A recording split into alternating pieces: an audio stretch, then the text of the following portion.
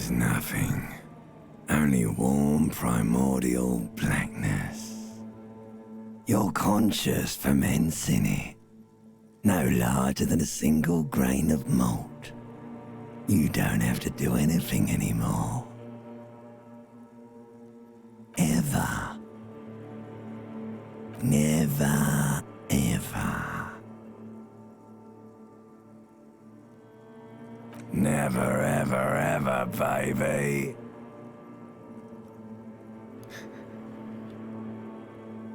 Damn it, New. No.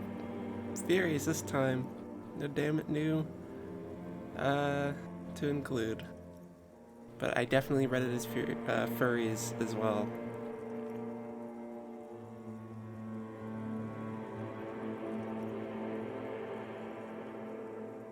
An inordinate amount of time passes. It is utterly void of struggle. No ex-wives are contained within it.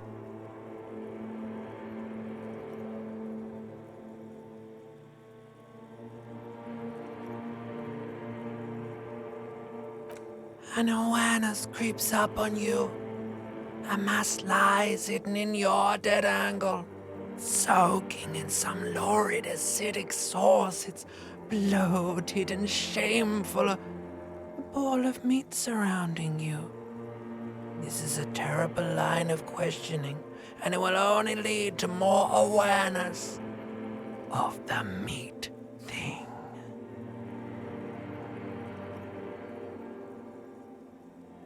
Ex-love, ex-tenderness. It is foolish of you to resurface to the loss. Not after all the damage you suffered to get here. Some of it irreversible.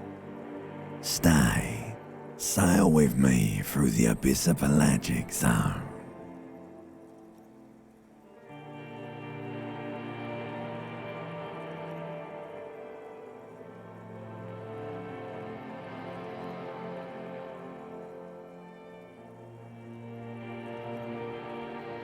Do you really?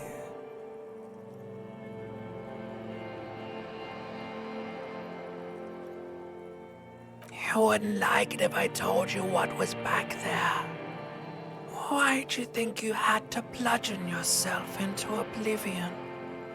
Or did you not sense yourself marinating? Poured so much on yourself, got a bit carried away, did we, Chef? Fear and apprehension. You should ask what's out there first. Yes, your one disco mother.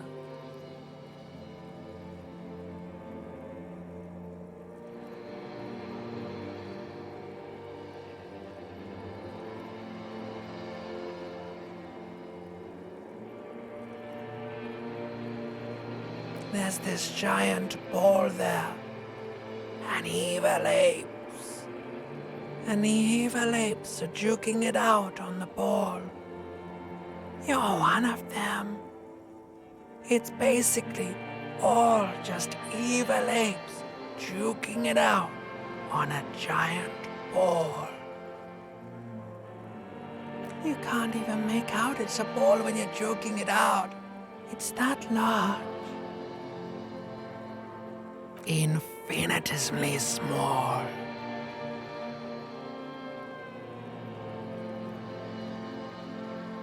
Vying for resources is just a stupid expression you picked up somewhere. The part of the presentation you want to take home with you is this. You have to beat the other evil apes in the face, or you lose.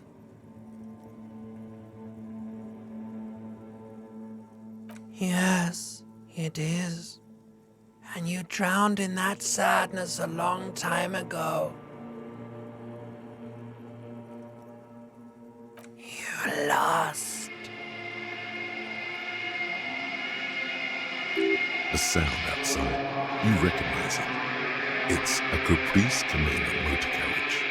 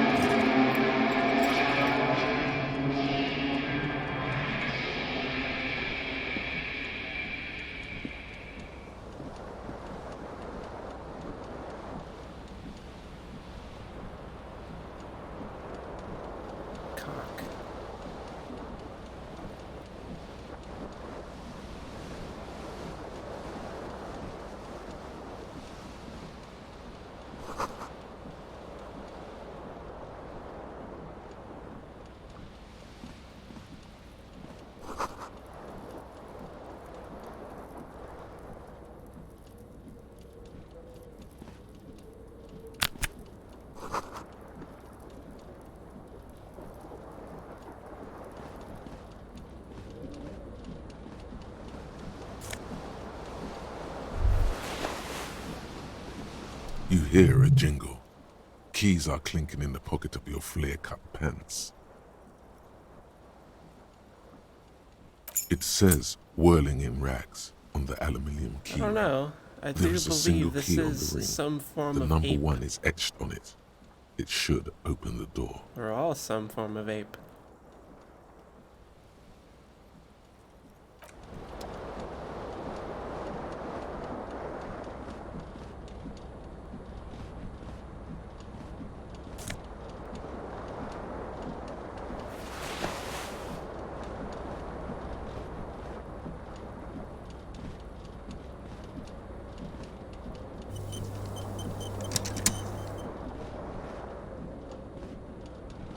This fan has 2 chain pull switches.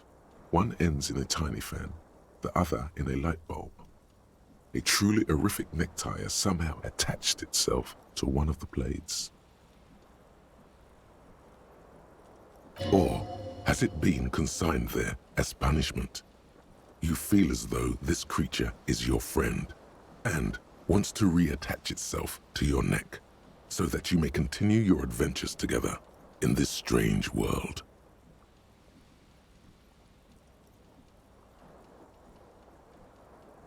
The blades come squeaking to a halt. It should be easier to reach the tie now.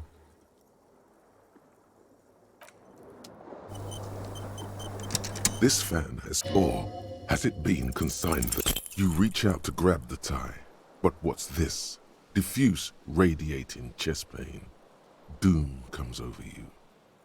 This is bad.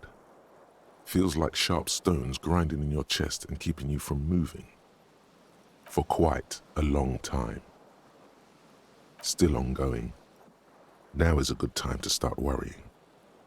Finally, the pressure recedes. You find yourself covered in cold sweat and trying not to move, hoping it will keep you from dying.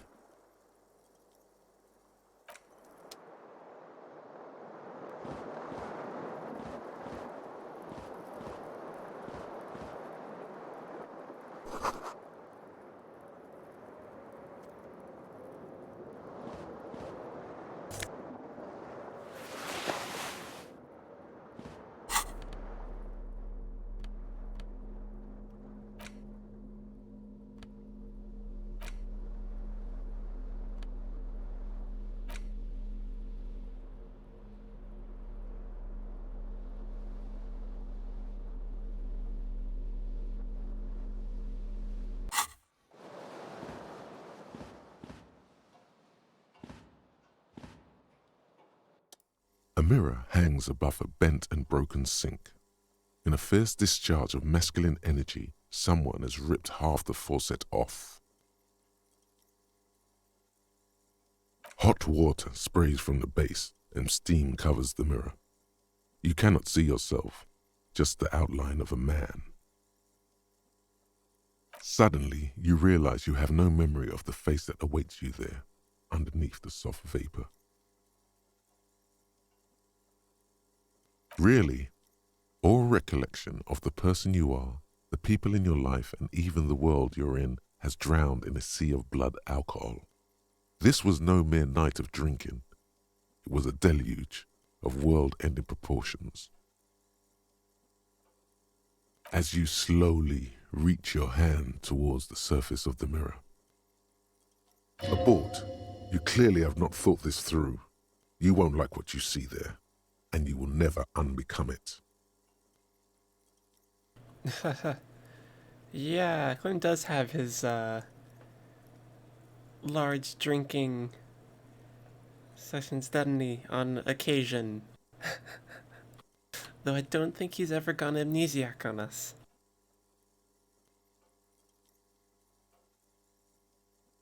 Yeah, there is definitely something wrong with it. Where to even begin? There is the bloatedness, then the swollenness. It's like there's an upholstery of alcohol underneath your skin. Bet you are. Your nose feels like a small balloon in the middle of your face. It hurts when you honk it. It doesn't appear to be a particularly tiny nose either. Not with all the drinks it's absorbed for you. It's not. It's swollen and snail-like, wriggling between your fingers. Don't be scared. It's only your face.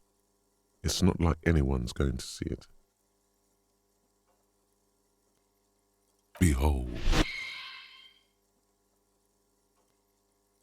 You have no idea who this thing is, do you?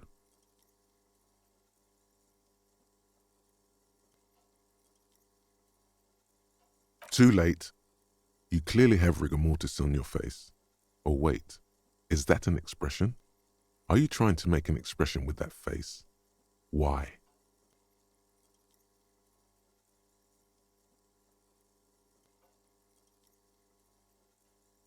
Please stop. It's horrible. You're scaring yourself. Oh my God. You can't stop. It's like it's not even voluntary anymore. You have worn that grin into your face and now it won't come off. What does it even mean? What is the emotion you're trying to convey?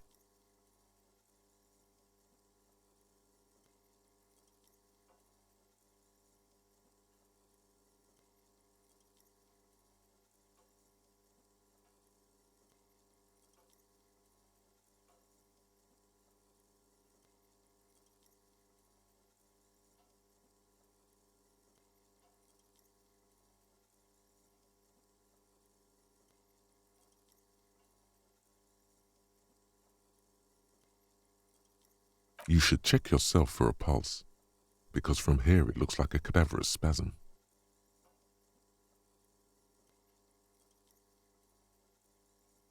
You find no sign of life on your swollen neck. However, putting your hand on your chest reveals an irregular heartbeat. You appear to be alive, for now.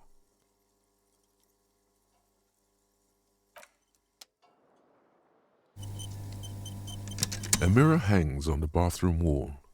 In it, your face. Like the rest of you, it comes from a bad place somewhere in the past. That's all you know for now. It's too late. Like an image on film. The expression belongs to your primary motor cortex. It would take a minor neurological miracle for you to cease producing it.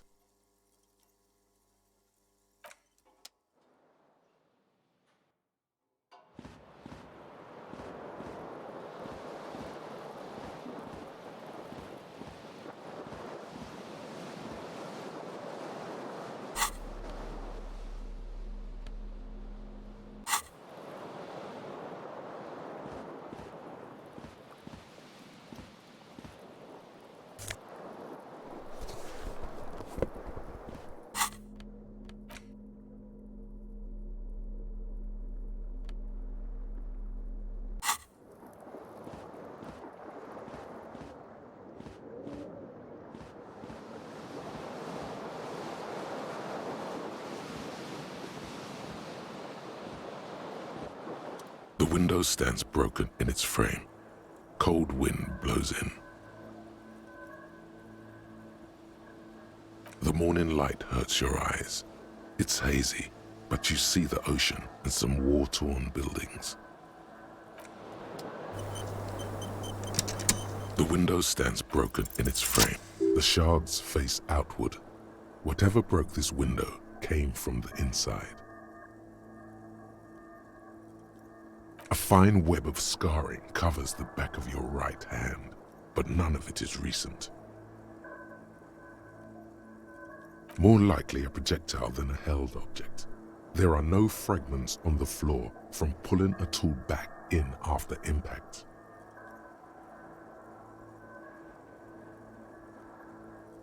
It is too large for a bullet, yet too small for a piece of furniture. You're looking for something heavy and larger than your fist.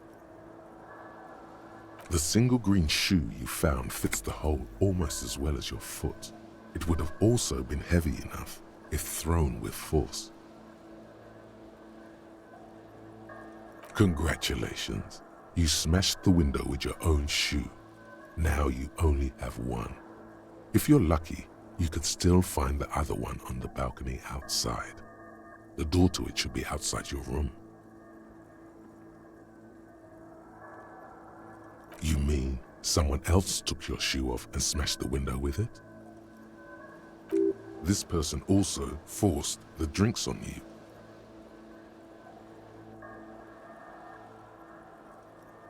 A cool wind gushes in. Your toes curl up from the cold.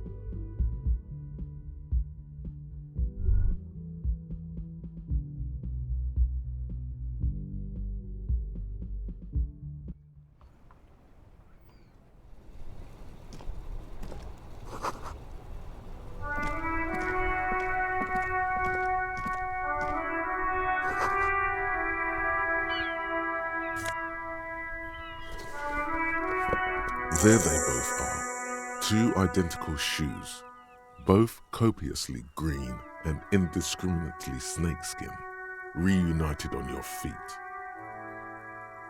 like two baby crocodiles.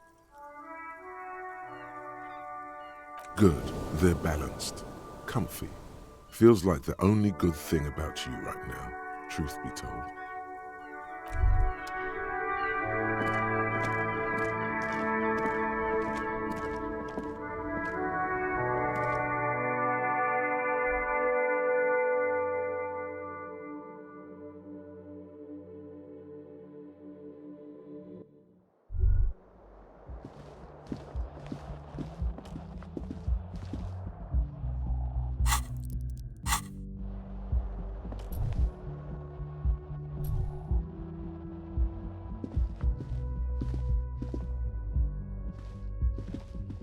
Hello, officer.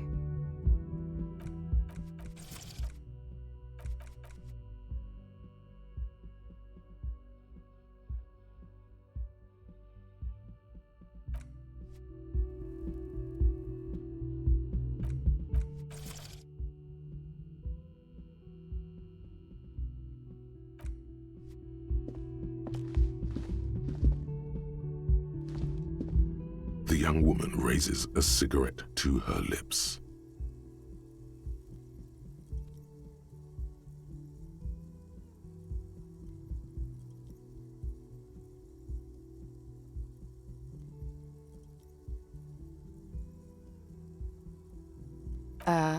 No. There's only one solution to this. You're a businessman.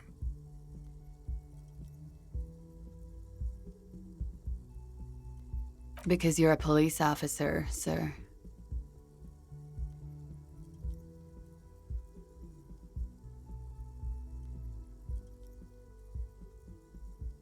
I am, yes.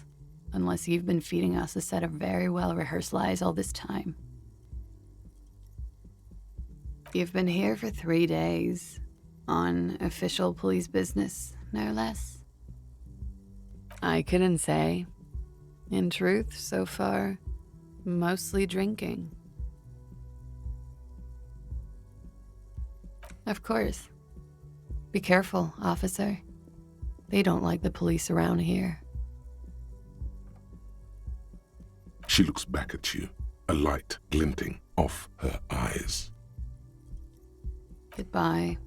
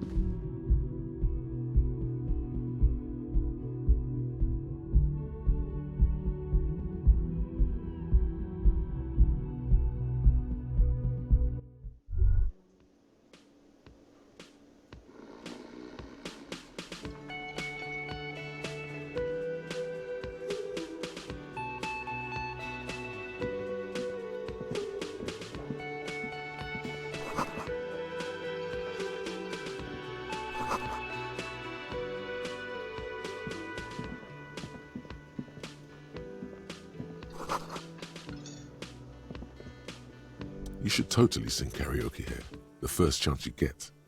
Your emotions need to be expressed. People need to know your vast, oceanic soul.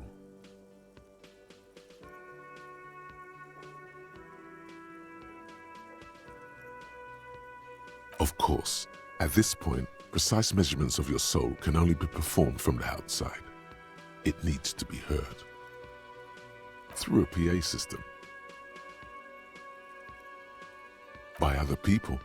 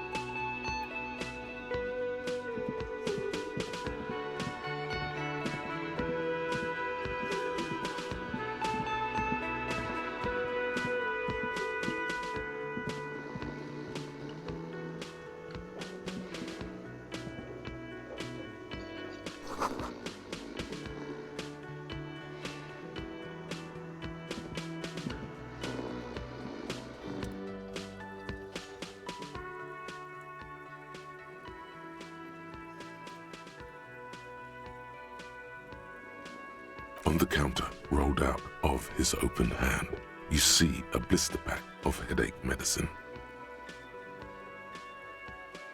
The man does not mind. You probably need them more than he does.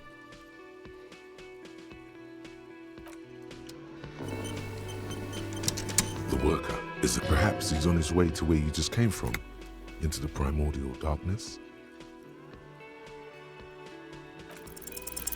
You gently shake his shoulder, but nothing happens. This man could probably sleep soundly in a ship's engine room.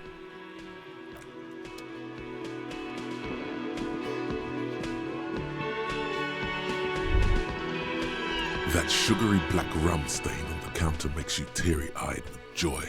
It's almost touching how syrupy and sticky it is. How long have you been up already? Sweet Lord, a whole hour. And you haven't thought about rum and lemonade in all that time? You've truly extinguished all trace of yourself.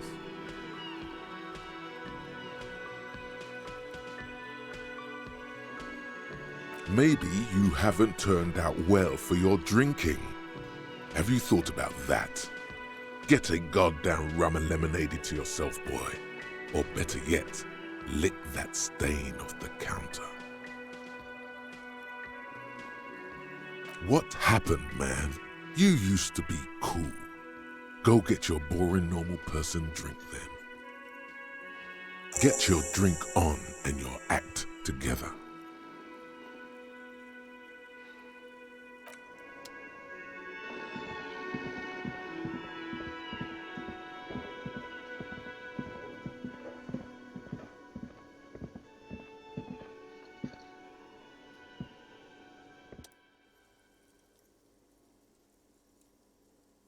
You shouldn't keep your colleague waiting.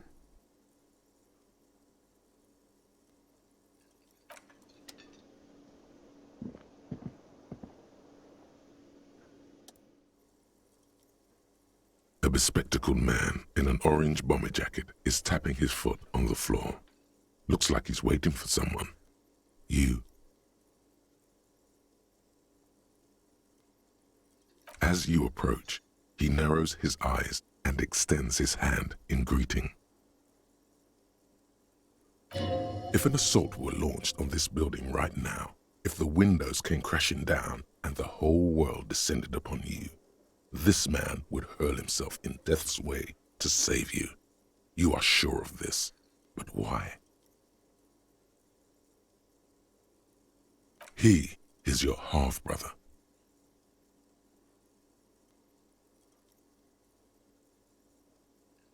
Hello, I'm Kim Kitsuragi, Lieutenant, Precinct 57. You must be from the 41st.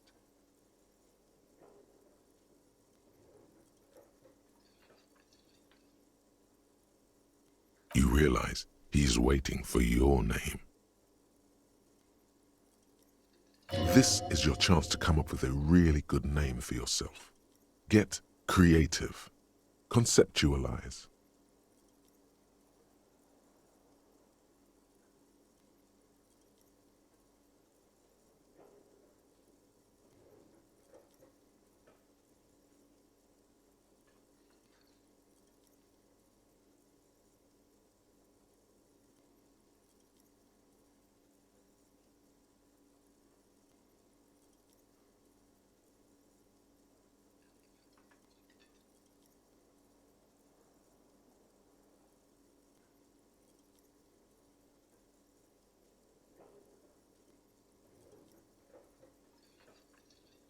Okay then.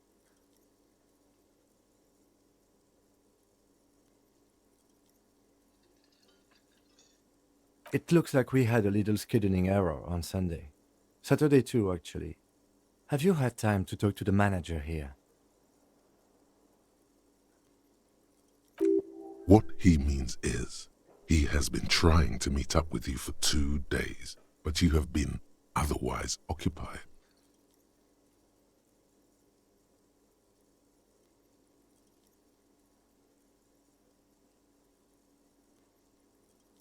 No, I don't think so. We should ask him for a rundown of the area, now that I'm here as well. I understand the scene is out back, right? It also wouldn't hurt to assure him the police are finally here. In full force, I mean. Have you mapped out the initial interviews?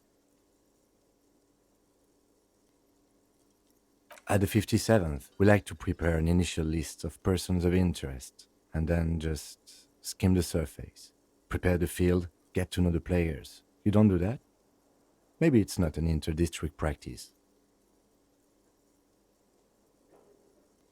Okay, we'll have time for that after we take a look at the coroner's case. Have you removed the dead body from the tree? Mm-hmm.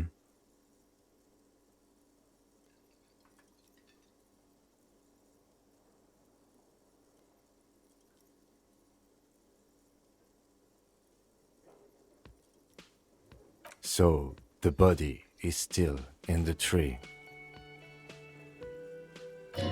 This is the first time you detect a weariness in the lieutenant's voice. It is obvious he would have preferred for the body to no longer be in the tree.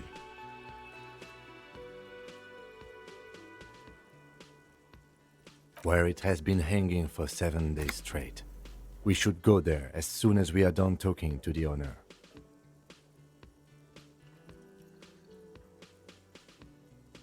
We all feel that way sometimes. There is no such thing as a police officer, I'm afraid. What remains is that there is a dead body in the tree. Someone has to figure out who put it there. If we don't, no one else will. And then, soon after, dead bodies would be dangling from all the trees. But first, we have to take it down. I was sent here to meet a detective from Precinct 41. You have the insignia of the Citizens Militia on your sleeve and on your back. I suppose you could be impersonating him. You could have gotten the insignia from the black market or forged it. But for now, I'm going to set those possibilities aside. I'm not from the Inspectorate General. Inspectorate General means internal affairs. What he's saying is he's not from the rat squad and isn't supposed to suspect such things. Yes, but I'm not them. I'm from criminal investigation.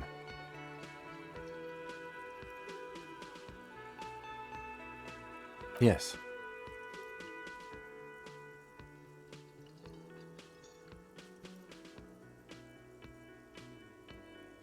They are not just white rectangles. They bear a halogen watermark with the letters RCM and a pattern resembling the street grid of Revachol West.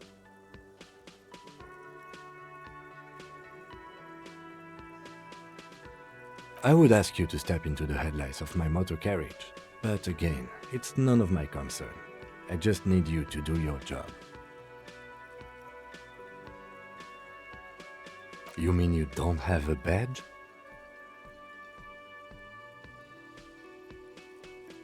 Losing your identification card is a serious matter. My vehicle has a shortwave. You can use it to report your badge missing. I would advise you to locate it as quickly as possible, but getting the body down should still take precedence. I can see you drank last night and the night before, and that you are still drunk now. But I have seen officers go through worse, much worse. If you need something for your headache, there is a general store nearby. But as I said, the dead body should be our #1 concern. Talk to the manager. Then we go out back and take the body down. After you, officer.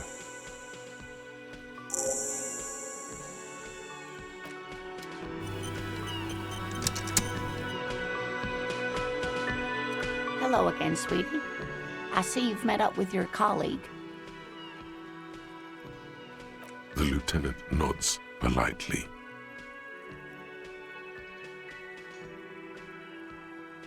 Wait, who's Sweetie?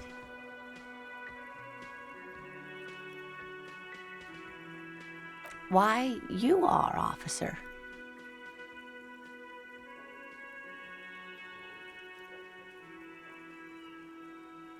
You're a handsome man, officer, with your mustache and your chiseled jaw and that silly dimple on your chin.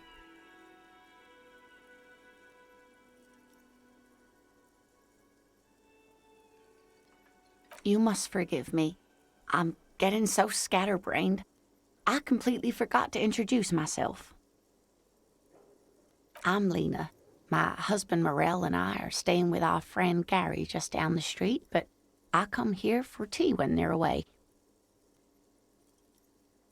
This Lena is wacky enough for the motley crew. Hire her on the spot.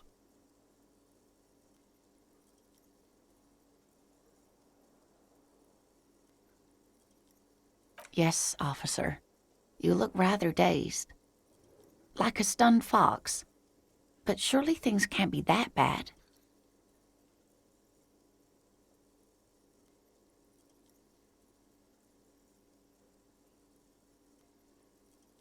Oh my.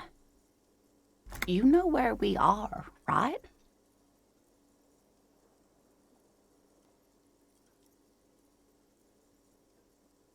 That's right. And where is the Whirling in Rags cafeteria itself located?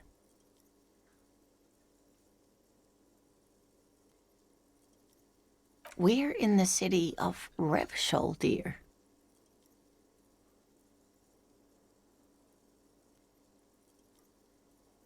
How would I even begin to tell you? Revachol is the most beautiful city in the world. We're fortunate to be here, you and I. I haven't seen very many other cities personally, but everyone says so. Revachol is a rare jewel. This city used to rule the world, though it has seen better days.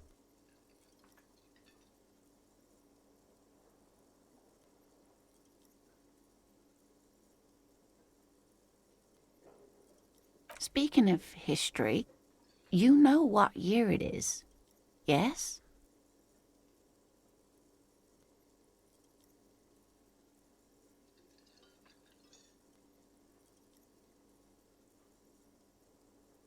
There. The year is 51, and spring has only just started. I'm sure there are better days ahead. The lieutenant studies you, rubbing his chin. I'm beginning to suspect that you might indeed be completely adrift in this reality, thinks the lieutenant. How can it be that bad? Never mind. We're in this now. I can tell that this is taxing for you, so I'll just ask one more question. What regime are we living under? What mode of government?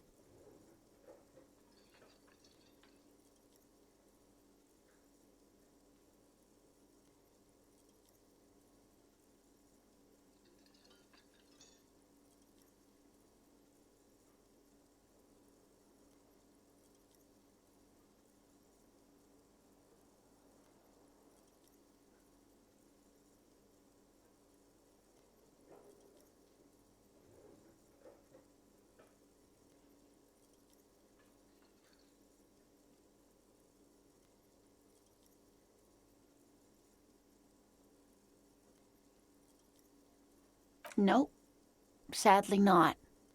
Revachol is what's called a zone of control, under an alliance of foreign powers called the Coalition. We have no government of our own, and what democracy we have is market-driven. Meaning, buying is voting.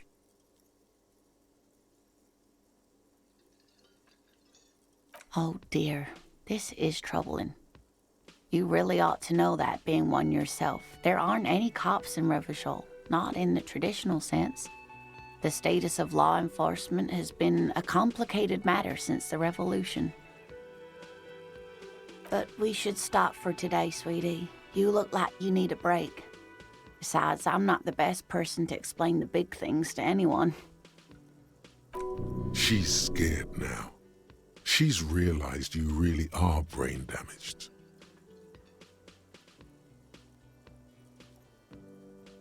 You didn't do too well, dear.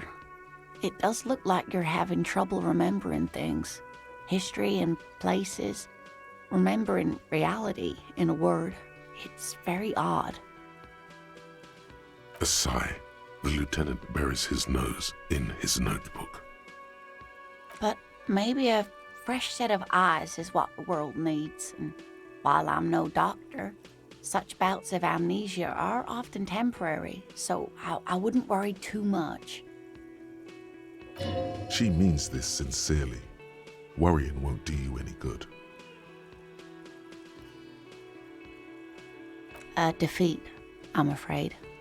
The people of this archipelago tried to build something new, something different. The rest of the world didn't like it, so they came and ended it. This was 42 years ago. It has something to do with everything. I really don't know how to explain it better. I'm just a poor woman, she thinks. What do I know of these things? And how can I help you? Someone more educated in sweeping matters.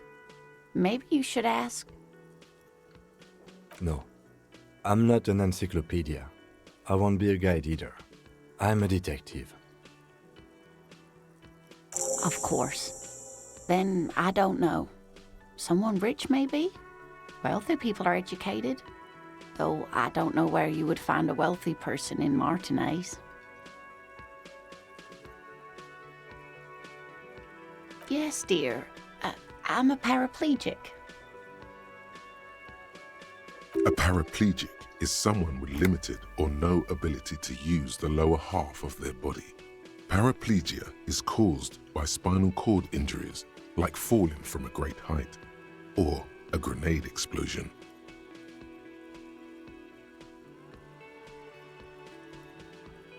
That's quite all right. I'm used to people asking questions. I know they're thinking about it anyway. There is no bitterness in her voice. She accepted the curiosity her condition inspires a long time ago. Of course, dear. Good luck with your case.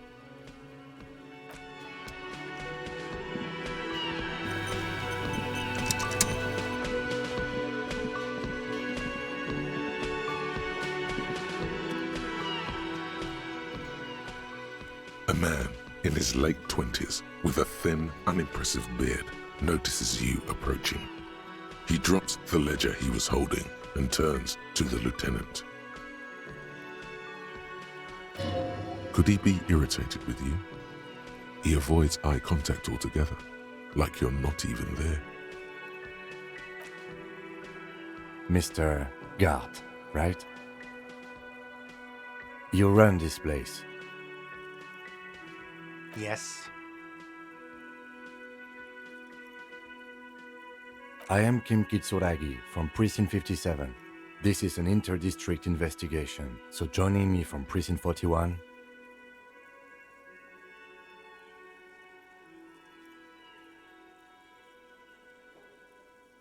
Right. Now, I know it took us a while to arrive at the scene. It also took you a while to call us and report the dead body. It was you who placed the call, yes? No, I only just got here. It was probably Sylvie who called you. She usually works the bar here. I'm only temporarily taking over her duties. Do you have her number? As a matter of fact, I do. You said you just got here. From where? Are you a local? What, of Martinez? No, I live in Jamrock. I only sometimes come here to keep an eye on the place. This is just one of the many cafeterias I manage. But you still know your way around, yes? In case we need directions. Yes, I know where some things are, but as I said, I don't live here. I just used to work here. And I'm not going to start working here again, if that's what you think. I didn't imply that. Detective. He probably means this is where you step in and ask your questions.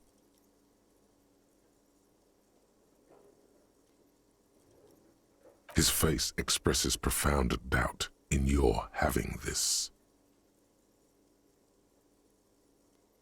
Behind this building, there's a courtyard. They hoisted him up on a tree there. That's easy. See that door there? First you exit through that. Then to your right, you should see a big hole in the fence. A really big one. You can get to the courtyard through there. No need for the keys. The hole is big enough for the Franco-Nigerian cavalry to fit through. Does he want you to feel guilty of making that hole? It's implied in his voice. I don't know who killed him. I'm not the police. That's your job. The lieutenant turns the page in the little notebook he's been scribbling in. She went away because none of your business. Have they not been telling you you're a cop? Okay, you got me. She went away because of the dead body out back. And because I asked for her number. That's why Sylvie went away. I hope you appreciate that. Thank you.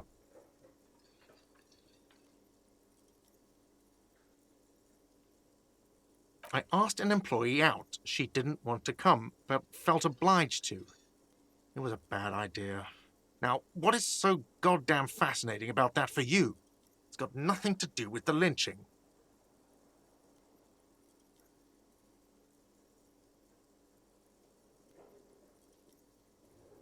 Forget it. No, I'm not the bartender. I'm the cafeteria manager. He's very animated all of a sudden. This is clearly a touchy subject for him.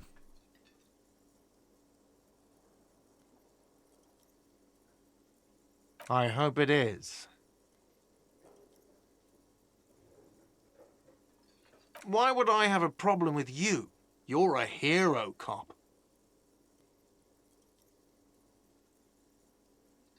Am I? Or did you ride in, take the body down, solve the murder, and not trash my hostel room?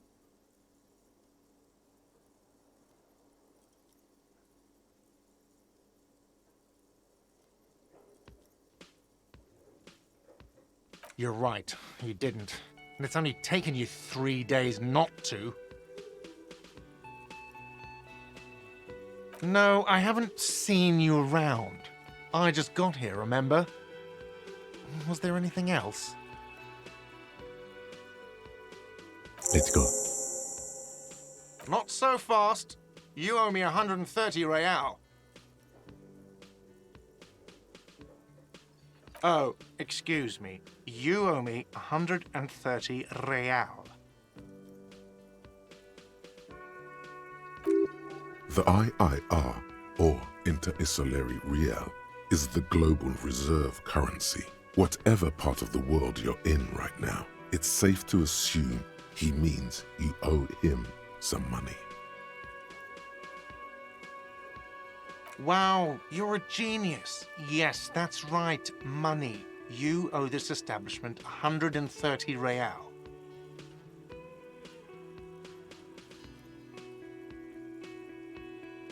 Let's see.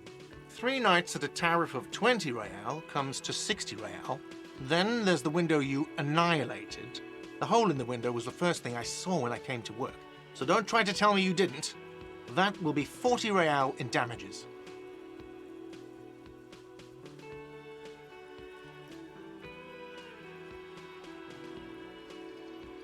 Another thing you've annihilated is half the bar. You've run a tab of 30 real.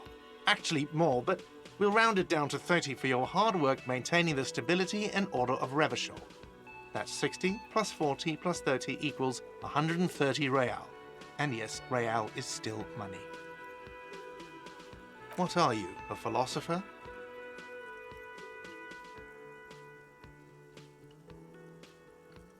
Money is what grown-up people use to pay for things. Things like this hostel room or 8 bottles of potent blend and 9 packs of Royal Extra. We use it for everything, really. Are you serious? From your work? I don't know. You can take bribes, I guess. I'm sorry. I don't think cops can take bribes. Some do take recompense, but only to survive.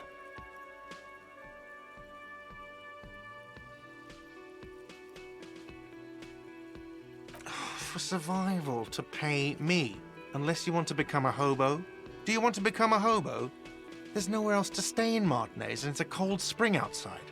Money doesn't make you happy, but it lets you be unhappy for a while longer. If you run out of money, you die. It's like that for all of us. Me too. That's why I need you to pay me. I'm not an asshole.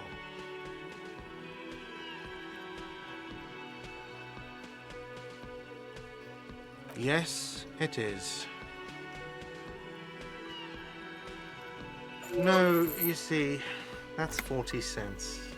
Cents are a form of currency 100 times smaller than the real. I'm not even going to take this. Come back when you have 130 real. Yes. It is.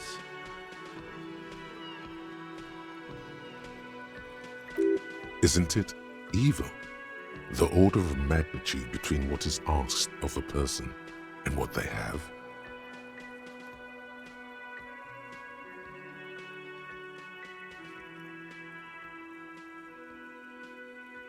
It does, doesn't it?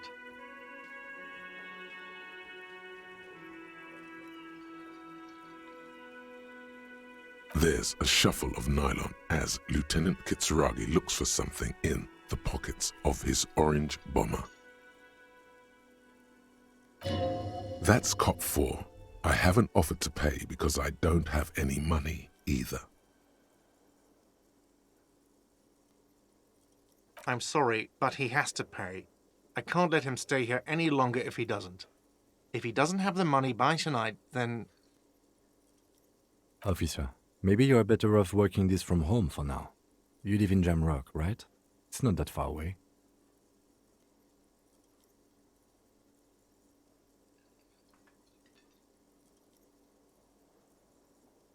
Officer, you really need to take this up with your station.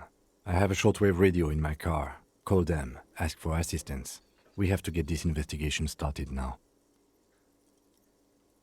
Good luck.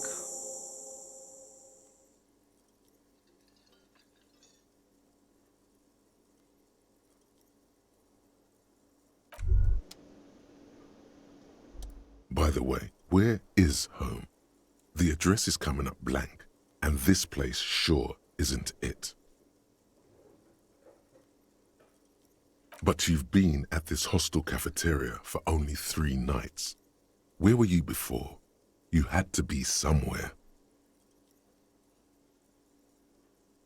In time or space?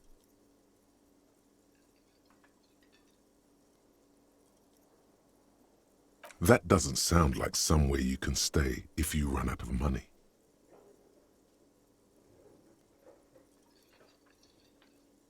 You can try. Run some addresses in your head when you get the time. Maybe a street or an apartment will appear.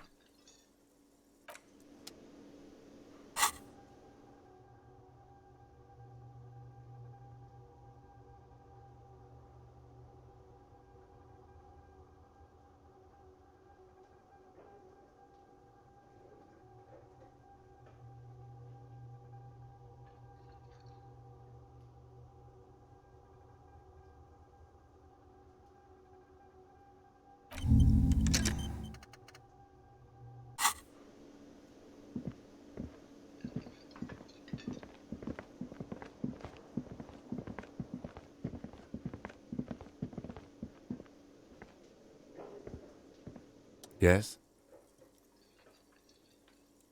What do you want to know?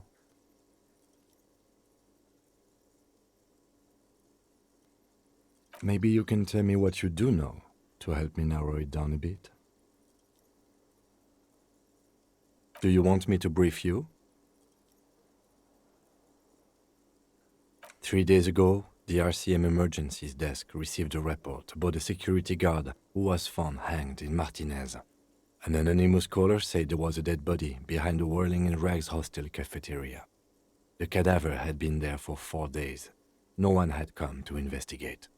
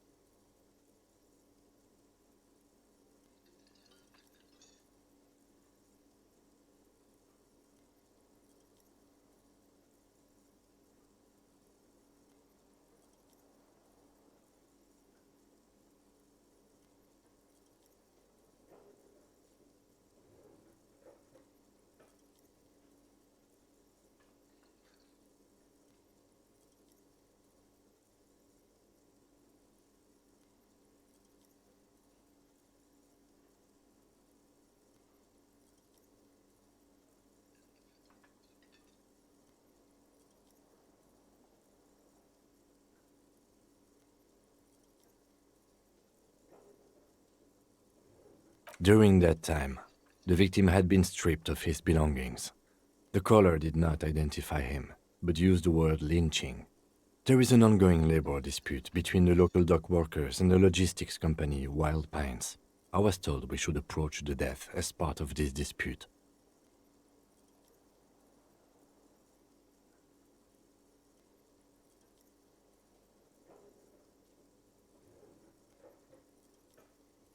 They didn't identify themselves in any way. The tone was muffled using a device of some sort. The desk could identify neither the caller's age nor sex. There's a strong prejudice against involving the RCM in what's seen as union matters. The dock workers' union is the de facto police in Martinez. Now it appears they've started executing too. We cannot allow that.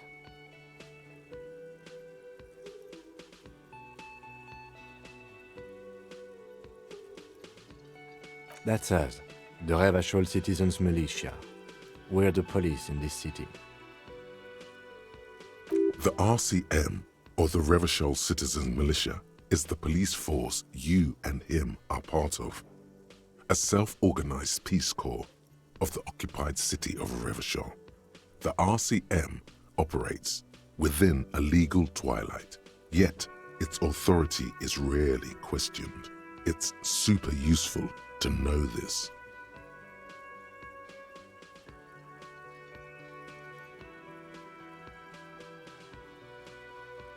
That's right.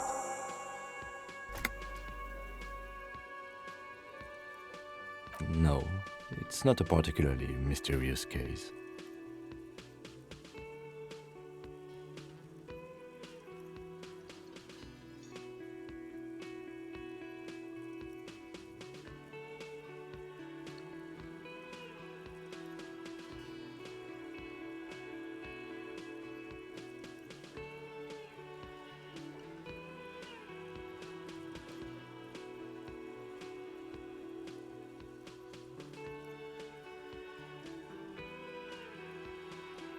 The deceased is a security guard for a corporation involved in a labor dispute. It doesn't take a DeLorean polymath to put the pieces together. I just don't see the case getting more mysterious than that.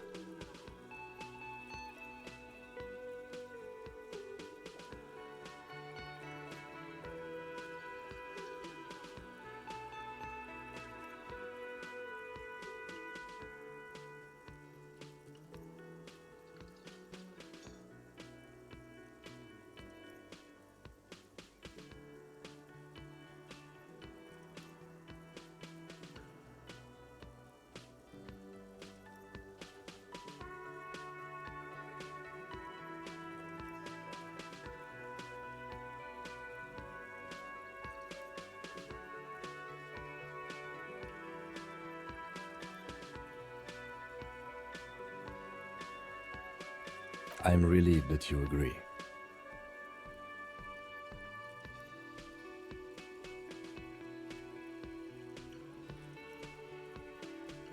He is glad and surprised to see an officer who can appreciate the less than spectacular.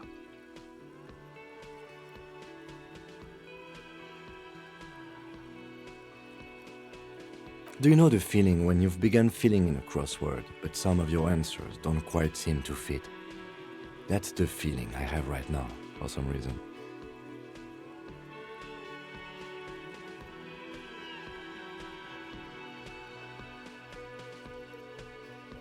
It will turn into quite the puzzle yet, I'm afraid.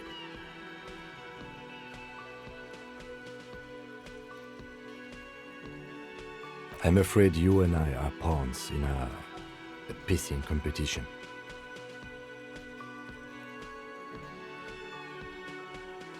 His disdain is clear. This man would not use such an expression otherwise.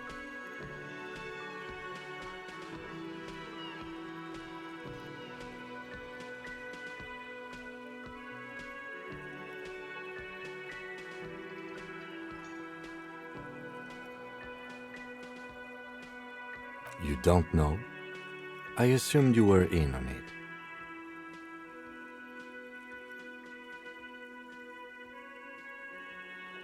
Better still than an imbecile cop-off.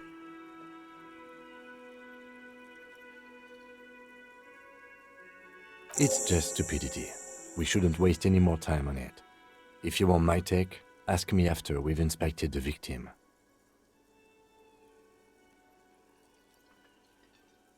Was there anything else you wanted to know about the case?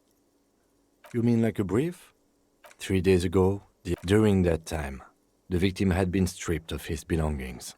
The caller did not identify him, but used a security guard or worker of some sort hired by Wild Pines. This was just hearsay from Martinez, of course. We need to find out the truth.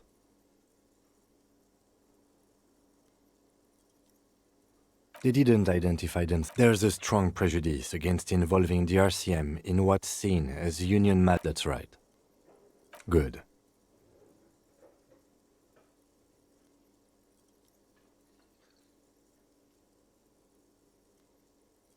No response. He just arches his brow. He's having trouble processing it, believing it even.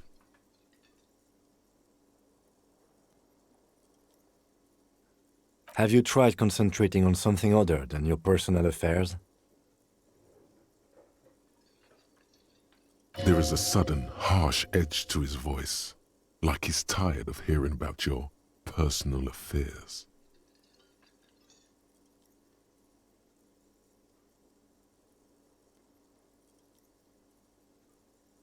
Fine. We should get through this day first. Off hours begin at 9 p.m. If you're still having trouble then, I can give you an orientation. Not a fan. It's just the nature of lieutenancy. The RCM deploys a self-styled structure called the Decomptage as its chain of command.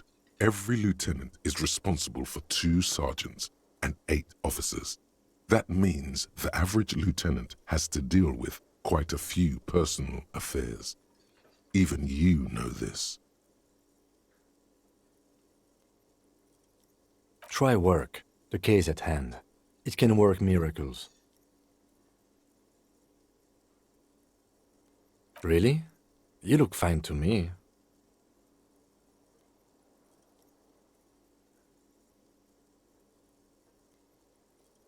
This psychodrama is unbecoming of an officer.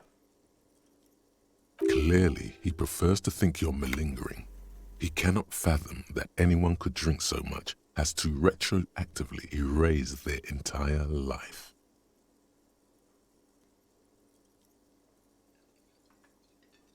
Then you should consider seeking medical attention.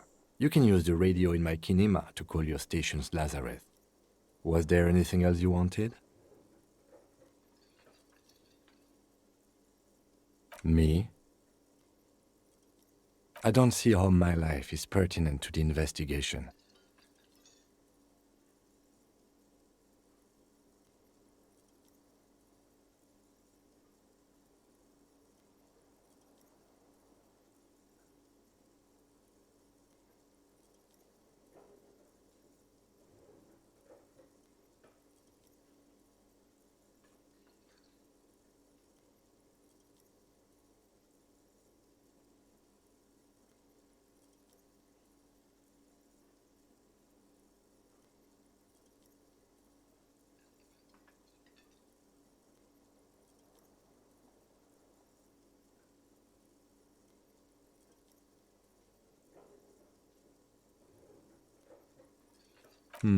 That's a fair point.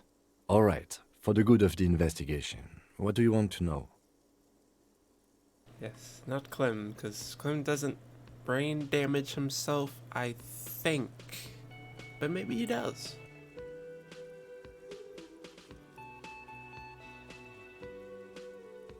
That's correct. You feel a slight urge to put the lieutenant down for this, but you can't quite muster enough testosterone.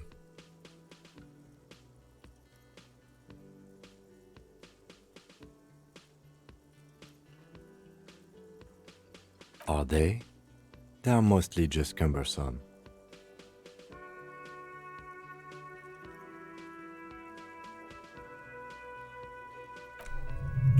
use a good, normal peer yourself.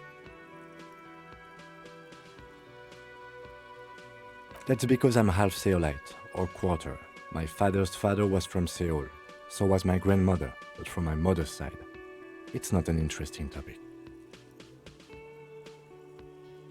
It's a part of the world, officer. A geopolitical entity and a geographic division. I told you it wouldn't be interesting. Seoul is a protectionist, isolationist, pan-Isolari state west of the Insulindian Isola. Actually, it's quite interesting. Some would even say mysterious.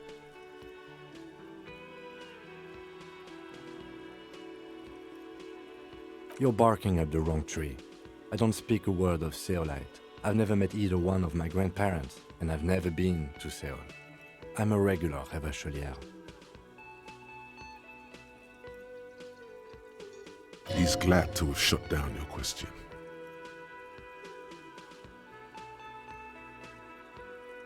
No.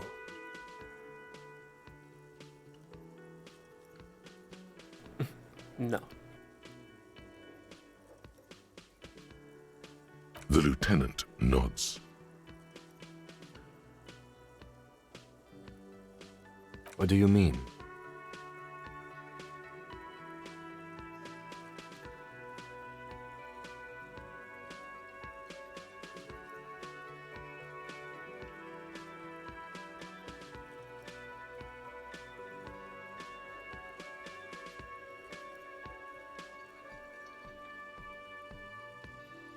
I have no idea what you're talking about.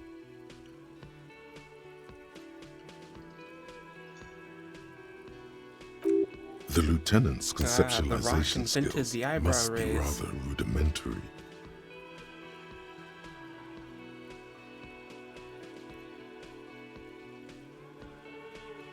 The lieutenant is a police officer of the old school. His concerns are material and extrinsic. But this isn't an old school case.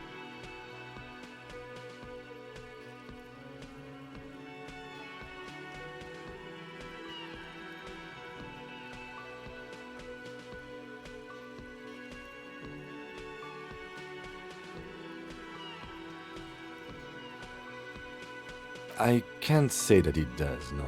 When I need to think, I just use my notebook. The lieutenant produces his small blue notebook and idly thumbs through a few pages. That's where his conversations with himself take place. We all have our different mediums. His is written.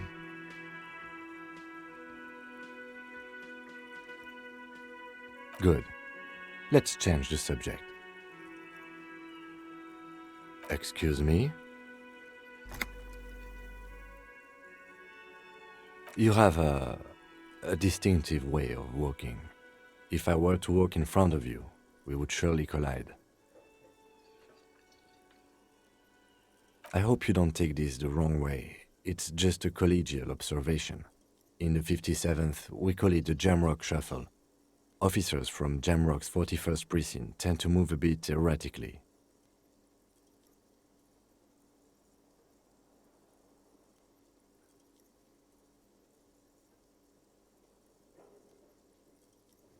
They say it's a scene-clearing technique developed by one of your lieutenants for gathering evidence. It's erratic, yet thorough. Prioritizes containers.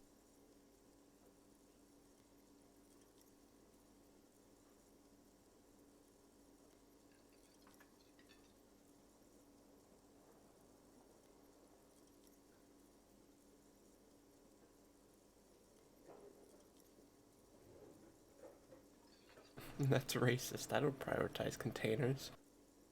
I don't know. Containers contain, I guess.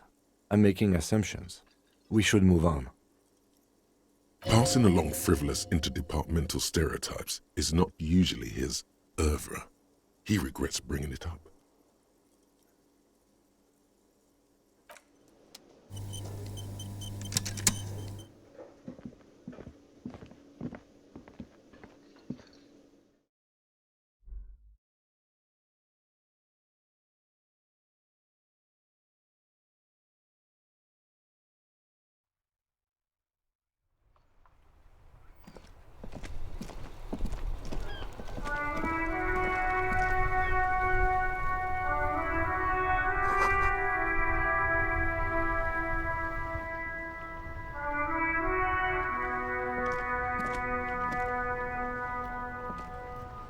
The RCM in Martinez. What can I help you with?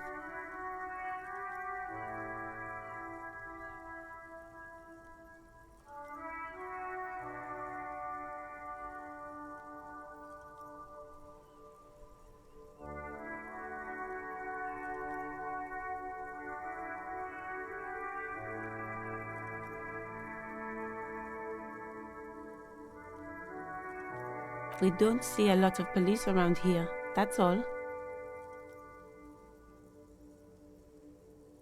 Of course.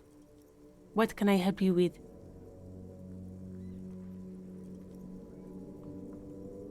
Of course. Where to? Oh, that's right there, in the yard. She's relieved someone has come for it, finally. No problem. Me? I am just a gardener.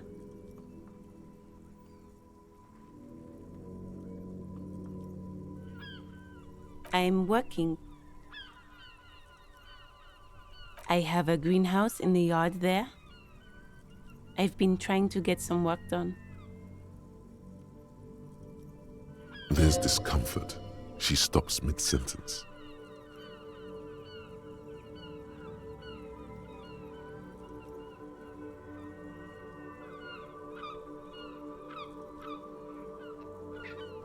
I wanted to do the just a gardener thing, and I regretted not doing it the moment I chose it, so... But yes, just a gardener.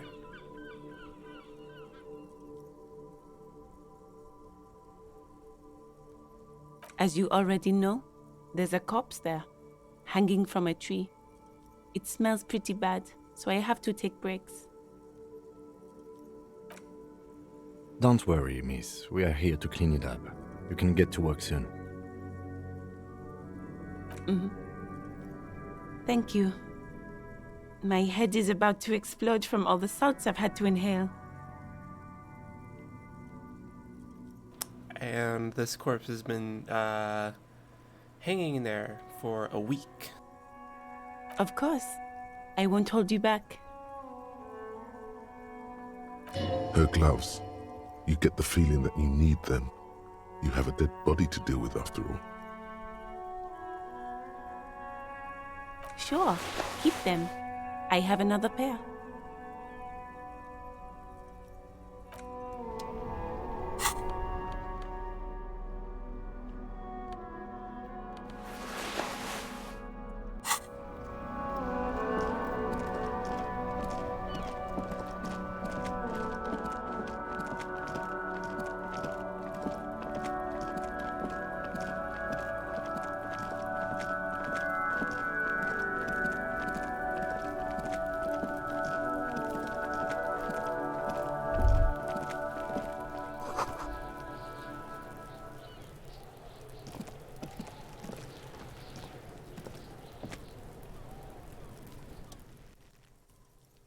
The corpse looks at you with bulging white eyes. The face around them does not look human. It's swollen and ready to burst. His lips are fish-like and his tongue like a ball gag in his mouth. You seem to be holding your breath. A cargo belt twists his neck at an unnatural angle. The body below appears stiff. It's letting out an ungodly rot. The smell seeps in, even through your clenched nostrils.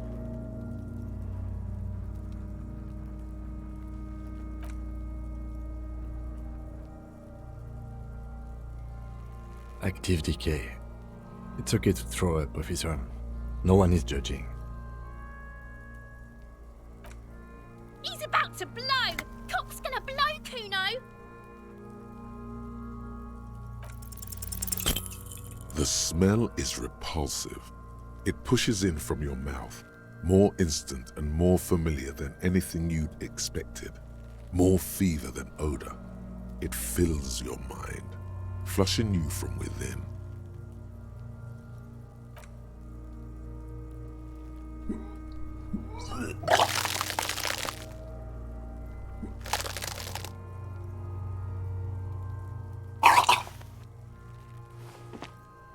You feel a great force ringing from your stomach. Your body curls and pushes it out, burst by burst. Until a pool of vomit lies under your feet, and your throat stings from the stomach acid. It's okay. Happens to everyone. Keep it. The hangover is clearly making this worse for you. You could use some ammonia to clear your head. That young woman, the gardener, mentioned she used salts for the smell. If she doesn't have any, there might be some in the fridge store nearby.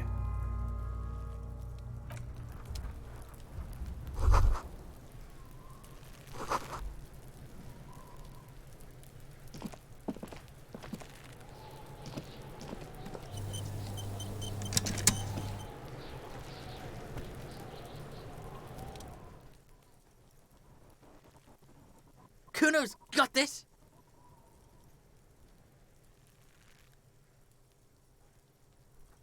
If there ever was such a thing as an ugly kid, then this is it. He's almost exquisite in his ugliness, like a gremlin. Oh yeah, nappa gumpy, Kuno!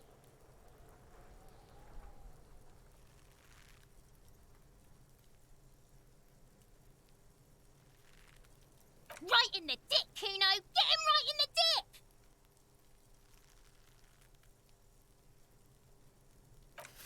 Love it in the dick.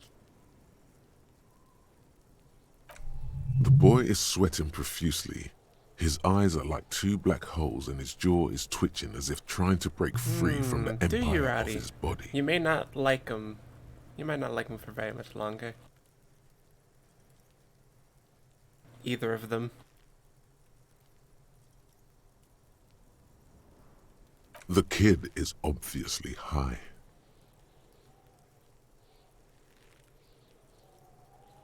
Fuck that! Kuno, yeah! Right in the mouthhole! They pay you no heed or pretend not to notice you. Shits himself. The rake, Kuno! You should throw the rake at him, Kuno! The fuck? Does Kuno know what a rake is? Kuno's not a gardener. We shouldn't do anything. I don't tempt such forces. Just take it easy. The language these kids are using, pure unfettered id. There will be no reasoning with those creatures.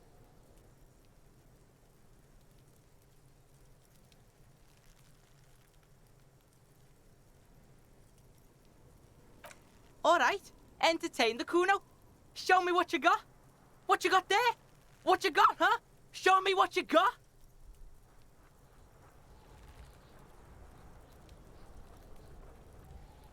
Shitload pig. What's your question?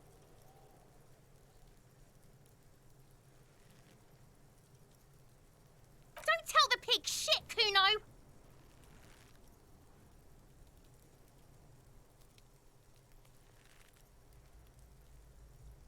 If I were to want to waste my time, which I do not, I would ask them who he is, how he got there, and the usual.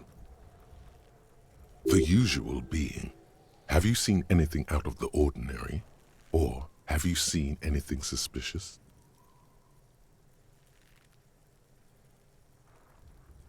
Kuno's fuck imp. Kuno uses the fuck imp for target practice. He's trying to hide the fact that he doesn't know.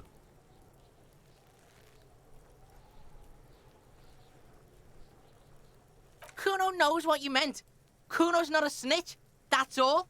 Trying to make Kuno sing into the popo phone.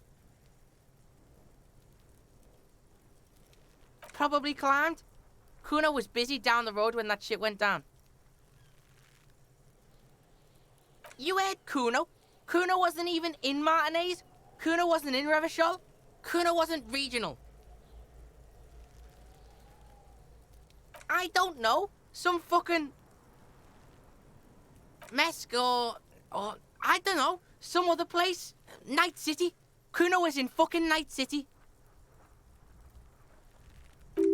There is no Night City anywhere. That sounds like the name of a city in some pulp science fiction novel.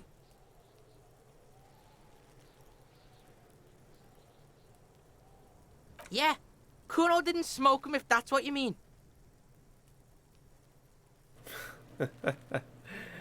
Yes. Kuno is unique. Thanks, Kuno. That's one name you can now cross off the list. Just a couple of pigs sniffing around in the dirt. That seems pretty fucking suspicious to Kuno. Yeah, you tell the faggoty, Kuno. Looks like you're a fagari now, whatever that means. The suspicious question doesn't really work in antagonistic situations. You're testing Kuno's patience here.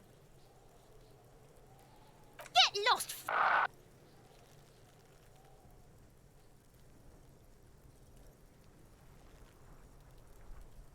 Kuno's Kuno, pig? It's always Kuno, never I. Clearly the kid's using the third-person perspective as a shield.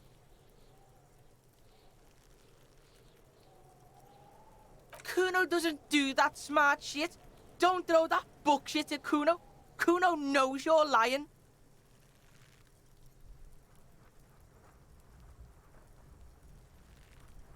Trying to get Kuno hooked on the book.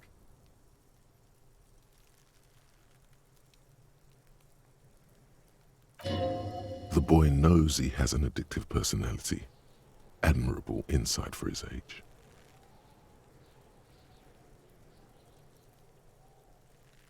watch out, Kuno! He's trying to fiddle you! He's gonna put his hands on you!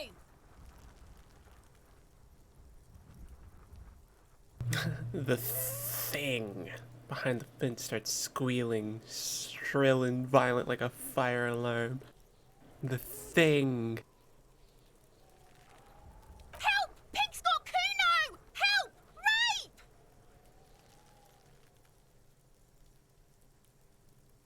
Help! He's got And the see, Kuno! the devs for this Help! game would get shit regardless.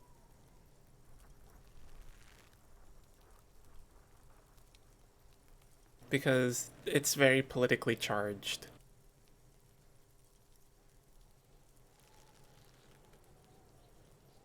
And has kids drugged up.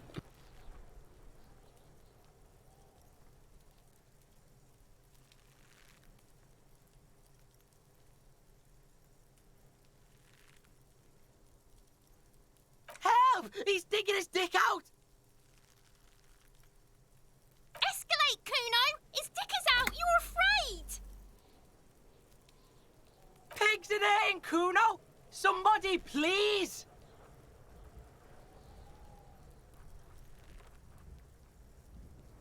Well, yeah, and so does, you know, people dropping slurs, but doesn't mean there isn't going to be someone out there who doesn't like it.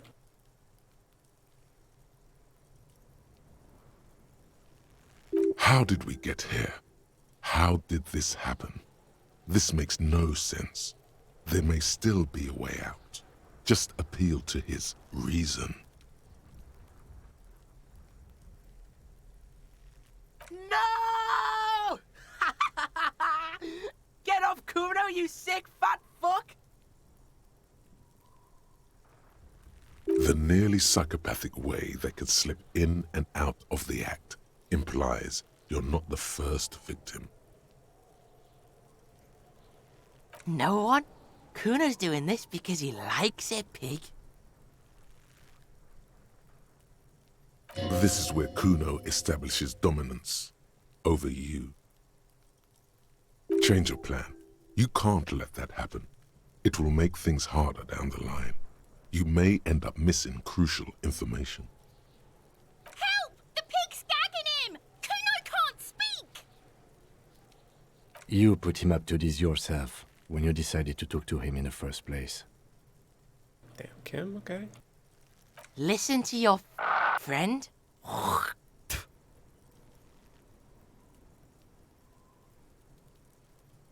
Help! The RCM is trying to fuck Kuno in the ass.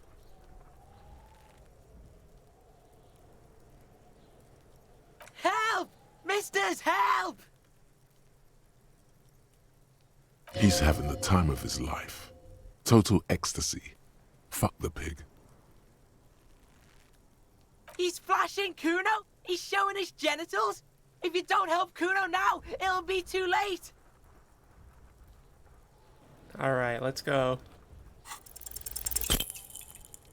We failed it, but that's okay.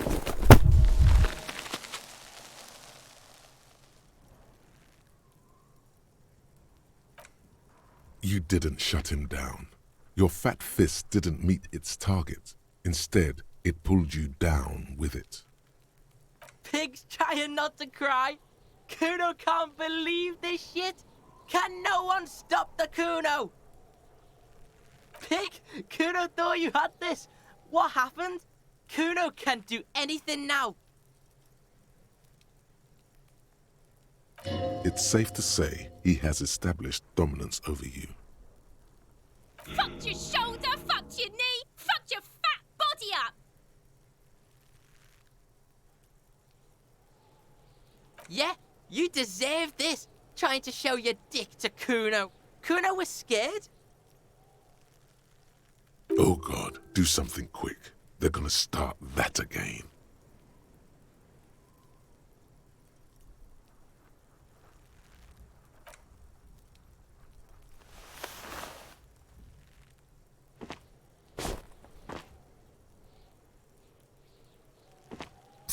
Kuno beat the shit out of the popo.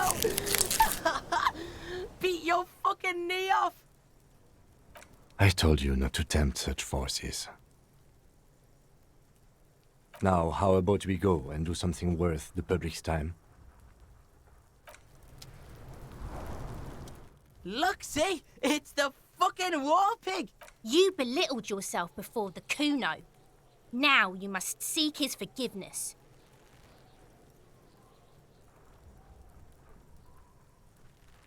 Whoa, whoa! What's this psycho shit? You're gonna pretend like nothing happened? He's trying to forget it, Kuno. Don't let him forget it just like that. Reminisce with Kuno. First, you try to fiddle this, then you punch yourself in the face. What was up with that? Yeah, Kuno, what was that? How are you gonna make Kuno forget that shit, huh? A material offering is implied. He wants stuff. Only stuff can make it okay again. Please don't waste time on nonsense. The lieutenant does not approve of this at all. Don't listen to the blind fuck, piggo. You're doing the right thing here, trying to get Kuno to like you again. You can pay tribute to Kuno with drugs, or cigarettes, or some wheels. Kuno could use some wheels. Motorized carriage shit. What are you doing?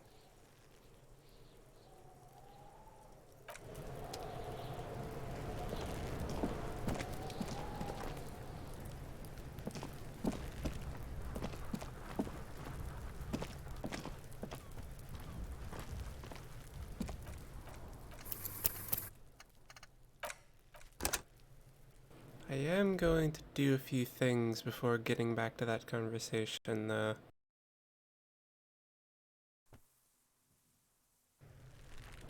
And there are a few things I still want to get from it before trying to punch him.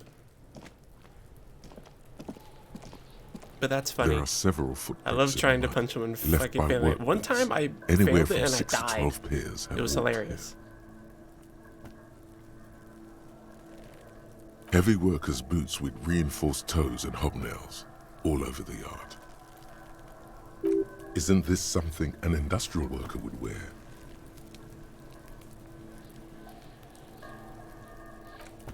Noted.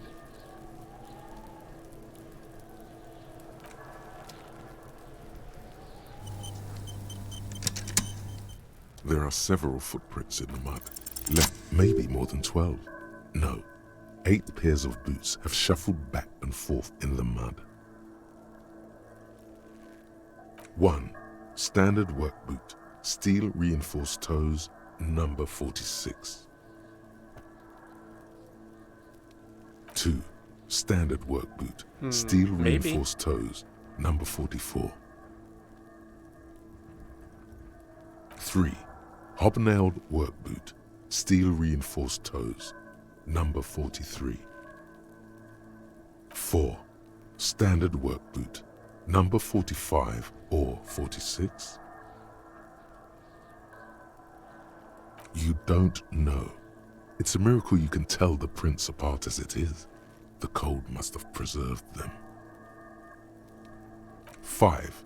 Another standard work boot, steel reinforced toes, number 44. 6.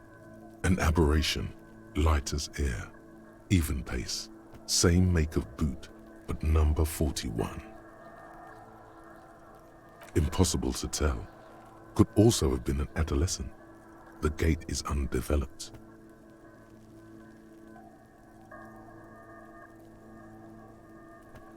7. The glowing outline of a standard work boot, number 46. But the imprints are twice as deep as the others. The weight exceeds 200 kilograms. 8. And yet another standard work boot, number 44. There's an aberration in the pattern of the sole, however. The right sole is smoother, more worn. Yes, yeah, quite a few of like the things here are aspects of our character's head here, like sort of talking to him or talking amongst themselves. And what's quite interesting is that many of them will interact with each other. And they can kind of influence some of your like speech options. And also, like, there's a bit of a thing where it seems like if you lean too hard on some like aspect of yourself, it can actually like be detrimental. Like, say, being empathetic is good for dealing with people, but then if you're too empathetic, then you become too sensitive to others.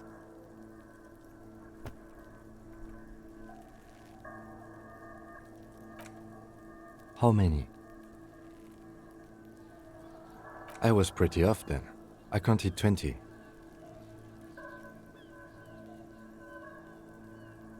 I never got the hang of it. Hyperopia. Do you see anything out of the ordinary?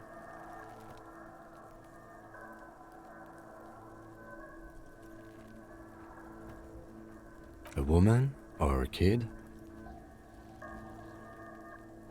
Understood. Anything else? 200? Could it be the combined weight of 2 people, one carrying the other who's tied up? Let's say a heavily built worker carrying a similarly built, soon-to-be-dead man. He might be right. 200 kilograms of living weight is unlikely.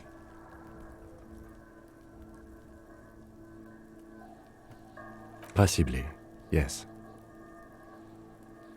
But why? Yes, they could have used a makeshift stretcher or just march him up to the gallows.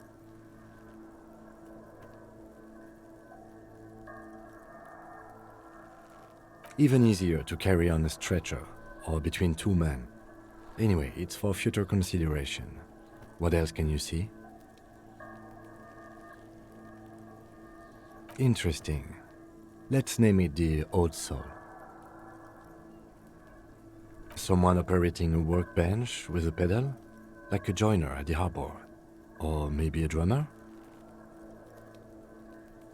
He regrets it the moment he says it. I don't know why I said that. We are not looking for a drummer. We are looking for a group of dock workers. Perhaps it could be a driver. A driver would wear out their right shoe before the left. The accelerator is on the right.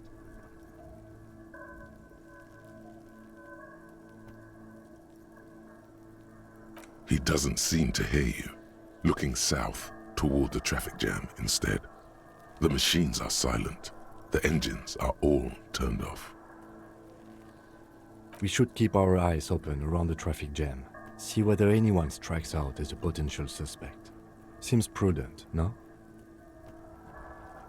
Mm-hmm.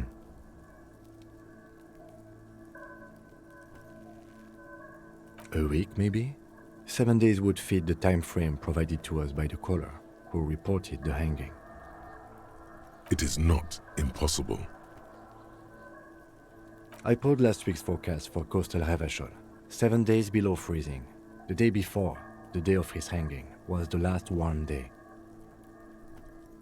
Correct again. Sub-zero temperatures would preserve the tracks in a good state. The commotion here could have taken place a week ago. What do I think? A mob of people brought something heavy to the tree. One of them was carrying the victim. They shuffled around, especially under the tree.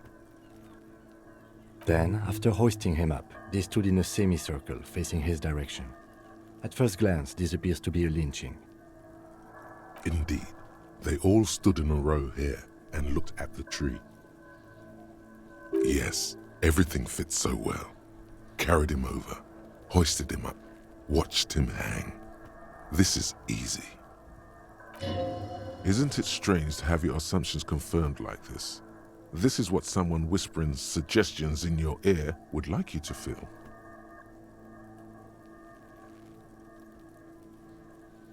Do you think there's something we are missing?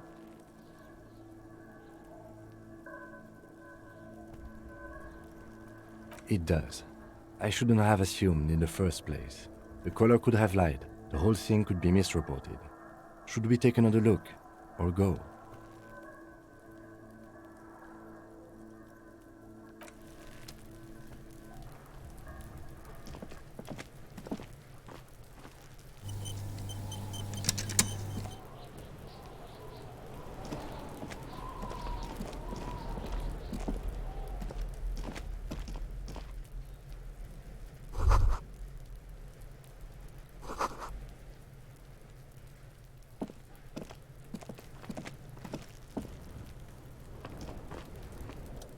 This trash container is locked. The sliding lid has a padlock that says, "Whirling in rags." There's something in there, not necessarily connected to the case, but still. Maybe you're prioritizing it.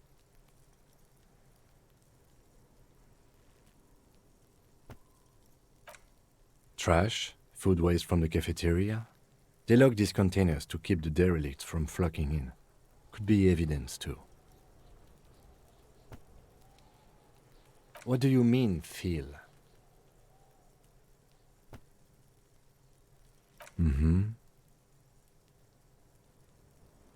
We could try using a pry bar. There's one in my motor carriage, or we could ask for a key from the manager of the Whirling in Rags. He probably has one. He might also have information. This is better than the pry bar idea.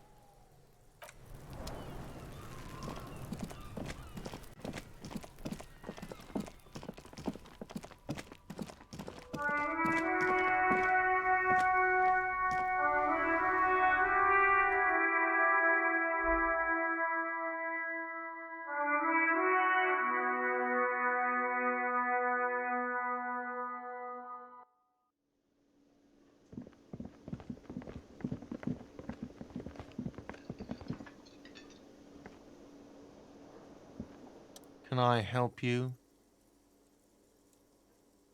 Mine? No, it belongs to the Whirling in Rags. Thank you for clearing that up. Why do you keep the container locked?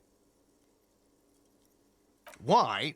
To keep the hobos and drunks out. That's why. And the neighbors too. They put their trash there, and they don't pay for the garbage company. I thought as much. And are you the only party with access to the trash container? Well, yes. Us and the garbage disposal company. It seems a little callous, doesn't it? Something stirs in you. Prod at him and find out. Callous? What are you, Kras Mazov? Almost all establishments in Revachol keep their trash locked. The whirling in rags is not special in that regard. Krasmazov, nom de guerre, was an economist and a historical materialist. He was a leading figure on the Grad side of the Centennial Revolution, where he headed the 9-day government. Mazov is considered the father of scientific communism, Mazovian thought, or Mazovianism. Nice little difference between the reading and the words themselves there, where it says 9-day, where he says 9-day, but then it reads 11-day.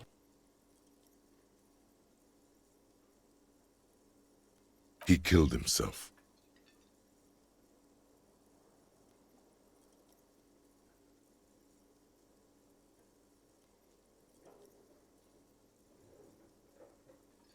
Also, thinking of communism.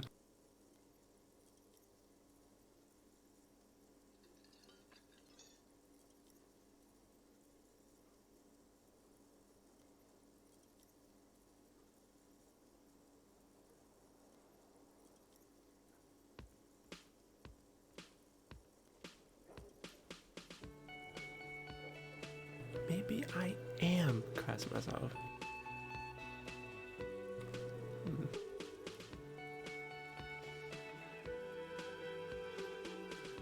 No one was implying you were, officer. Where were we? What do you need them for? It concerns the case. Please cooperate. Just bring them back once you're done, please.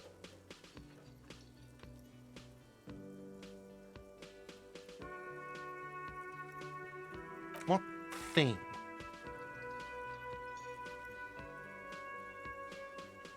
Yes, not the whole damn union, thank God. Just the nastiest and loudest faction. They come here in the evenings. Dumb, unruly types. Think they're big shit. But they're good customers. They place big orders and always pay on time. He hates the Union, but grudgingly recognizes its power over him. So he's directing his frustration at you instead. Retaliate.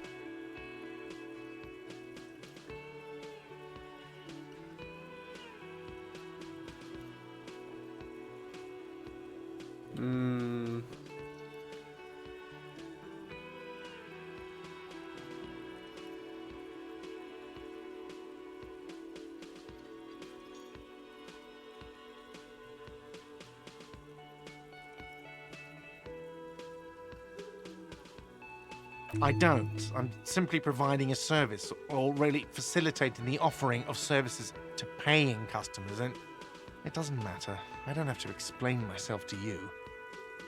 We should find out who this Lord faction is, occupying the booth. Loudness means talkative, and we need info. We don't. We have to wait. They'll show up sooner or later. Men get hungry, even striking men. If not today, then they'll be here tomorrow. There are these things called days. You sleep between them. He's saying they'll come after you've slept. Just making clear you got that. What are you, a cook now? That's none of your business.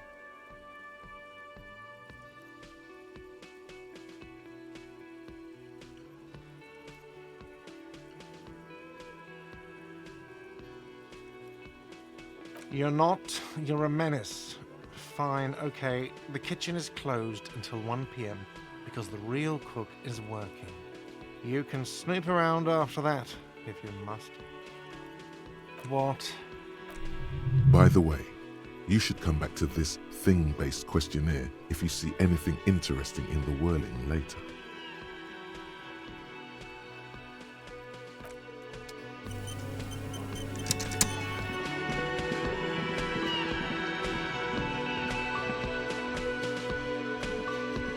Let's sleep. I don't know what it is. It's nearly 2 in the morning.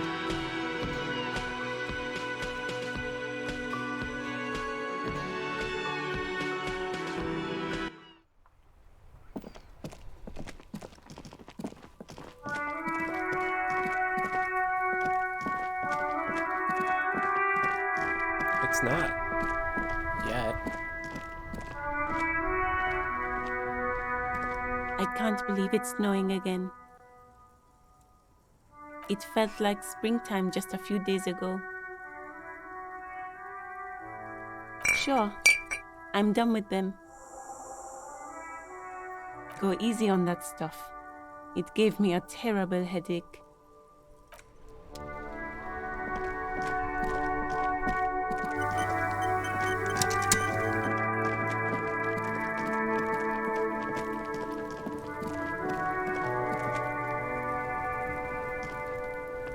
This trash container is locked. The sliding lid has a padlock that says, "Whirling in Rags." With a well-oiled crack, the lock pops open. It should now be possible to simply raise the lid. Don't. Maybe you shouldn't. There is, but you won't like it. Sweat forms on your brow. Your hand is still on the lid. The smell of rotten food rises to greet you. You see soggy cartons, dirty rags, and organic waste. We're just in time. This hasn't been emptied for over a week. You see milk and egg rest with one broken egg in it. Some pasta wrapper. Picking up the soggy packages somehow feels familiar. A box falls into pieces in your hands. Batiste Soleil cereal. There are plastic pasta packages below. And turbo noodles. Nothing of note, however. Among the threadbare kitchen towels, something catches your eye. A pair of denim trousers. As the legs of the slime-covered jeans begin to unspool from the garbage, a rank corpse smell fills the air. The victim's clothes? Cadaverine odor is faint. If these belong to the deceased, they were removed when he was still in the early stages of decay. Drop them in here, officer. Guitar-marked blue jeans. Pockets empty or emptied. He wore them with a belt, too, a white belt. The loops appear stretched, but the belt is missing. That's it. Do you see anything else in there? I have another bag here. Something slimy catches your eye. A drab, long-sleeved shirt, olive-colored, appears from the food waste, dripping with pus. This is a military-type overgarment. No label or serial number. This is the kind of rib-knit shirt that's worn over light armor to conceal it in an urban scenario. Anything more? The rest of the rags are just kitchen variety waste. A yellow old mug that catches your eye. But other than that... All right. We should go to Gart again and ask if he knows who put the clothes in the trash. It could be as simple as someone from the hostel cleaning the yard. Or that one. I'd advise against confronting that force.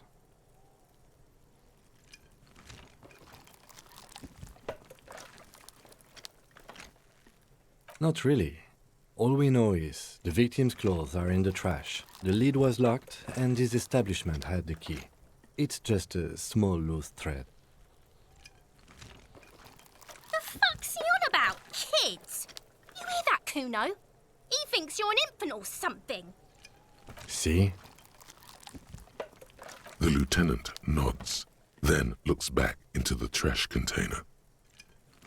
It's just organic waste, cold and slimy on your hands. Apple and potato peels, mostly.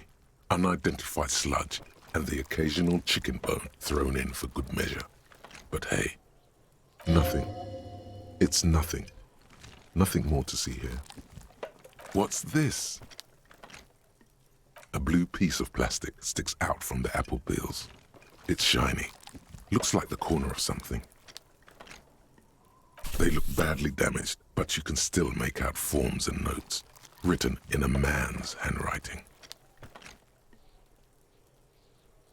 Officer, is that your paperwork?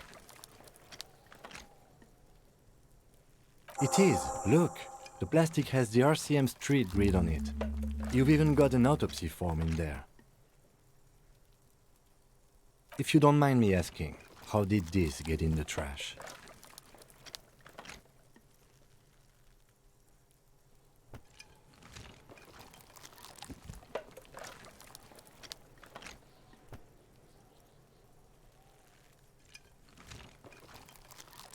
Understood.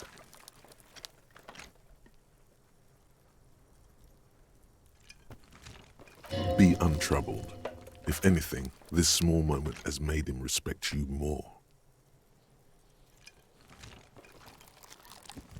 You pick out a broken mug with an oddly racist depiction of the yellow man frolicking in saffron.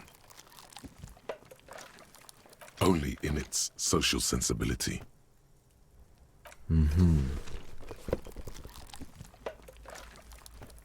The container sounds a muffled gong. That's one thing off the list. I think we got it all. You said you didn't want to talk about the ledger. However, now that you have it back, it would not hurt to start taking notes on the case, officially.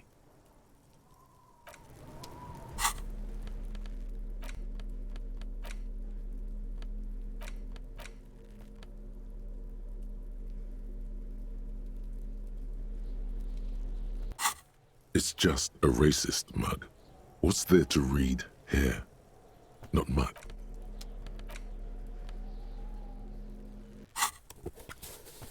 It's the ledger you found in the trash. A pitiful cabbage of white and yellow papers hanging from plastic board, barely held together by a metal clip.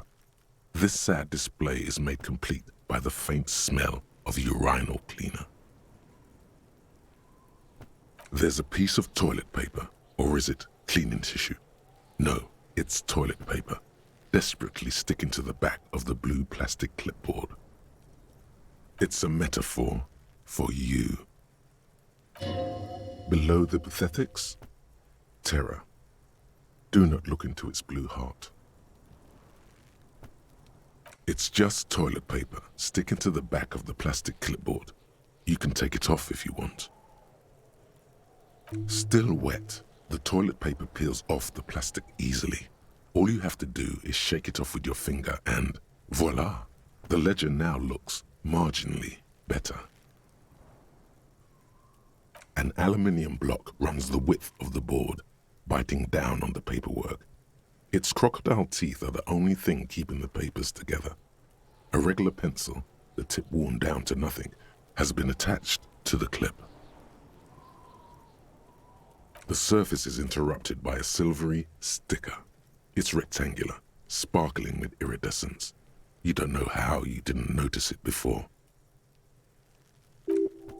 It is similar to the RCM watermark on your blazer the lieutenant mentioned. Didn't he say something about the headlights of his motor carriage? That you can read these there?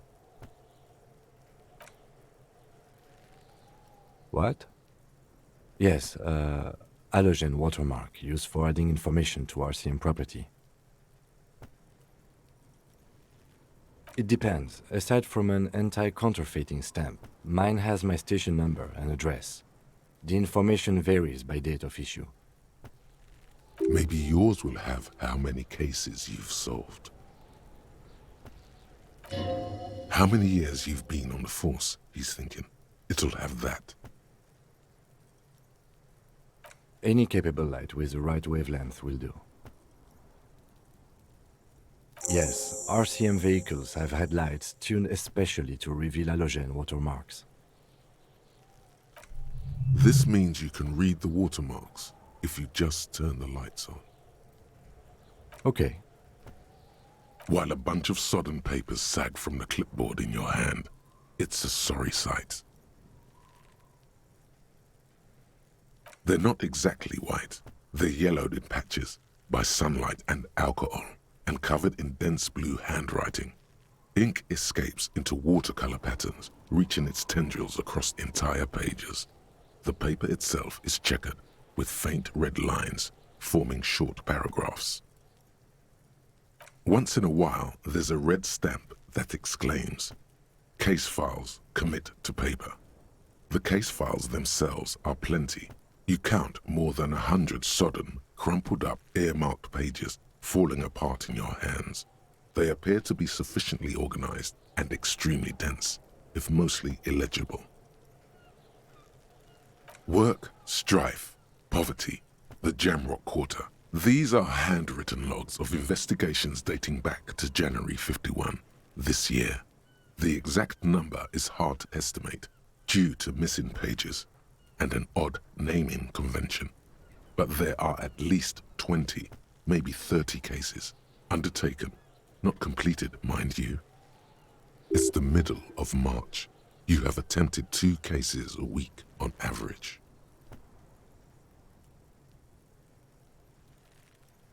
Huh? 2 complex cases to undertake is a lot, yes. You really have to push yourself. I would not suggest it, lest you start making mistakes. 2? That's a lot. I didn't mean to say you are making mistakes, by the way. That was presumptuous of me. It's okay. We all make mistakes. God knows I've made my share. He tries not to think of them. Like a fan of gills, the checkered papers dry in your hand. The handwriting is extremely dense, if mostly illegible. Yes, it appears you employ a, shall we say, robust yet literary system. Each investigation has its case number written on the margins. Yet, still more tellingly, most are accompanied by a name. A title, one might say even.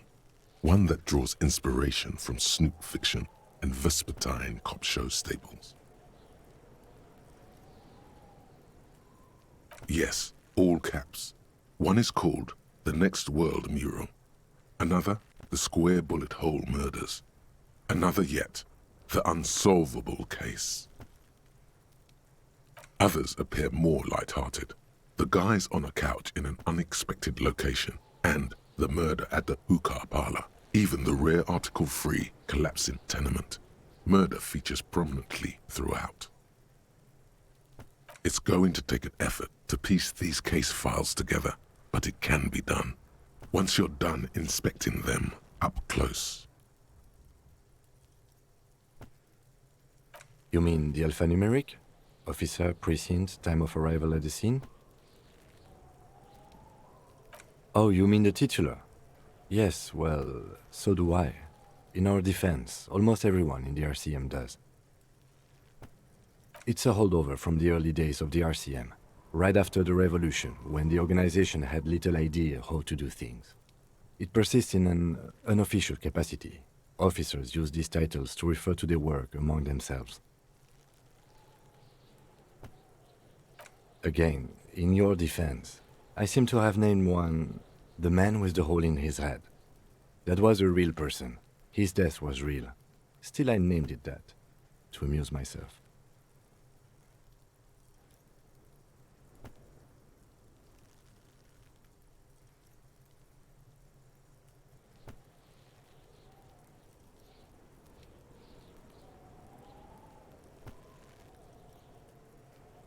I pray his loved ones never find out.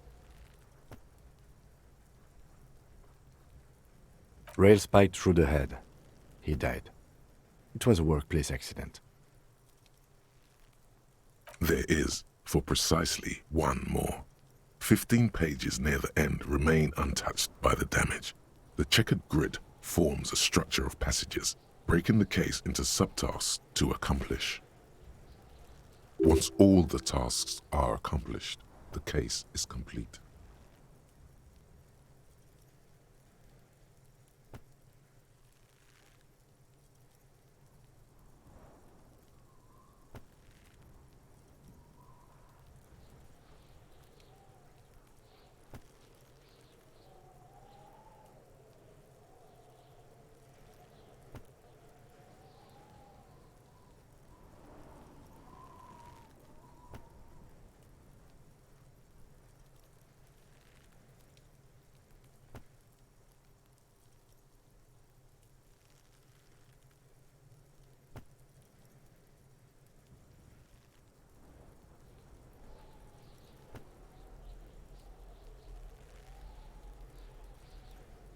Sadly, the ledger only comes with an old, worn-down lead pencil. It's unfitting of this monumental event.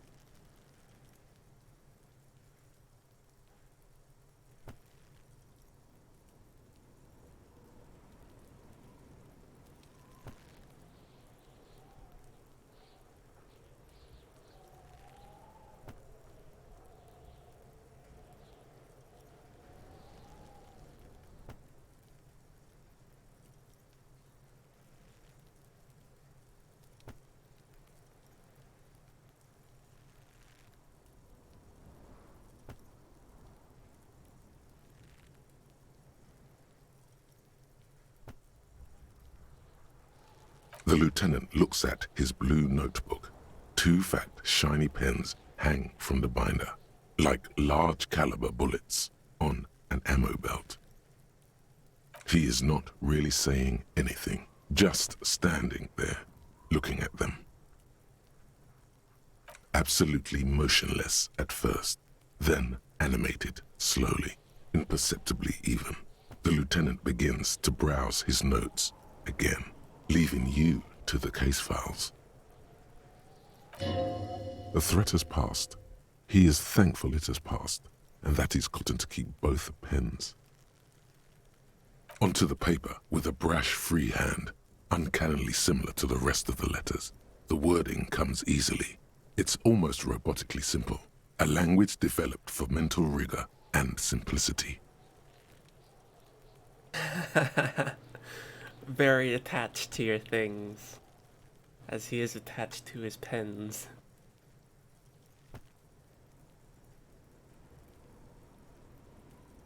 Inspect the victim's body.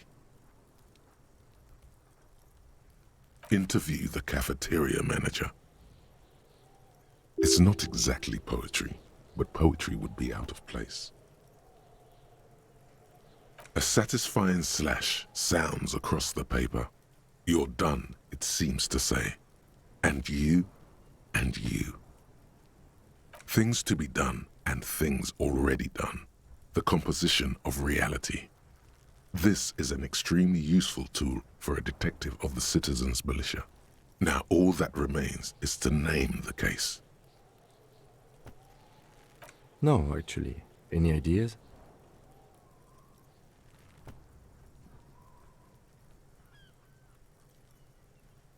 Great. That's great.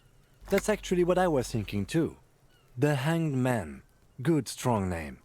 We have a very good name for the case now. Kim's just like, oh shit, yeah. Yeah, dude. The Hanged Man. I was thinking, yeah. And, I mean, I suppose if I had a writing utensil for long enough, I may get attached to it as well. But I've never been able to keep a pen or pencil for long enough to do so. I'm going to start calling it the Hanged Man. It's good we sorted this out. You don't exactly close them, so much as distance yourself from the smelly papers. They're a little further from your nose now. In the back, you see thin, translucent copier paper. Some neon yellow, some bright red, all covered in boxes, like marching armies. These look like official forms, waiting to be filled out. Then rip them from the binder and hand them out, according to type of form.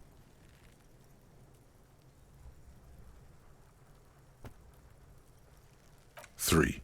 The topmost are misconduct fines, the middle ones are station calls, and the bottommost are field autopsy forms. Each is easy enough to make sense of. You don't have to be an intellectual giant to do police work. A monetary penalization ranging from 20 to 250 real.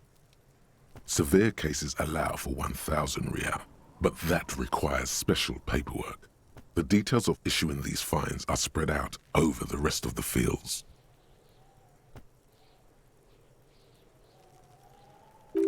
But they appear pleasantly vague.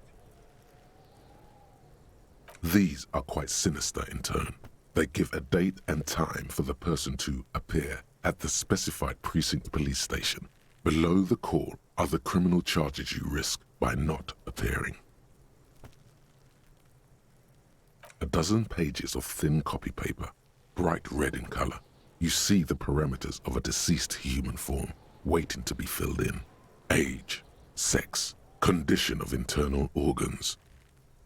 Yes, all that remains now is to fill those forms and hand them to people. Fines for wrongdoers, interview requests for bad guys, and field autopsies to dead guys. The rest of the stinking cellulose is much worse for wear. Being sandwiched between the board and the rest of the paperwork must have spared the fragile copier paper. It's made of dark blue plastic, hard enough to beat someone to submission with. The edges are rounded, however. The U4 size board feels thick and heavy in your hand. Light shimmers on its wet surface. On the back you see the embossed letters, RCM. Well, maybe it's referred to something a little more official sounding.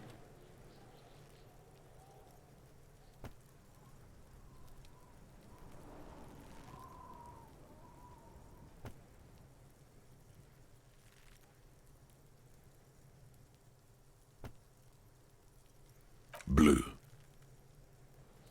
The blue heart. Don't look into it.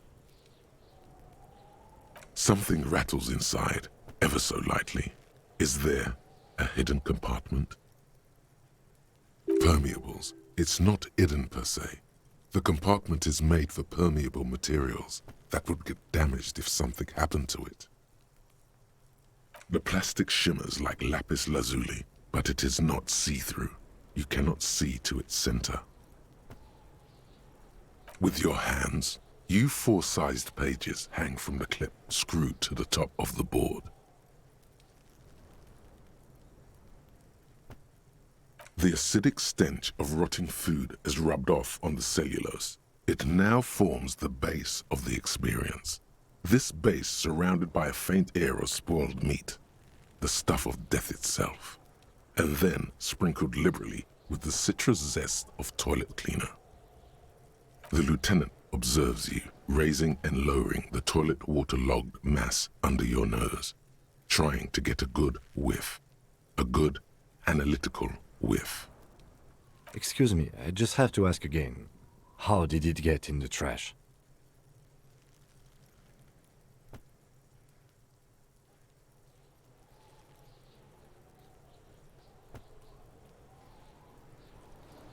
You had to lose because of dark vibes? What are you talking about? I don't know either. You should take stock of those. Make sure it's all there. Official notes contain informants' names, undercover operatives even.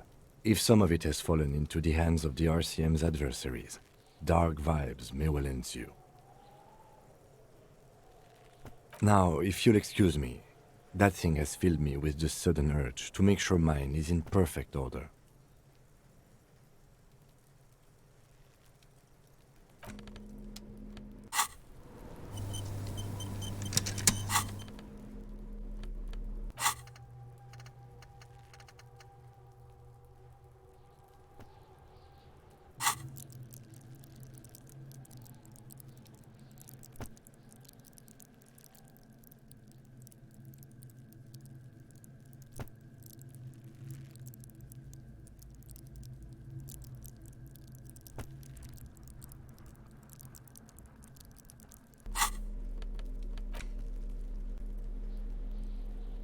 It's the ledger you found in the trash, a cabbage of papers hanging from the board.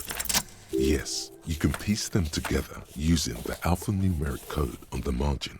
It always begins with HDB 41, then date of initialization and time of arrival on the scene, followed by the title. For example, HDB 41120111700, the next world mural. Why, yes, your precinct number is 41.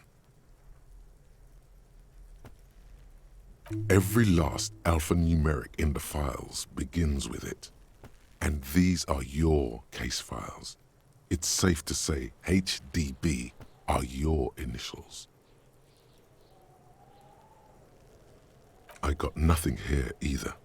Logic really isn't the best faculty to have this conversation with, but it's the one you got.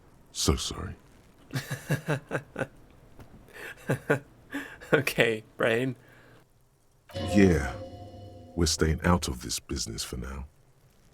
HDB is bad news from yesteryear. It's shit, honcho.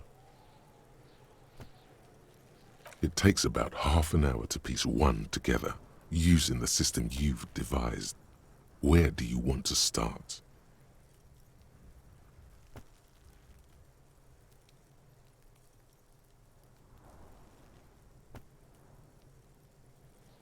This one is relatively easy to reconstruct. Overnight on 1202, a graffito, nay, a mural, appears on an 8-story tenement overlooking central Jamrock. The building is a sparsely inhabited ghost tower, part of a failed real estate development called Grand Couronne. Cause of failure: rent too high. The mural is enormous. 2 silhouettes, a man and a woman, are kissing. The text cut into their form reads, "True love is possible only in the next world. For new people, it is too late for us. Wreak havoc on the middle class." People call it that thing and that fucking thing. It's visible for miles. In 2 days, the station's complaints desk gets clogged with requests to remove the bummer. You and your partner are assigned to the case. The graffito crew is easy to track down. Only the bell lectures have the literage of industrial paint to cover the surface. One of the graffito artists is rumored to be rich. They take responsibility for the execution, but not the design. Bummer. The ideologue of Bummer, the next dude. world mural, as the crew calls it, remains an unknown. The case files do not show you finding the author of the design. The crew agrees to clean up after themselves. However, your partner, JV, is against the removal, citing public support for conservation. This leads to a debate in Precinct 41, which then spreads to the streets of Jamrock, ending in a rare plebiscite organized by you and the rest of Row 3. The 9,000 people subjected to the mural's message, all of Lakeside, Central Jamrock, and Villa Lobos, plus half of the eminent domain, participate in the vote. Although the case begins with what appears to be a lot of rambling on the streets as to how juvenile and stupid the mural is, given a choice between 2 options.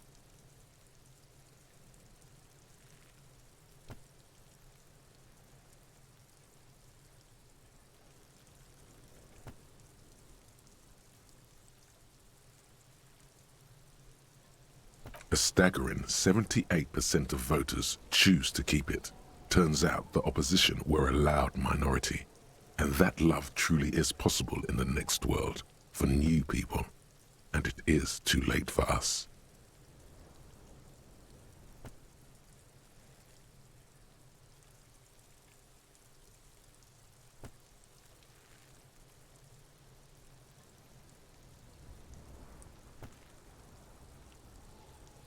Did anyone ask you what you believe in, man with the smelly toilet ledger? What do you want to tackle next? Or are we done? Not much has changed in the meanwhile. A bunch of sodden papers still sags from the clipboard.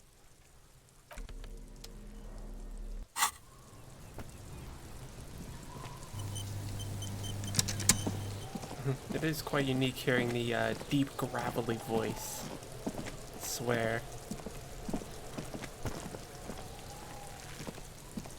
There he still is, looking right through you with his white eyes. The body below is entirely dedicated to that corpse smell.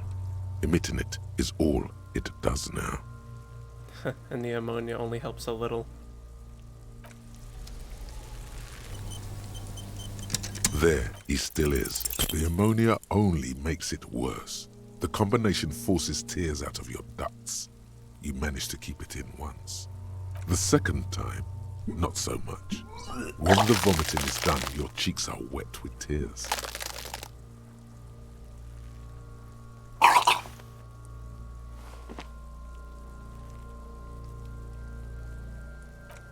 Nor does the wind right now.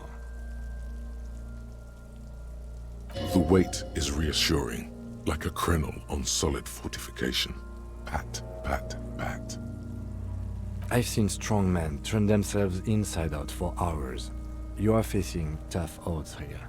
Alcohol withdrawal makes it considerably harder.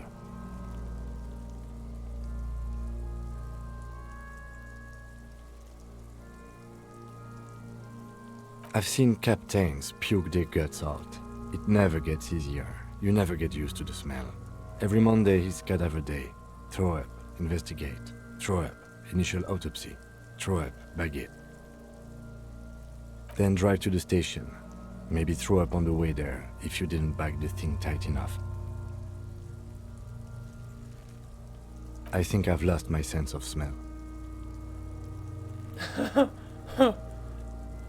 don't think that's good, Kim. A white lie.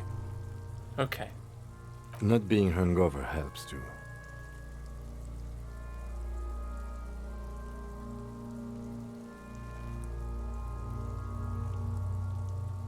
That's probably a good idea. Clear our heads. But before we can do that, you need to get your shit together.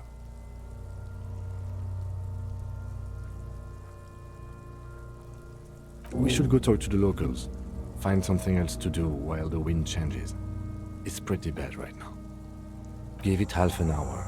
Get yourself together. Then come back and have another go.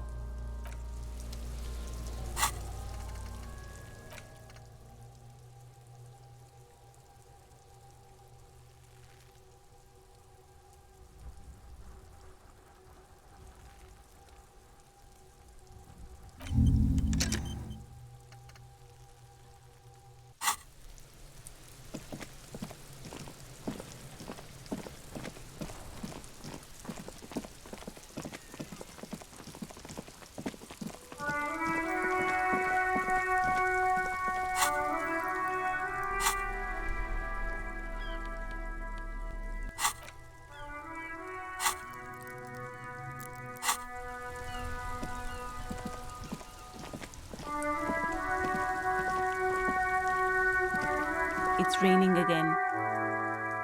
It was clear just an hour ago.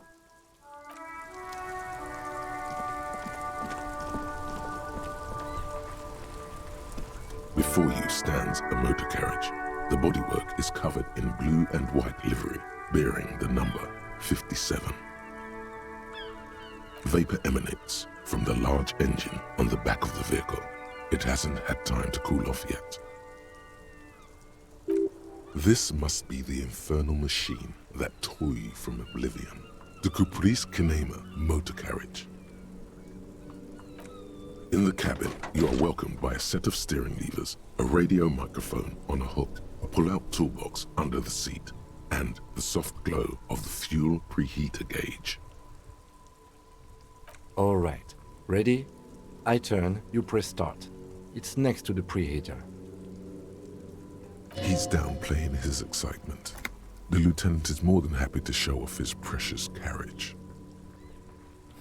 Kim's a car guy. Volumetric shit converter. Just trying to get the shit together. The dashboard lights up with orange glow. The rounds per minute gauge jumps, and the engine of the Caprice Canadian comes to life with a whiny growl. The lights unfold with a little click, casting electrical light onto the ground before the vehicle. There you go. I'll turn them off from the remote once you're done. We just need to stand...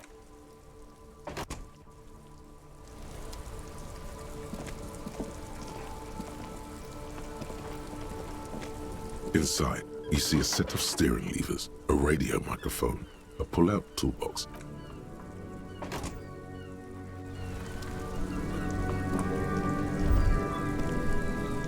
As you hold your ledger's clip under the headlamp, an iridescent hologram appears. A street grid and the veins of a great river. A familiar sensation washes over you.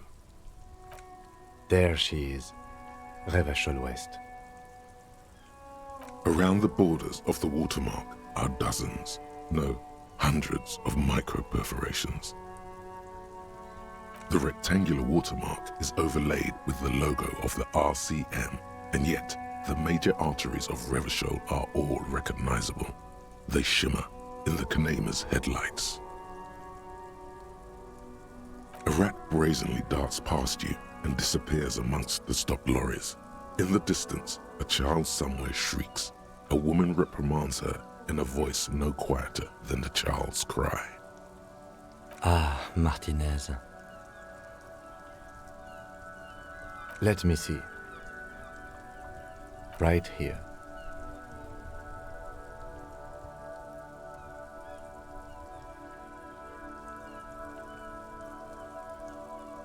Oh yes. Coal City. Le Royaume. The burnt-out quarter. There are many of them, and they are divided into 3 separate rows. The first row has 18 dots. The next is the longest. It runs all the way around the border, and then some. There are so many, it's hard to count. More than 150, at least, maybe even 200. The last row has 3 perforations. That's it.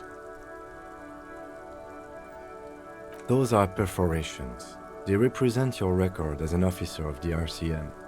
They are your statistics, as it were. I should have guessed you'd keep a record. Officers often do. Let's take a look. Alpha male officers who are proud of their numbers often do. It's meant. The first row represents your years of service. 18 years. Okay, not bad at all. What did you do before you volunteered? That's what it says. I might have guessed even longer based on your age. What did you do all those blissful years of your youth?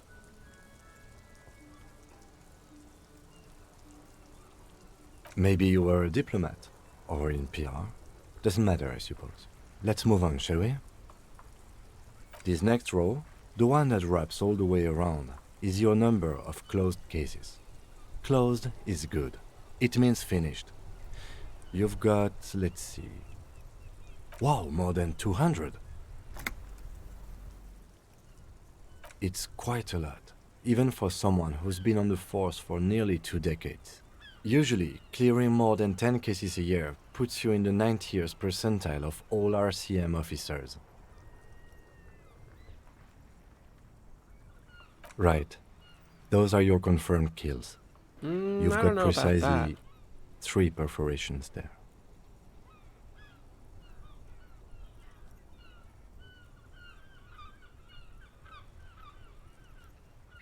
For an RCM officer, especially Precinct 41, which is in the Jamrock quarter, it's rather tame. I mean that in a good way. There are certain officers who treat their kills like some kind of ghoulish game. If they do happen to solve a case, it's usually by accident. But it seems as though you are, or at least were, one of the good ones. So we have that to be thankful for. Yes. It's not a problem for him to state it, however. Everyone has their own method of coping, some more effective or self-destructive than others. Personally, I find it helps to keep up a few hobbies.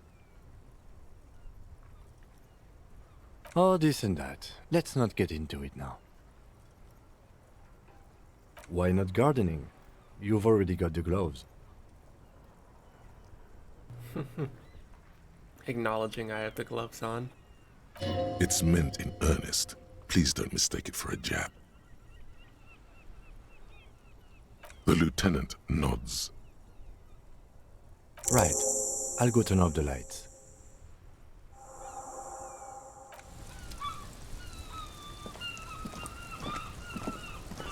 Inside, you see a set of steering levers, a radio microphone, a pull-out tool. The frequency tableau lights up, and a green button labeled Prime Line glows like a feline eye. And then you hear something. The soft purr of electrical kittens, radio waves cast far and wide over the metropolis. A woman's voice greets you through the static. This is Precinct 57. Hello, Lieutenant. How may I assist you? Hello, Alice. Please assist our colleague from the 41st Precinct here. I'm putting him on. This is Officer Alice Demetri, Precinct 57. How may I assist you?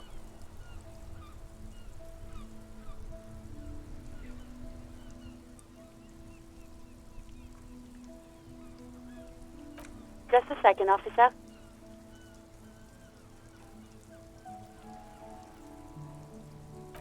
Ten 2, 10-5. This is 41st. Come in. Over.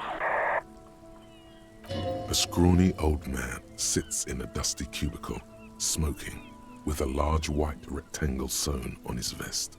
In front of him is a box-shaped apparatus with an array of wires and antennas.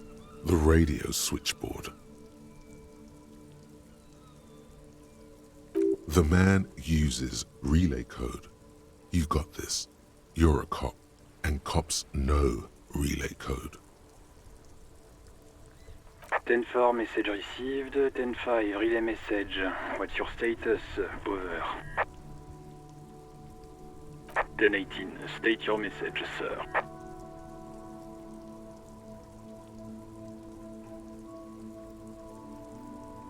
10-9, over. 10-4, message received. This is a very serious situation. I need to 10-22 the captain. Over. Is it him? What does he want? Says he lost his badge and needs to report it. He what? He lost his badge? Who lost his badge? Dick fucking Mullen. Who do you think? It's Officer Dick Mullen from the bestseller Dick Mullen and the Lost Identity. Dick Mullen is not your name. It's the name of a fictional detective who would not lose his badge. Defend yourself. Immediately. They're laughing at you.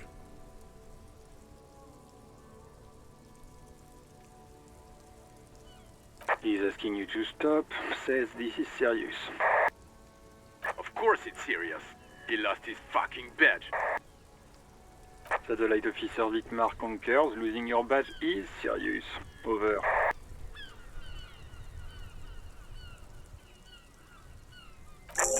I hear you, officer. I'm just going to make a note here that you are in pursuit of your misplaced badge. Over. Fuck me. Mac, come here. You've got to hear this. Dick Mullen lost his badge. What's going on? Super Cop here lost his badge. He lost his what now? His badge. He lost his goddamn fucking badge. 10-9, come again. I didn't get that. Over. New heights even for Captain Sober. Ask him. Ask him if he's lost his gun, too. Sergeant Orson wants to know if you lost your gun too. Over. Check your pockets. Check your... Holy fuck. You don't know where it is, do you? No. It's gone. It's not fucking on you. 10-9, come in, officer. Did you get my question? We were wondering about your gun. Over. Even before you can get the words out, everything gets scrambled in your brain. He says he didn't lose his gun. Or his phone, whatever that means. Ask him to describe it. His gun. Not his fun. Just a gun will do. Satellite Officer McLean requests a description of your weapon. Over. Oh, request a description, huh? We'll give him one. Describe the plasma gun.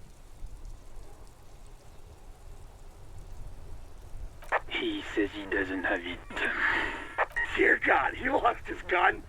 Oh my, I can't. This isn't really a laughing matter. Mac can face a giant of Coco Nur by himself, but Disco here made him piss his pants. Oh, I can't. Fuck. He lost his... Ask him if he still got his wiener. I'm not going to. Ask him.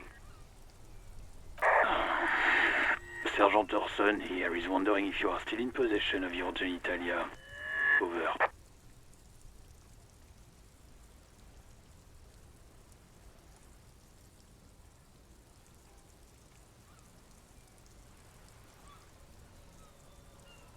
The silence is almost deafening after you flick off the switch, severing the connection.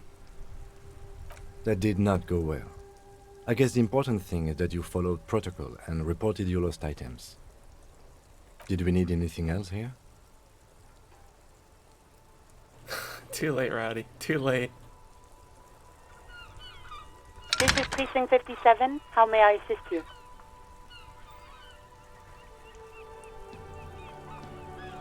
Of course. What is the number, officer? Yes, hold on. Her number is 005 1944 298. Received. Hold on, officer.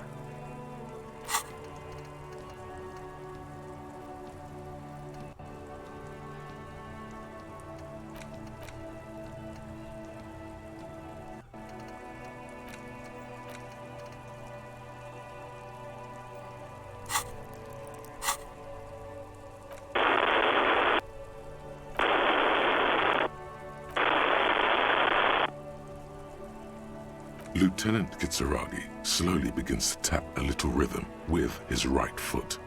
Quite a lot of time has passed.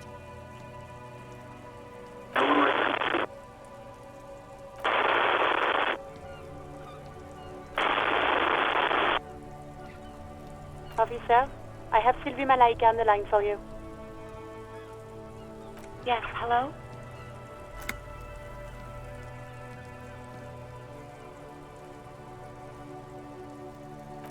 Oh, right. Hello, officer. What can I do for you? You can hear resentment in her tone. She's not thrilled to be talking to you again.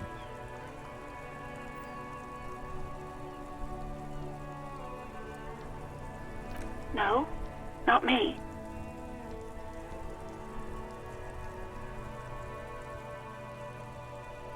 No, sorry. I don't. Not a lot of people have phones around here. Copper thieves take the wires. People don't have the money to have the cables put in again. They use the Union's phone, or the one on the coast. So the Union has a phone, and there's one further down the coast. Got it. It was someone else. We'll find them sooner or later, officer. It just might take a while. What? Of course it bothered me. But I thought the Union already knew about the courts. No one calls the police. The Union would get angry. You know, what the Union says goes. People listen to them and they take care of their own, which is like everyone here. Garbage.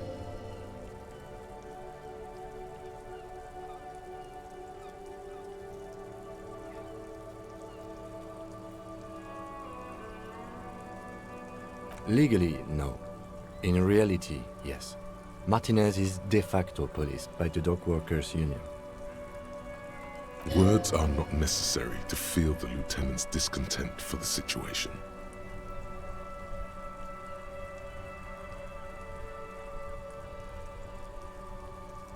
I didn't want to get in trouble with the others. Push her further. Show her the error of her ways. No, don't push her. It sounds as if she's about to cry. You do? Oh. What else can I do for you? Yeah, go on. You mean, why did I leave the bar? Honestly, I'm not really comfortable discussing it with you, sir. Why not?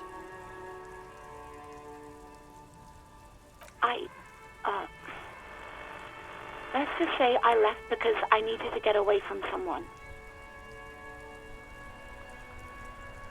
What? No, why would you even think that?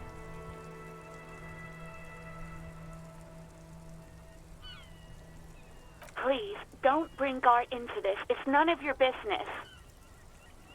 I already said I don't want to talk about this. You're messing everything up again. No, I don't know. It wasn't me. I haven't been out there since. I was terrified of the stench and the corpse.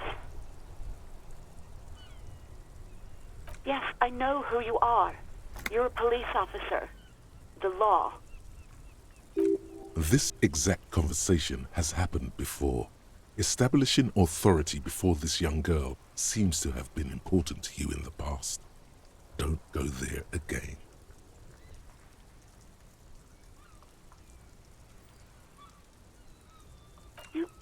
You told me back in the whirling. You told everybody, and so does your badge. I don't need to hear about it anymore. Oh, no, I haven't, sorry. Real policemen have uniforms too, by the way. Where's yours?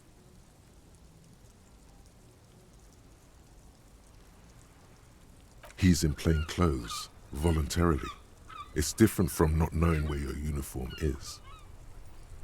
There are officers who wear the signature Perseus black uniforms to the highest ranks in the RCM and end up buried in them as well. Others do it more casually. Looks like you're one of them. Please, no. Not this again. Everyone saw your cool gun detective. You were trying to impress some people with it. Everyone was eating and... You were waving it around in everyone's face, begging them to describe it. You said it calms you, and then you started making suicide jokes. It got pretty graphic. Oh, those again. I have been trying to wean you off them. You know, when you put your gun, your actual gun, on your temple and pretend to shoot your brains out, off of that, people don't like that. I remember this. You were screaming things like, "My brains are all over the wall, painting them red. I won't be seeing it, 'cause these are my brains. I can't see without my brains." Very nice visuals there. Some poor sod was trying to eat his pudding while you were screaming, spit flying, imitating the mercy shot right next to him. Spat some in his food. I don't think he touched it after.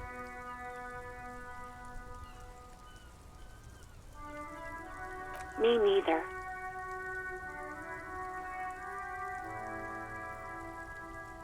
No idea. All I know is next you were waving around money instead, saying things like big bucks cannot lie and guns can't buy money, but money can always buy guns. It almost looked like you pawned it, but believe me, I did not ask. Uniform? I never saw you in any uniform. You had your things on, the disco things.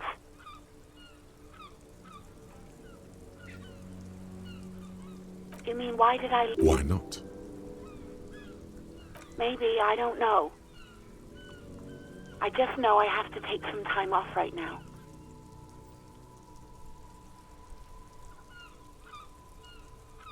Well, you tried to jam it down the toilet, sir, clogging it completely. After I had unclogged the toilet and retrieved the paperwork, I threw it out in the trash, thinking you didn't need it.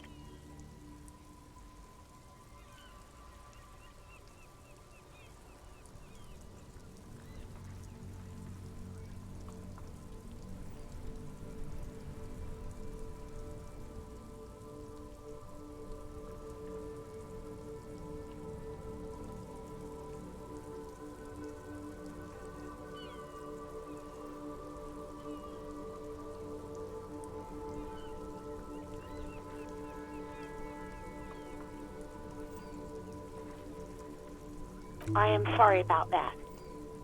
Anything else, Detective? I do hope so. Please, don't call me again. Bye.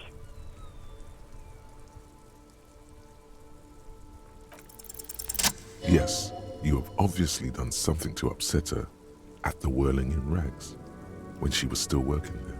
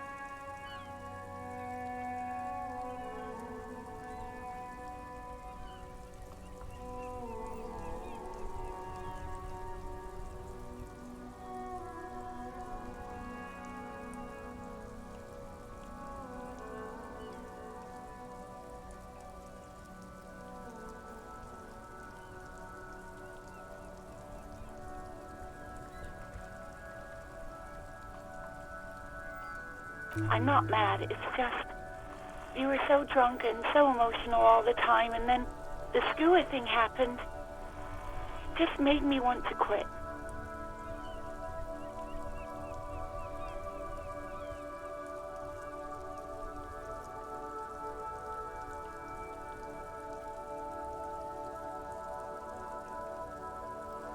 The stuffed bird, the great skewer. You threw it against the wall while screaming, "Fuck that bird," and laughing like a maniac.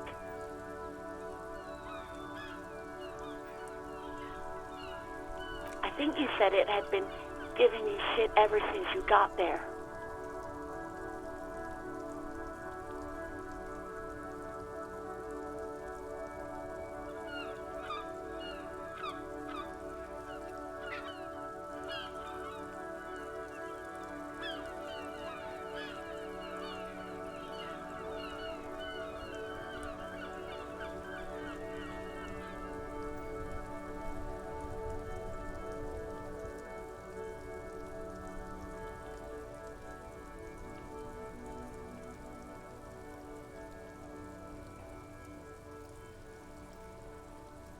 It was a pretty bird, there since I started working in Whirling. I really liked her. We call her Scotty. There's genuine sadness in her voice.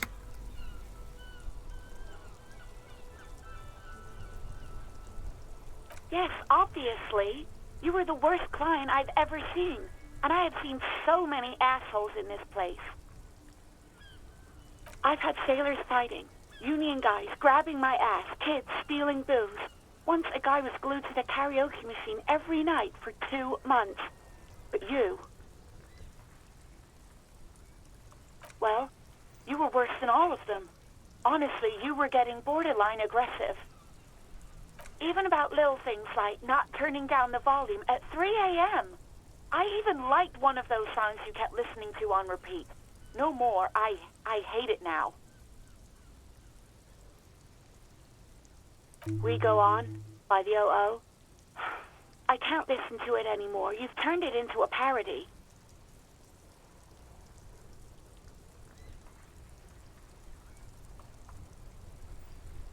To hell with that song.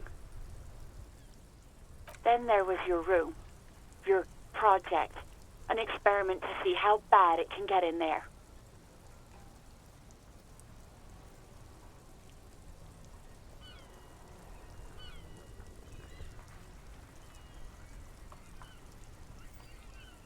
I tried to send the cleaner, but you wouldn't let me. Threatened to make me understand. I had no idea what you meant, and I don't want to know. And then screamed something about how you're a piece of shit human being, and why does anyone even let you work as a policeman? That you'd fire yourself, but you can't even do that. And then I had to deal with your toilet. The one you clogged with police documents, causing water damage downstairs in the kitchen. I won't even mention you waving your gun around, harassing customers, threatening to sing karaoke, threatening to kill yourself. No, you really weren't. You were simply the worst.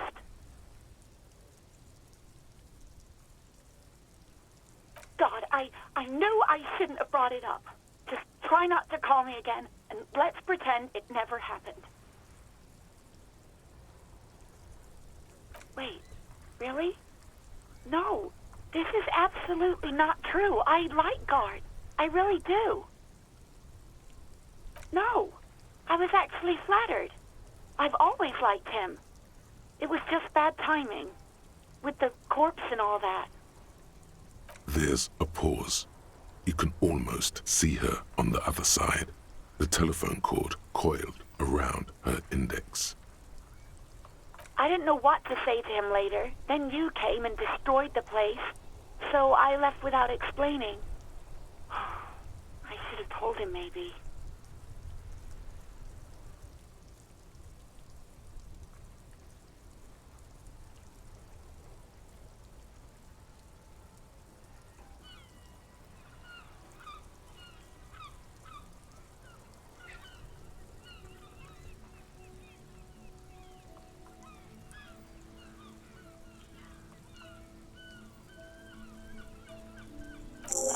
Okay, but please don't mess it up. Please don't take out your gun or something.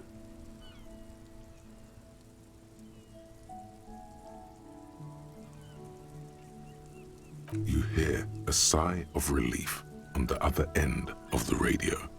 Wordless, the call breaks. Then, the already familiar voice. Anything else I can help you with, officer?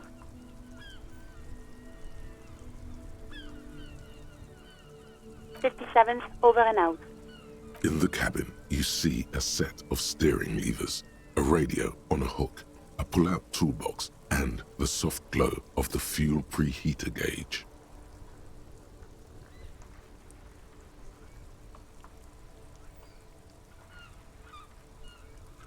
A metallic drawer slides out from under the seat and clicks into place. The tools inside are neatly organized.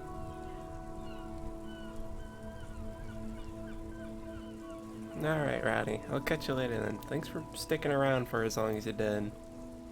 I know this is a bit less of a outwardly engaging game, but I enjoy it. I don't know if I'll actually do repeat streams though, because I don't know how much you could really anyone could really stick with it without having as free of a schedule as I do. But yeah.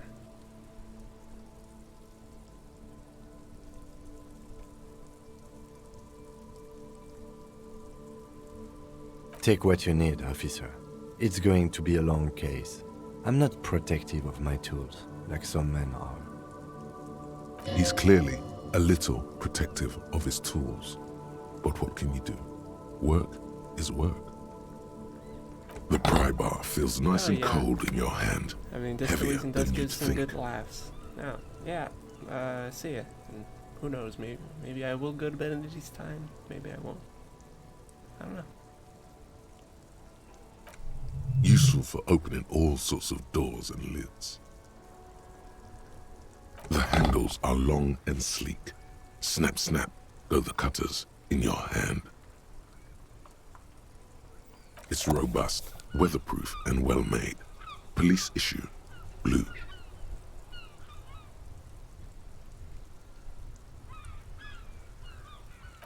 Lets you see things in the dark you would otherwise miss. The pull-out toolbox slides back into its nest. Preheater gauge casts a warm glow on the steering levers and the radio on its hook.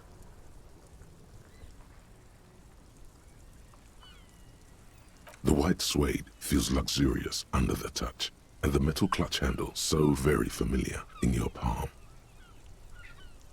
As you tap on the gauge, the indicator pin jerks as if startled. It's in the large orange sector, indicating the engine is warm. Next to the gauge is a red switch labeled heat. Now, that's enough fun with the foldable headlights. I know they are mesmerizing. They are also fragile. I'm not going to turn it on for you again.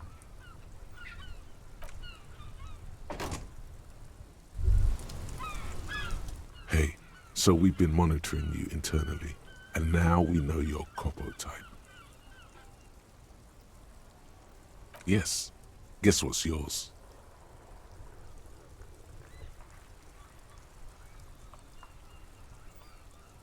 Yes, sorry cop. The cop who's sorriest. Let's make it official then, shall we? Huge lack of enthusiasm going on in here.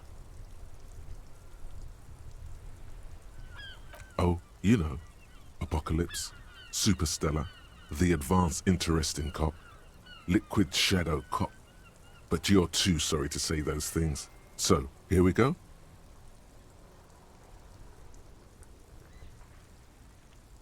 What? Jealous of the sorry cop? I think they'll be fine. Don't worry. They'll be super, super fine. It'll be totally okay. You can dual Copo type from sorry to anything. Of course you are. It's okay. See if you can get something out of this, like info. Or maybe every time you say you're sorry, you get $1 million. That won't happen.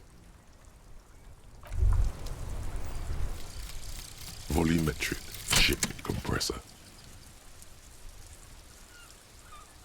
Bizarre scientific news from Revachol West today, where a police officer's shit has been observed at a pressure of around 495 gigadecimals.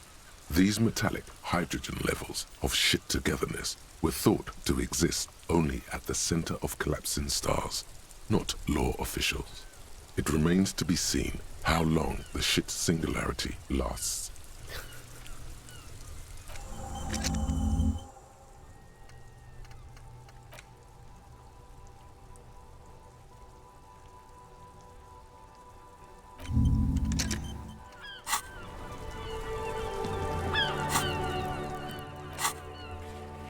Shit togetherness. And also we got the Copo type. I'm sorry, cop.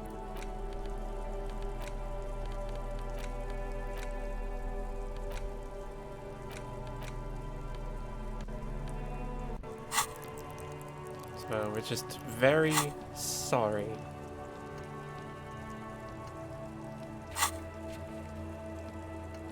And really, we have many things to apologize for.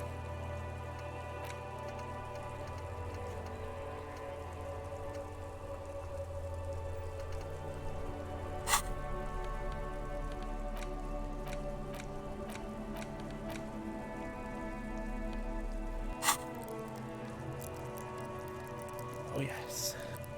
Let's see.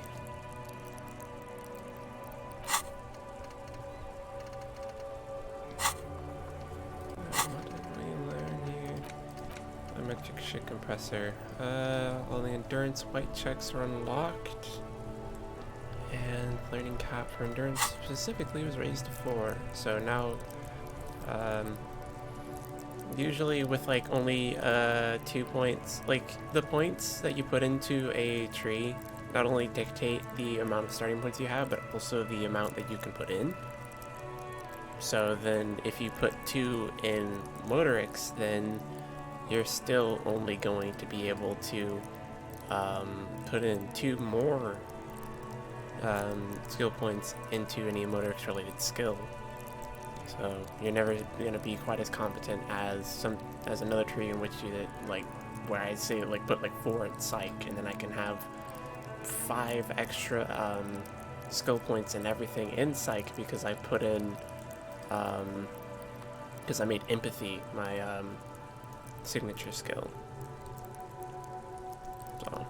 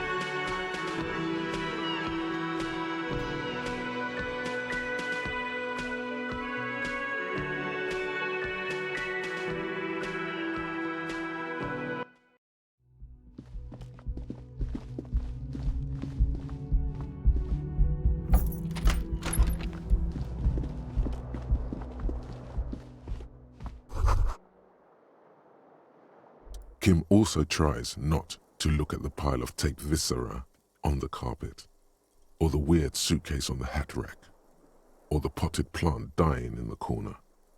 But it's all just too morbid to ignore. No problem, officer.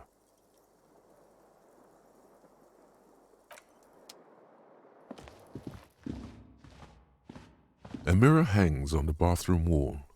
In it, your face.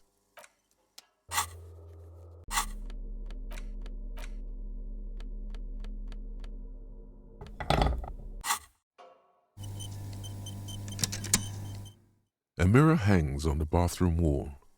In it, your face, adorned with the expression.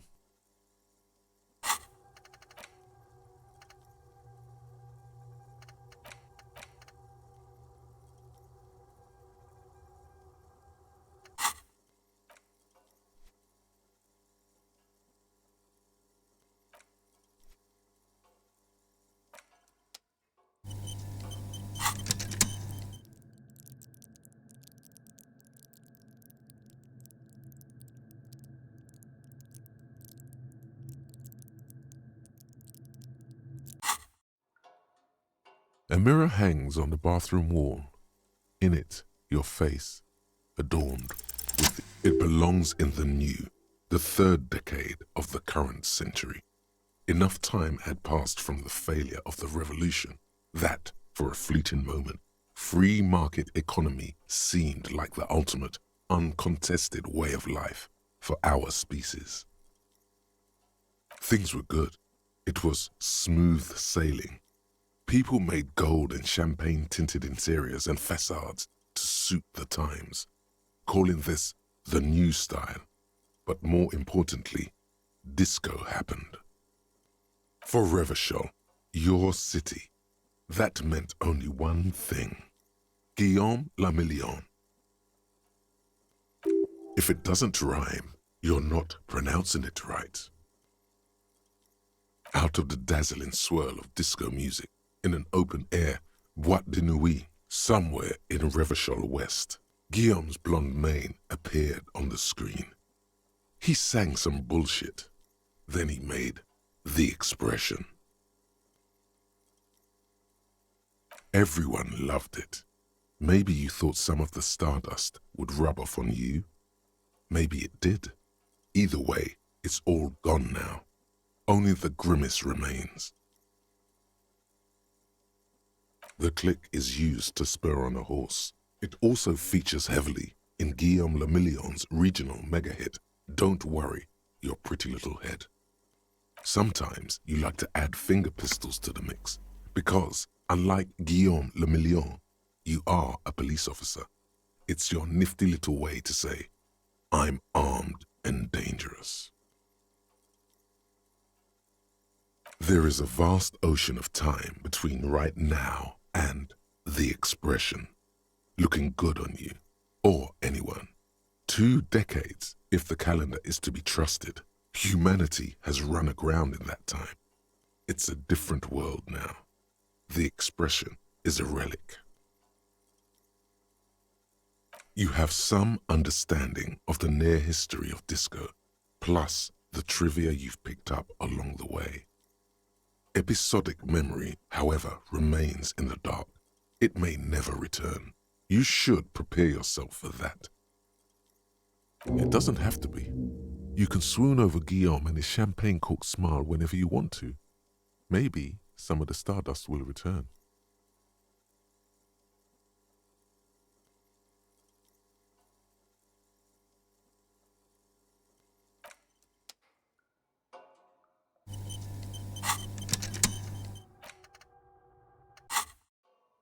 A mirror hangs on the bathroom wall. In it, your face, adorned with the chain cutters slip out of your hands as you attempt to twist the faucet into place. Well, you know one thing for sure. You've probably never been. Still not happening. It won't come off that easy.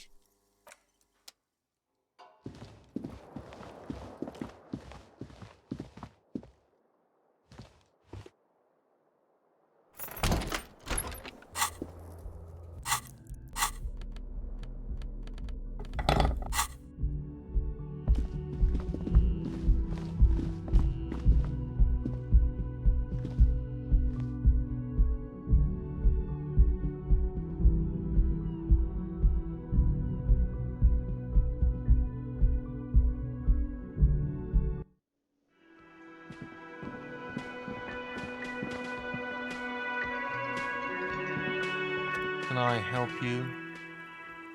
Thanks. I hope you found what you were looking for. How strange. I certainly didn't put them there. The trash collection service? CS Municipal. I don't see why they would put anything in the trash, though. Ah, the elusive CS Municipal. I doubt we'll be able to track down who was sent here last and when.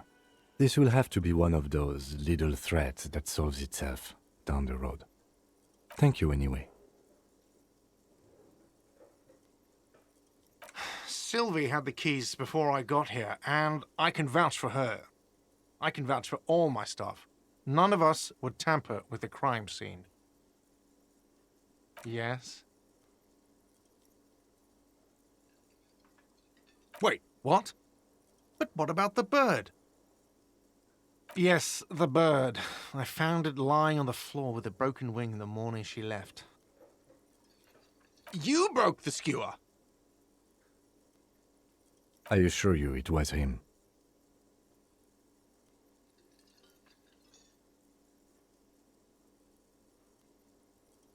It's as if he can't decide whether to be angry or relieved that it was you. Again. Why on earth did you have to break the skewer?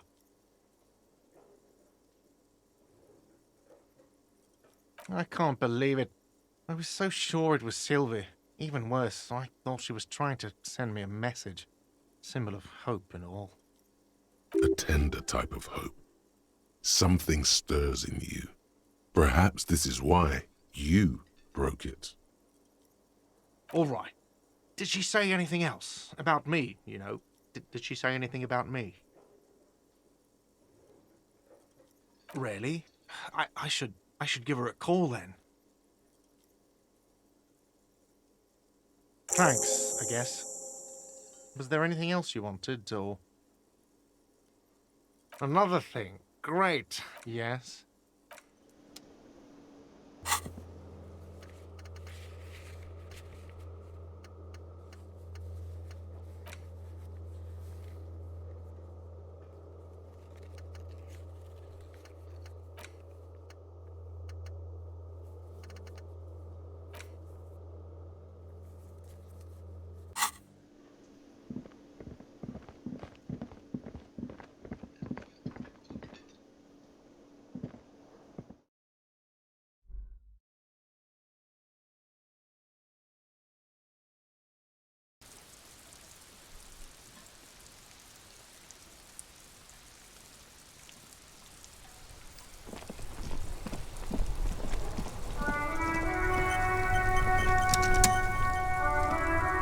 Inside, you see a set of steering levers, a radio microphone. This is Precinct 57. How may I assist you? It will take just a moment, officer. Her voices fade out into the familiar radio static.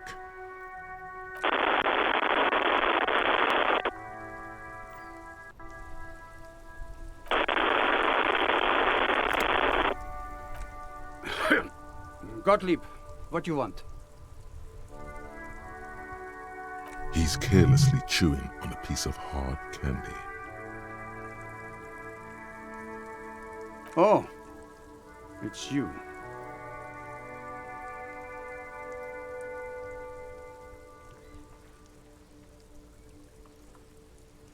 With all the damage you've been dealing yourself with drugs and alcohol, I'm not surprised. What else? I'm not a brain doctor. Look on the bright side, you've got a whole new life now.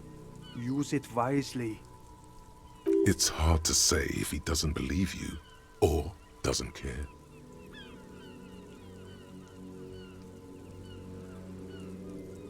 Hard to tell exactly what it was over the phone. Could be a combination of peripheral neuralgia and high blood pressure. Could be that you were having a heart attack.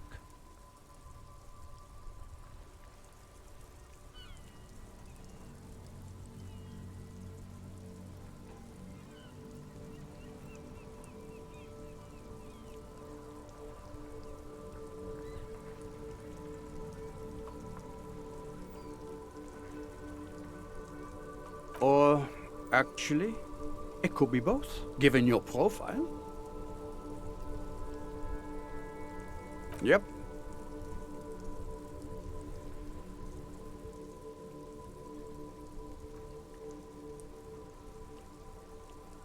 Yes, probably in more ways than one.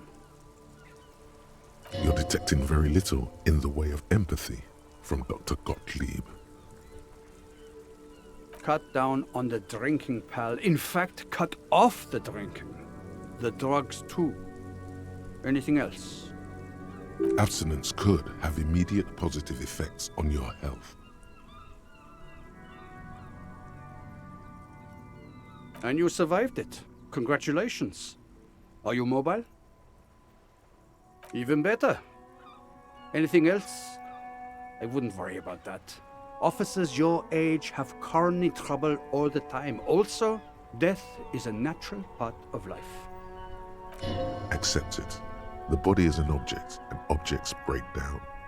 Do what good you can with yours, before the rest goes too.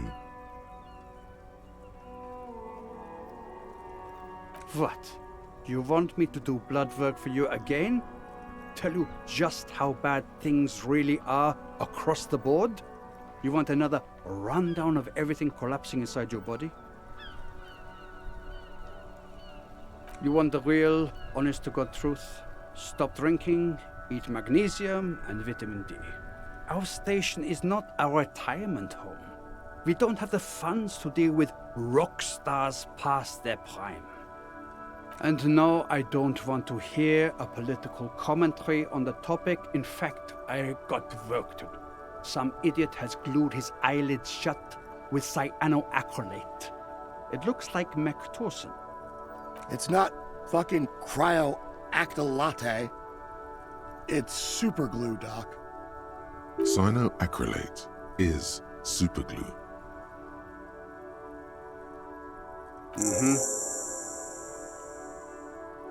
Anything else I can help you with, officer? Just a second. Sylvie Yes. Hello? Oh, great. You... Anything else I can help? 57? In the cabin, you...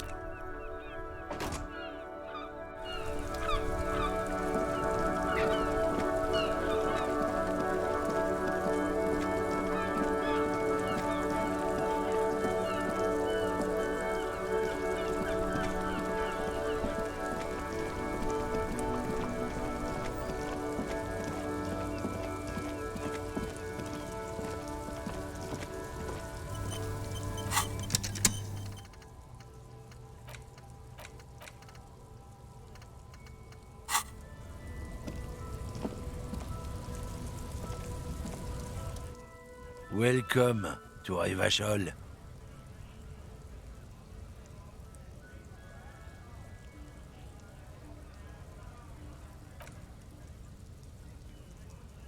Don't you welcome to Revachol me. My grandfather came here from a 3,000-year-old racist isolationist culture, while your ancestors came to this island a mere 300 years ago. Every school of thought and government has failed in the city, but I love it nonetheless. It belongs to me as much as it belongs to you. It's men like you who keep Revachol divided, making it that much harder for everyone to climb out of this post-war limbo. What he means is, fixation on the Revacholian nation makes it harder for Revachol to actually attain self-determination.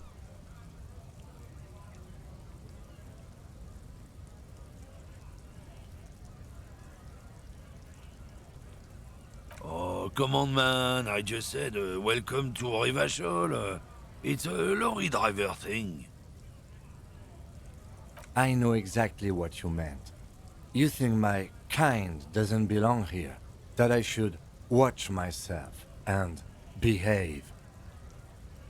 But you see, I'm an officer of the RCN. It's actually my job to make sure you behave. I would advise you to remember that.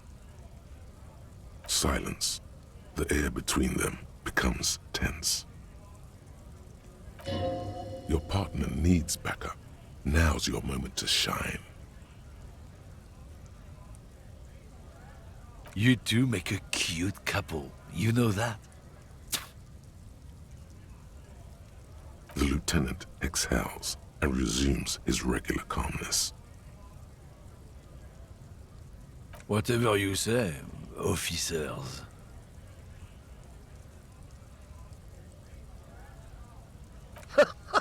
Oh man, that's great.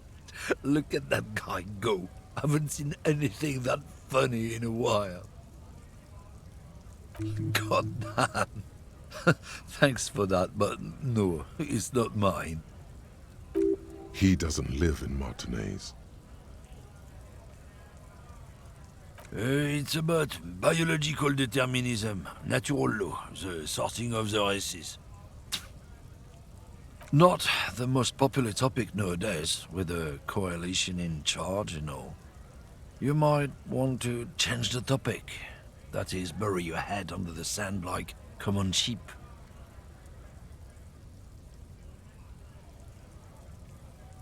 I'm not just racist. Look, I've read books, huh? The science of racial theory has all been proved, even if some people don't want to accept it. People who've studied these things say that you and me are superior by design, so naturally, we Occidentals should be in charge. Obviously, you can see the merits in that.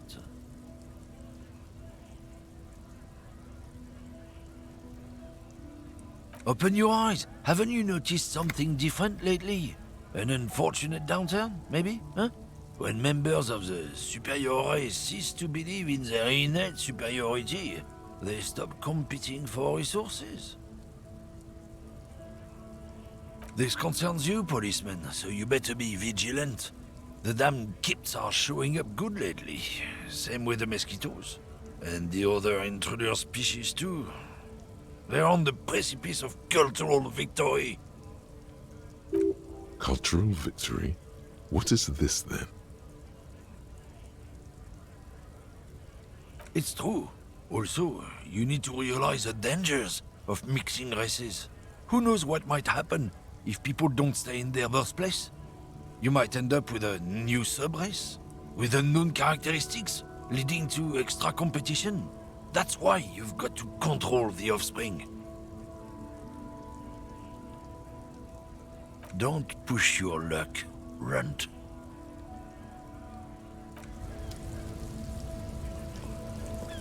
Yes?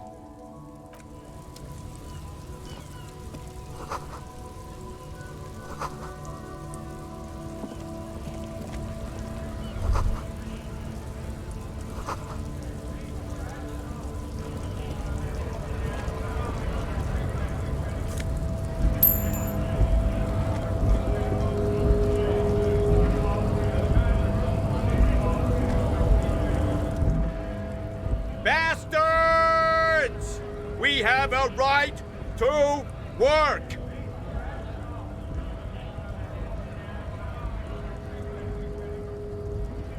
Hold up and stay frosty, everyone. Cops are here. You here to fuck with us? Beat the honest worker down. We're here to fight for a cause. Stripes usually have problems with people who have causes. Good. We're fighting for a cause here. Right to work! Right to work! Besides, we're not that different. It helps if people see us talking, cops and strikebreakers together. Shows authorities are on our side. Builds confidence. Rights of people, rights of workers, to have gainful employment, to make a salary, and feed their families. His manner of speaking is wooden, the tone of voice bland and uninspired, almost as if compiling replies from a set of learned phrases. Might be time. Don't let the fat bastards tread on you. Cops tend to side with the higher-ups, but you're essentially still workers. I don't trust cops, but I can see you understand the Right to work! Right to work! Maybe you should ask them the questions, like why we're not allowed to make a living here. Shame on you! We have families to feed, you piece of shit. So do we, Scott.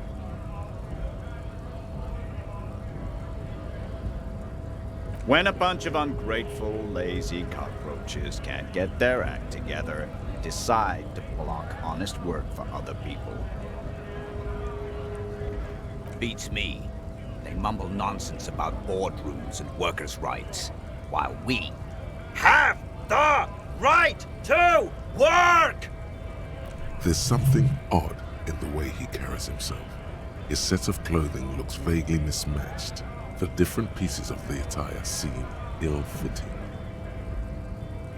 His shirt is far too small and an unpleasantly tight fit, while the overalls, held up by a belt, seem to fit a man with much more corpulence.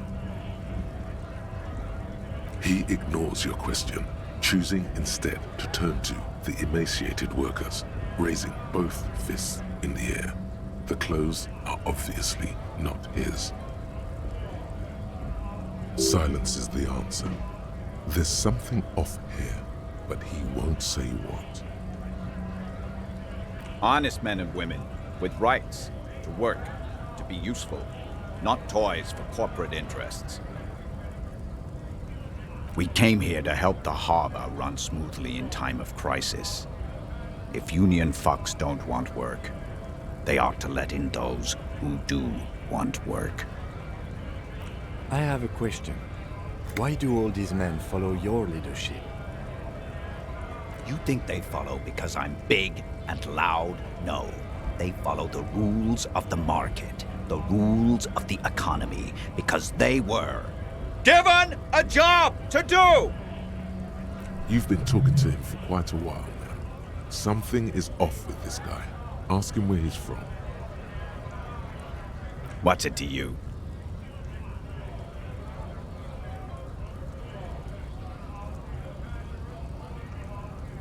No, don't think we've met before.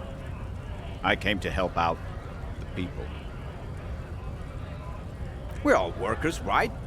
Workers stick together. Came from the eminent domain, in Jamrock. Backgrounds in odd jobs, heavy lifting, cargo hauling, bouncer work. I know the drill.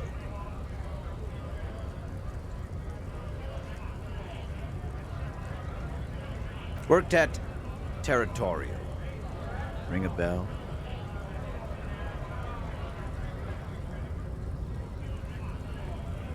Uh-huh. It was a long time ago. What's it to you? Big mess. Caused by you. We're all workers, right? Workers stick together. Came from the eminent domain. Worked at... Uh-huh. It was a long time ago.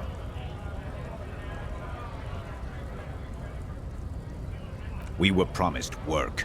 We'd be in there, working, if the bastards hadn't shut the gates.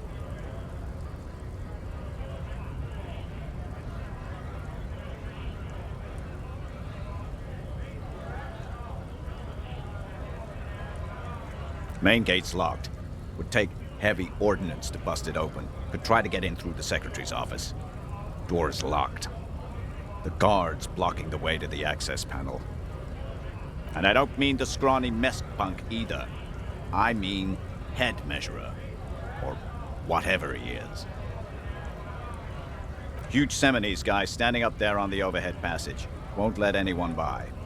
The access panel is right behind him. Bad. Standing on a narrow bridge, he's got a strategically advantageous position. And he's trained.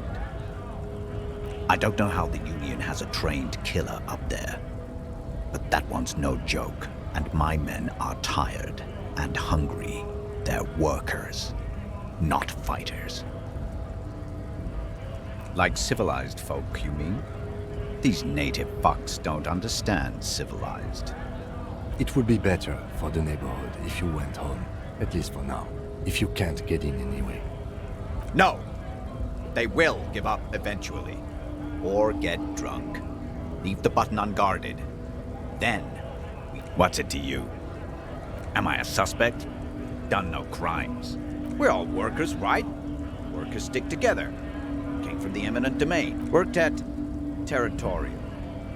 Ring a bell? We're done here. I have a strike to break.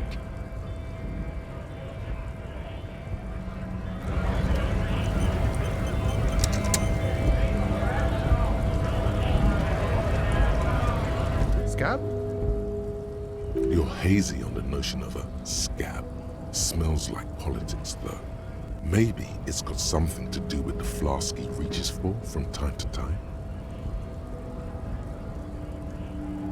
A kind of a worm, content with mere survival. They come, they want to do our job for shittier pay, screwing over both themselves and us. Everybody loses.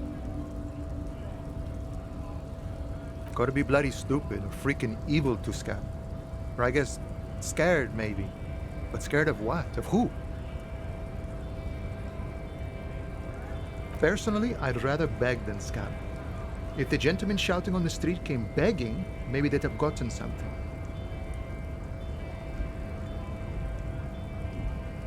We've explained the matters, but they don't listen. This lot would be reasonable and go home if the big guy wasn't riling them up all the time. Big guy. He means the leader of the scabs.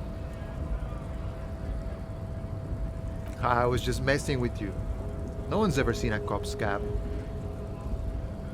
Imagine, you cops going on a strike, but then another cop comes in and says, let us cop for less money. Speaking of, what brings the RCM here, to the Wild North? Come to see the strife? Murder, huh? That sounds like a lot of hard work. You'd never see me investigating a murder.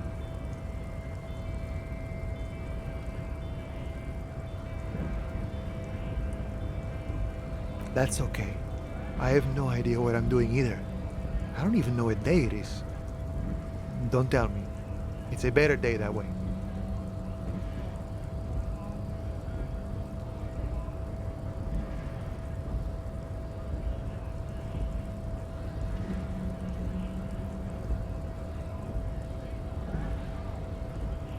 My friend, I respect the right to roam. The open range awaits. I don't operate in that capacity. I'm not a granter of passage. The passage grants itself. If it's so simple, why did the scab leader warn you of the guards blocking the way? Aye. Walk right past Measurehead and go in. Yeah, the 2.5 meter tall Semini Supremacist is there. Walk right past him, then press the button to unlock the door, then go past him again, and you enter the arbor through the office. Está. Don't worry, I'm sure it's not completely impossible. For example, you could best measure head in a physical confrontation. Or you could convert to a Semini supremacist worldview. Or, maybe it actually is completely impossible. Not yet, no. He's incredibly strong. Sure.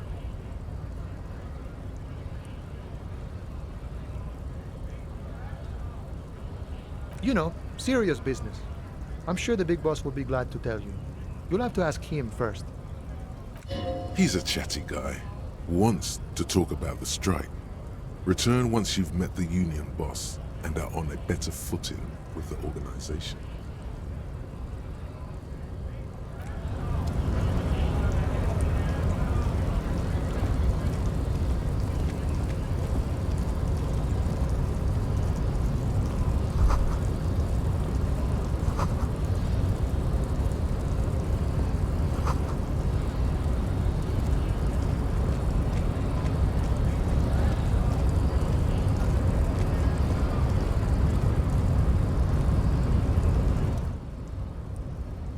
Your body betrays your degeneracy.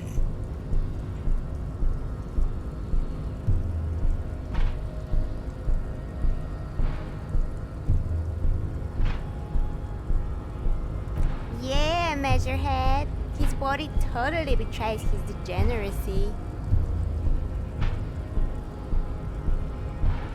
Are you admiring my morphophysiology?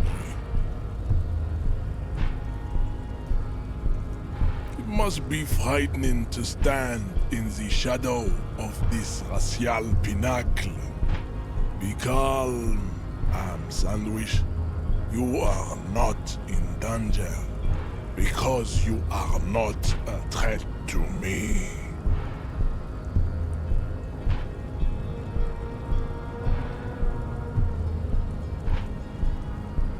You have succumbed to Al-Ghul.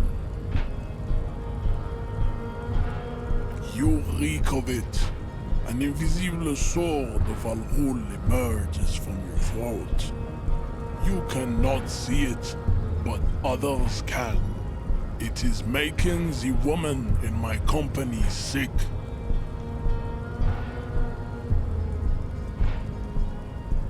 It's not good. It's like a rat crawled into your stomach, got drunk and drowned. Yes, Al-Ghul. He means alcohol. I doubt it. My my microcephalic race, so... No, you don't. You need to get another drink.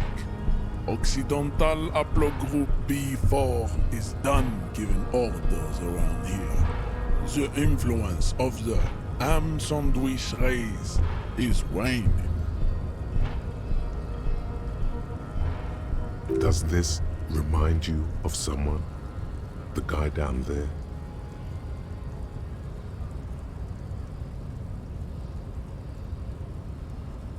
Look at my chronology. I am the pinnacle of my haplogroup. The pink blob is a bad example, even of yours. It saddens me. You were once a noble and powerful race. You gave the world eugenics, electricity, and powerful weapons of war like missiles and aerostatic aircraft. You made great gains in metallurgy, race theory, and statecraft. You dominated lesser cultures, like the deformed Hemians and the inexplicably potato-obsessed Khoikos. But now your ascent to the genetic summit has halted. You are obsessed with sadness and with frivolous pop culture. You will be superseded. Isn't that right, babe? It is, baby, yeah. You know it. There is a button right behind him, just out of reach. It must be the one that opens the door to the harbor. It is my task to keep the degenerate drunks from entering the harbor.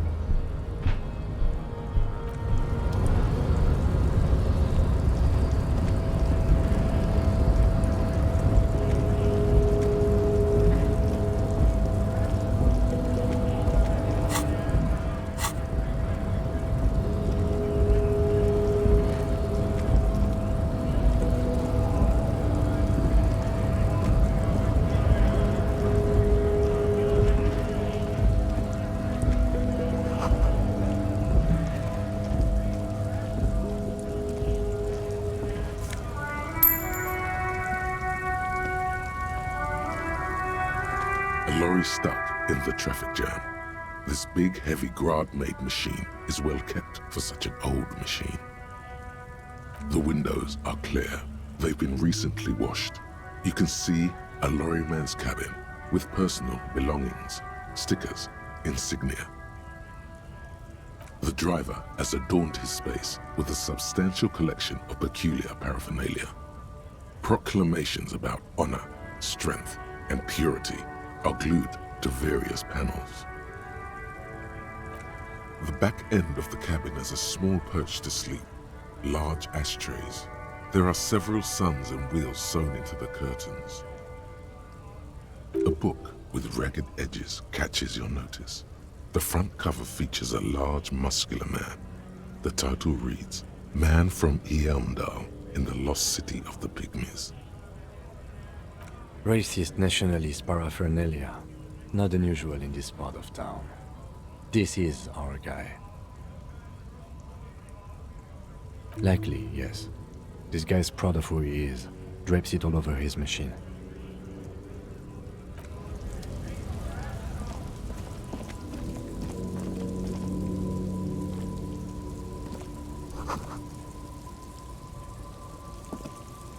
Yes? What about me? No. Your brain sends the signal to your lips, but they refuse the order. Something is paralyzing them.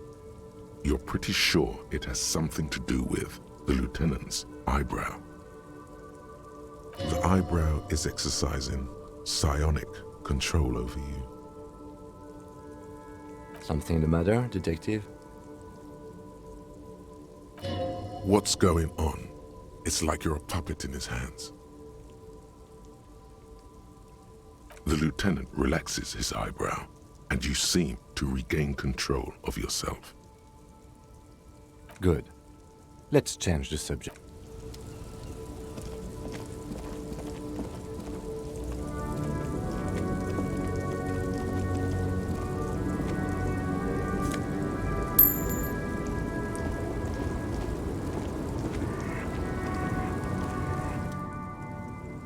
small, wrinkled woman does not greet you.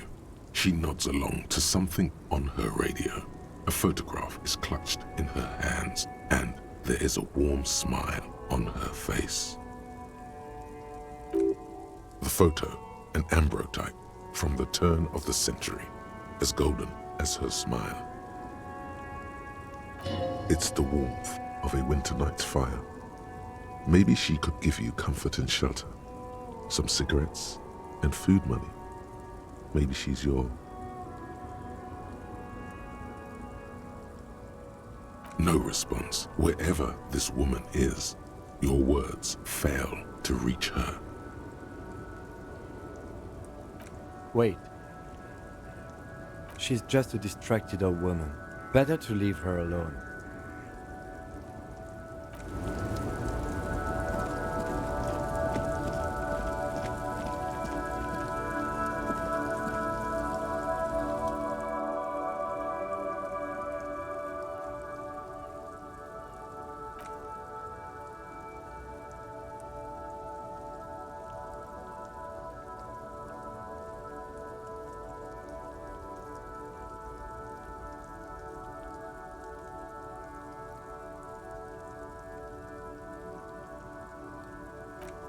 Not a good track record of mental health in that family.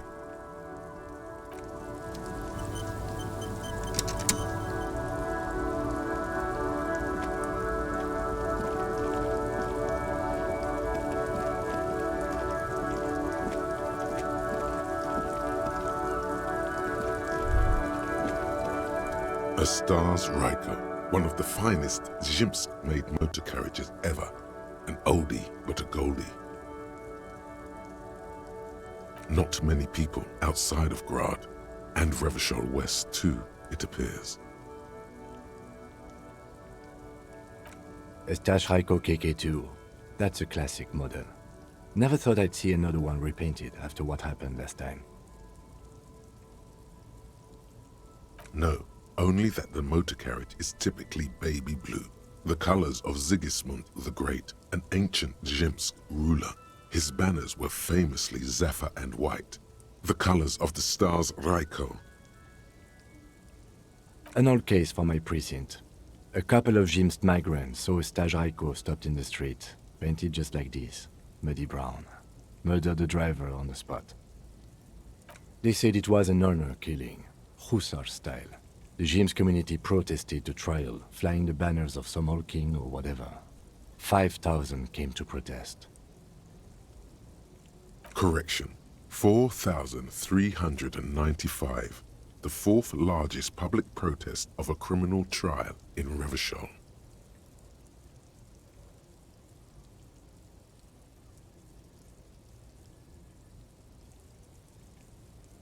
People we are paid to protect. Let's leave it at that. 4 years for murder in Reunion. The perps were remorseful. Their sorry knocked 8 years off the sentence. That's the system. The prisons in the greater Revachol Industrial Harbor are already full. Prisoners are expensive to maintain. The longer the sentence, the larger the cost. Is that so, officer? I'll take you at your word.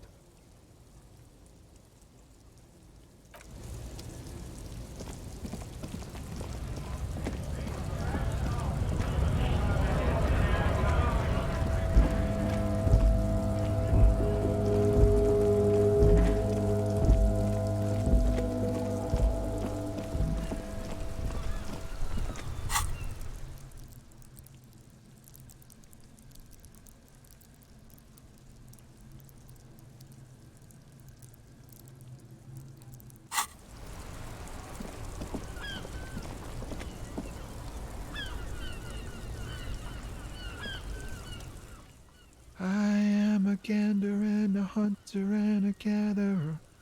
Feel like a traveler. A simple little cadence. He seems to be making it up as he goes. From another planet. Hey there. the jam, my man. It's a traffic jam for the ages. Harbor gates up the street are shut tight, no explanation given. Workers on strike, scabs agitating, an all-around clusterfuck. Meanwhile, we're all stuck here in long-haul limbo for days upon days upon days. Upon days. Yeah, exactly. It's official. He too agrees. This is the antechamber of the afterlife. Feels like forever. Like I was born on this here roundabout and this was all I ever knew. Just me and the metal and the tires, the oil and the fumes of mazout.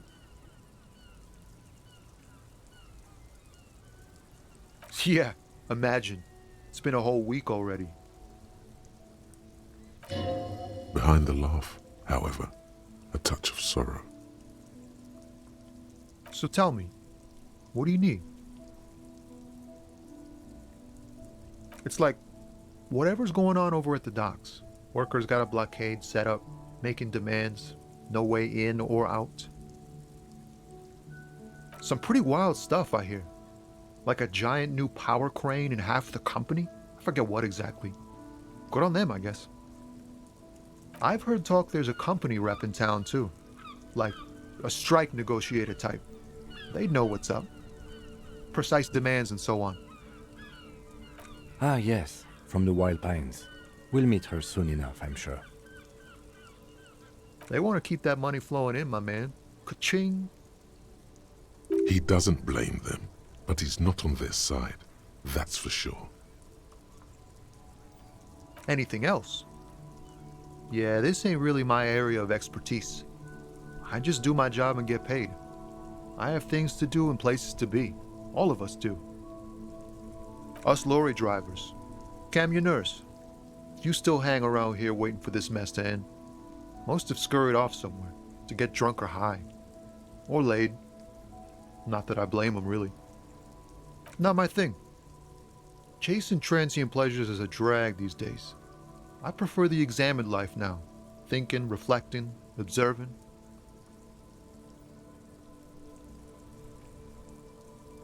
He ain't one of us drivers. I know that. All accounted for. Otherwise, I haven't really asked about that. Been wasting time right here. Keep him busy. It's easy to see he's telling the truth. He's kept his nose out of the dark stuff. Analyzing the fundamental structural and psychological conditions of being stranded in the midst of a sea of motor lorries and their sad, despondent chauffeurs. A sense of surprise there ain't more bodies hanging from more trees. Oh, high-grade narcotics, illegal firearms, stuff like that. Relax. He's merely joking. Ha! No, I'm joking, my man. Found runs a nice, clean business. This haul of cargo is mostly sporting goods. You know, tracksuits and that kind of thing. They usually get shipped to Grad in the Occident, though we've been making headway in the Il-Moran market lately. Not unless they've illegalized sports equipment while I was on the road. This rockin' beauty. Sure is, like a rash you can't get rid of. You interested in heavy-duty cargo machinery? A motor lorry, also called a camion, on Caillou and neighboring islands. This one looks roughed up enough to be some sort of found rust bucket. Maybe the A6. Good eye, my man. Yup, she's an old one, but reliable. Me and her spent a long time together. There it is again. A little touch of sadness beneath his cool. He thinks he's spent too long in this lorry. We're pals and all, but I can't just freely hand out the merchandise. The bosses won't be happy. The man taps his fingers rhythmically against his arm. Don't be a stranger.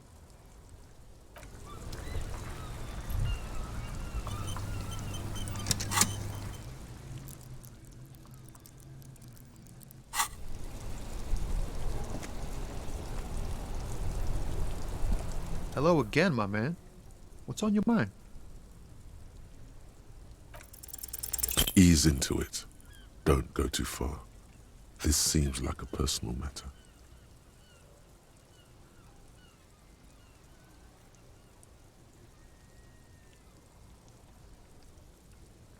I'm okay, man. Just... the jams got me down. The fumes, the chemical rainbows, the tarpaulin stretched on the frames and the dull engines off. Maybe the full-on, direct approach wasn't correct. Damn, it's tricky.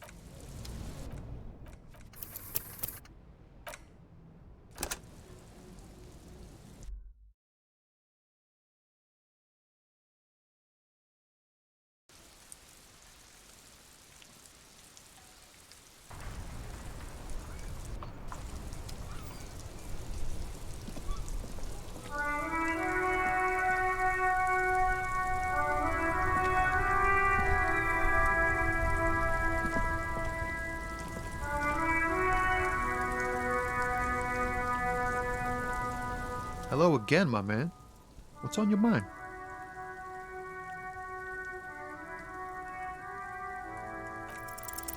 Ease into it. Man, nothing's... That all the beans you...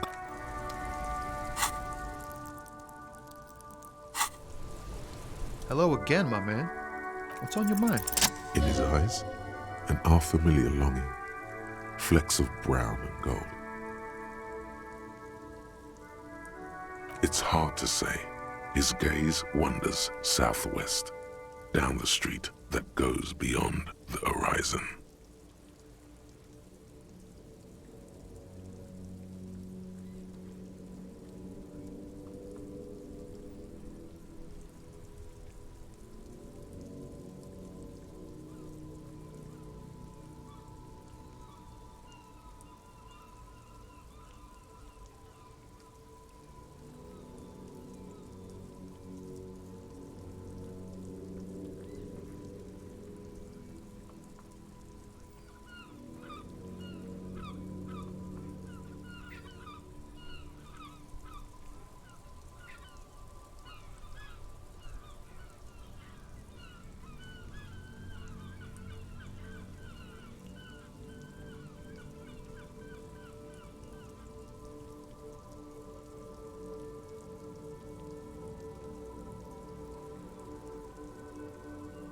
Excuse me?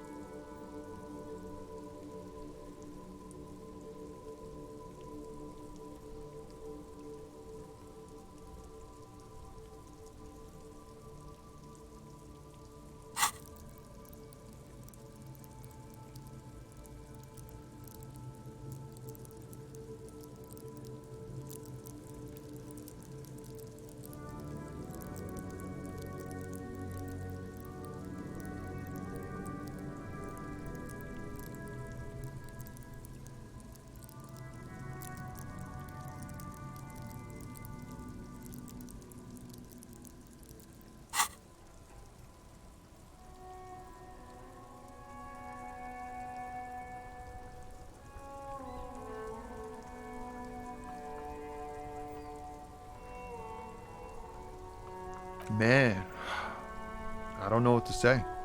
Not much anyone can do. There's no helping in absence, you know. I miss my family. They're all I have. My wife, second kid on the way, waiting all the way in Diora. And here I am stuck in this shit, so far from home. What's it like? Good. And bad. An ache that brings you joy. I think of them a lot. I dream up these silly scenarios in great detail of living with them. It comforts me.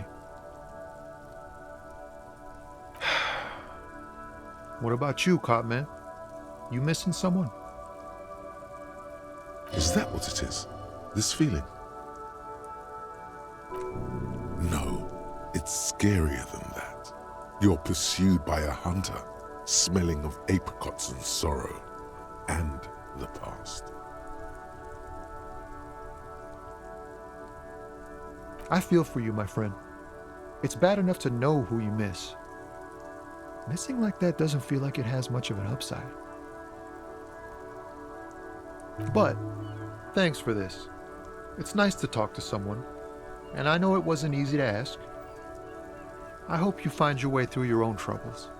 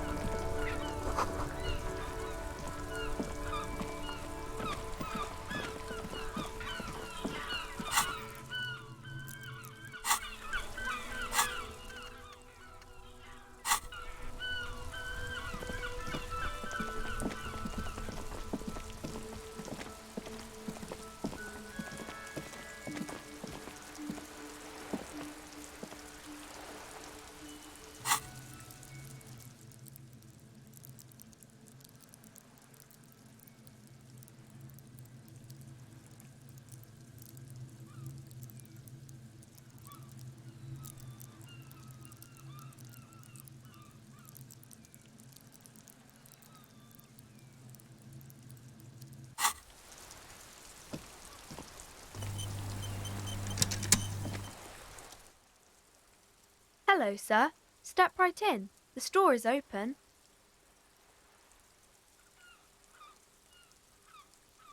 Are you interested in a new and exciting book? It's a bookstore, sir.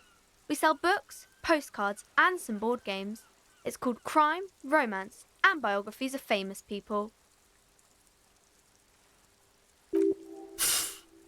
Books? Postcards? Easy. Even a kid would know all of this.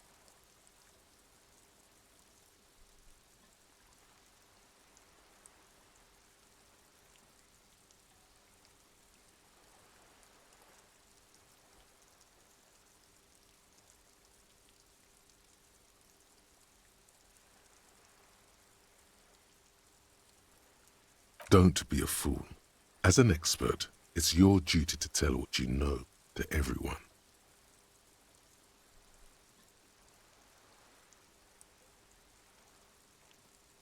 Sir, are you okay? You've been standing here silently for a while now.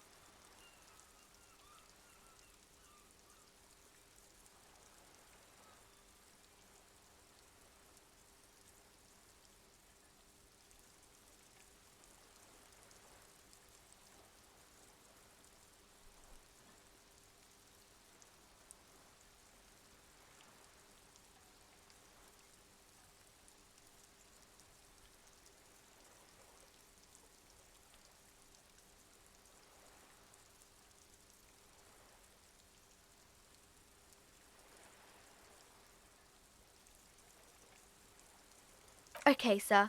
I'll try to answer any questions you have. I hope they're about books. My name is Annette, sir. My mum, her name is Plaisance. She owns the store. She's inside minding the register or organising the stock. Feel free to step in and browse our wares. I'm signalling that the store is open. Otherwise, people might not know. They'd miss out on the crime, romance, and biographies of famous people. A sudden gush of wind turns the pages of the books on the counters. She covers her face, smiling. But she's cold. Kind of you to offer, sir. What could you do to help her anyway? Oh, no, sir. I'm happy to help Mum by luring in customers. Besides, I have some hot juice in my vacuum bottle to keep warm. I do my studies at home at the moment.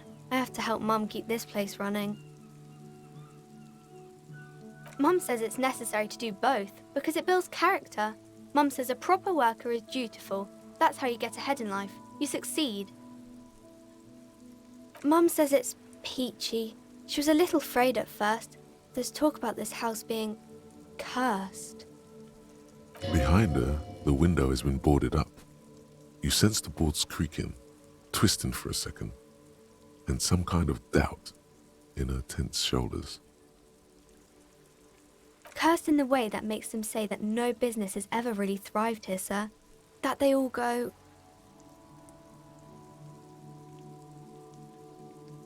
Exactly, but we've been doing fine so far. We can go into the bookstore and ask about the case, but I don't see much more to look into here. Yes, please do also look at our wares inside. The postcards and board games are there, sir. Nothing really, sir. Mum doesn't allow me to sneak around in the back rooms or the cellar. I don't really know what's there. It does not manifest itself in any way. It does not exist. I liked it better when we were talking about whether it's appropriate to stand out in the freezing weather. No such thing.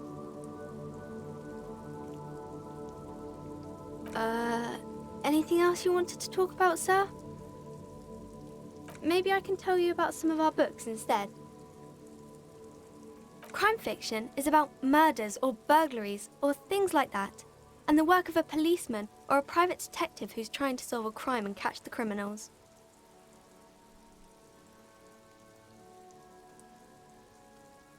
And it's kind of like a puzzle too. You can guess who the criminal is or how the good guys are going to catch him. You don't look much like a policeman.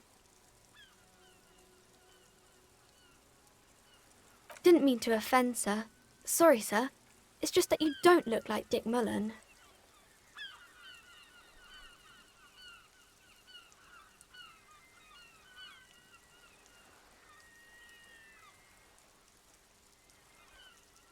Head, yes. Not head, child. Heads.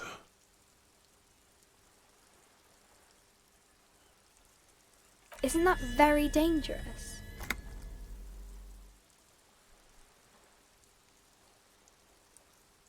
Unlike you, sir. He's just a fictional character. He's no match for you. Maybe you can show me some real police work, sir. Like in the books. It's the type of book where there's a rich lady and she has to choose between the good man and the bad man. Or there could be a story about a poor lady getting a rich man. It's about man and lady business, sir.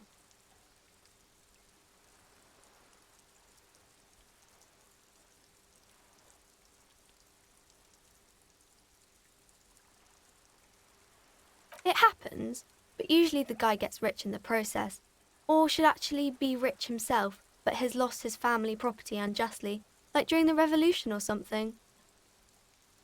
Those are unhappy books, for most of the pages. People sad about what they have lost, but then it all turns out just fine in the end. These are not very common. You can't have a choice between bad and bad. Nobody wants to read a story like that. Well, maybe then it's fine. Maybe if the lady then decides not to pick either, because she doesn't need a bad man. Yes, that would be interesting. That's really not a proper romance story. That's more like everyday life. Not in romance books, sir. These are about nice and pretty people, and everyone is happy in the end. I haven't read many of those. Maybe you should ask Mum. I'm sure she can help out. Anything else you're curious about? I haven't read many. I don't think it's a romance story if the main characters break up, though.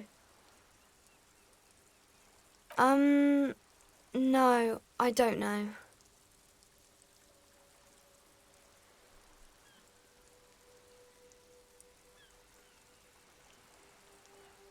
Yes, she knows books, definitely. What was that? An idea for an unfinished novel stuck somewhere in your forebrain? You clearly have issues you need to address. Maybe some about other books? Oh, kings and queens and generals of old, or artists and writers, or musicians, those kinds of people. There's usually something extraordinary about them. I think that's why people read them, to find the secrets of their fame. Seems like most people who read those books fail to get more famous from reading them.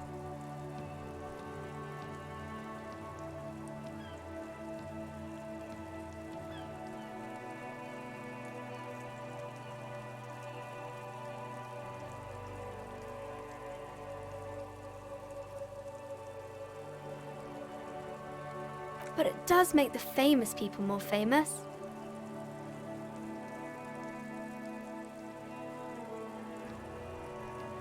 Annette's expression remains ever so helpful, but she doesn't say anything.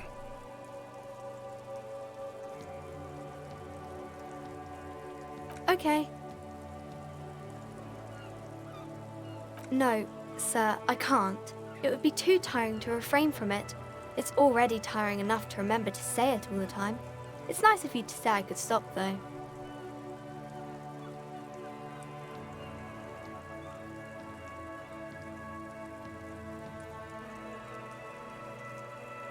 That's a friendly enough face, most of the time.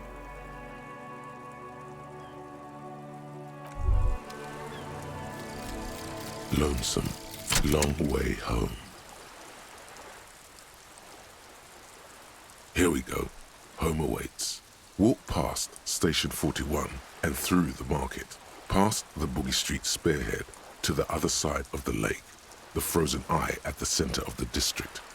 Then past the video rental store on the corner. There, at the end of a street lined with pine trees, a small house no larger than a matchbox. 11 Voyager Road. You no longer live there. Those times are gone. And so are those people. Why did you come here? Why are you still here? And where's the dealer? You have to get back to work. That's all you have now.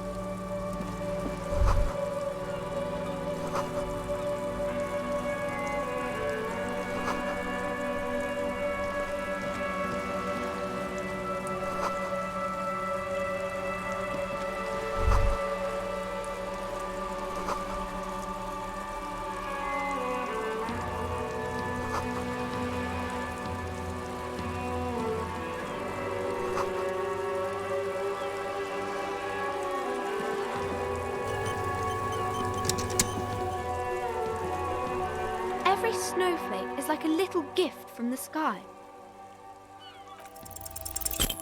You fell to do. She waits intently.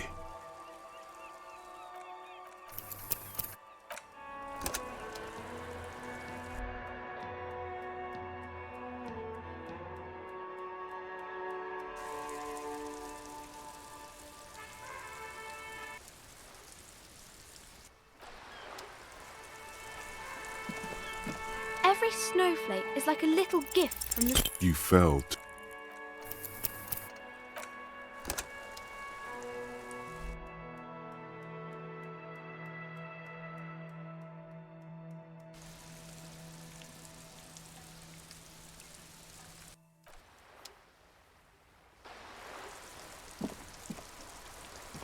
Every snowflake is like a little gift. The girl keeps her hands folded, hidden. Why is that? What do you mean, sir? She knows where this is going.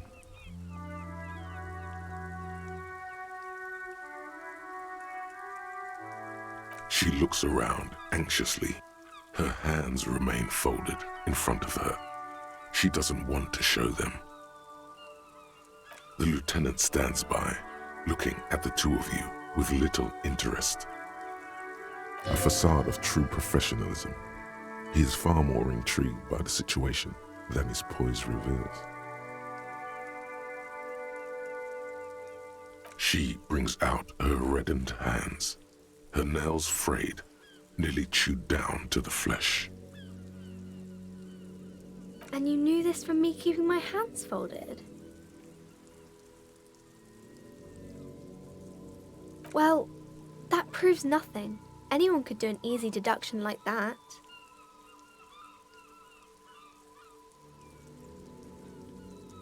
She nods, half provocative, half enthusiastic.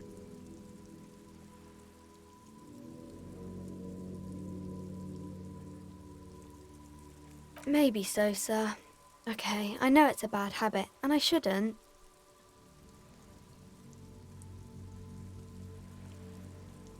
It was okay, sir. There's more that can be achieved here. Ask her to do the same. You're quite sober. The lieutenant does not flinch at the comment. He does not flinch even a single bit. He is intensely not flinching. It takes effort.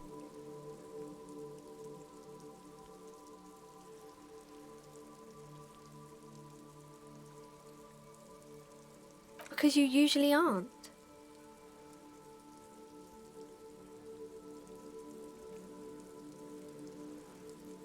I sure hope you are, sir. There she stands, swaying on her feet, assaulted by the early spring breeze. She smiles at you. The whole situation suddenly feels familiar, somehow. There's something you're missing.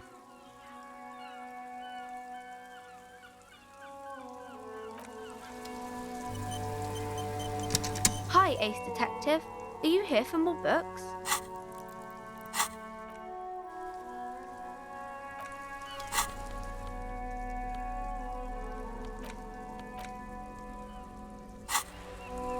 Hi, Ace Detective. Are you here for more books? You have absolutely no idea. For me,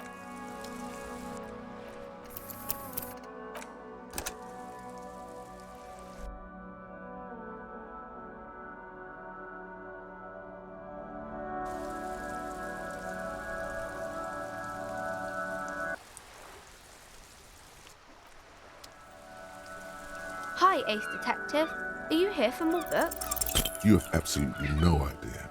Familiar?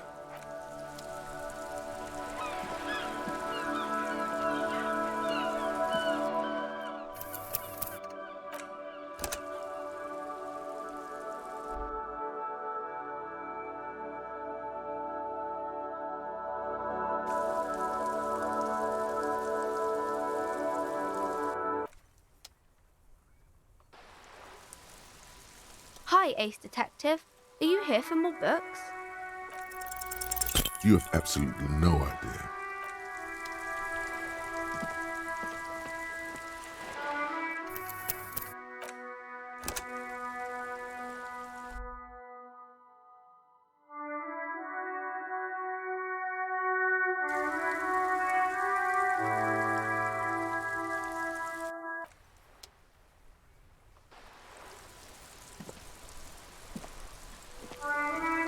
Hi, Ace Detective. Are you here for more books? You have absolutely no idea.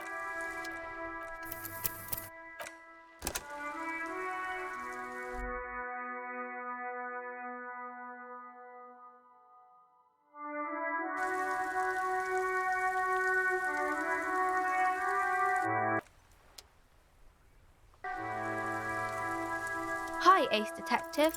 Are you... You have absolutely no idea.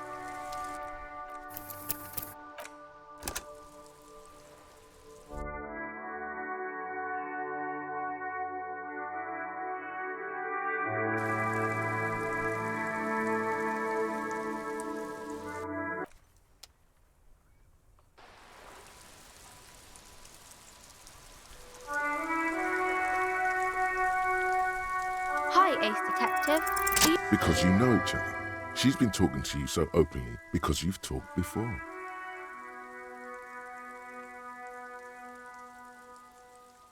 Yes, I stand in this spot all the time. You've been running around all week without your shirt on, sir, apologising to everyone. I don't really understand what you've done wrong. Of course, you've stopped by a few times. You certainly look better than the last time I saw you.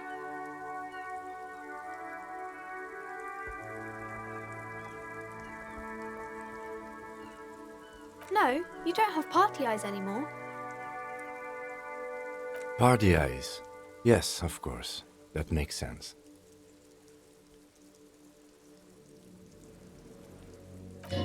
I'm not surprised children have seen you running around with party eyes on, he thinks. Not at all. You know, like a cat in the dark, all big and wide-eyed. It certainly looks odd on a man. The swiveling eyes of a loony drug addict. That is what she meant. You were probably gurning too. Fuck yeah. You should get some party eyes right now. Snap those sequins on you, boy. Oh baby, that's not what you have to worry about. Worry about the important thing. I didn't know I had to do that.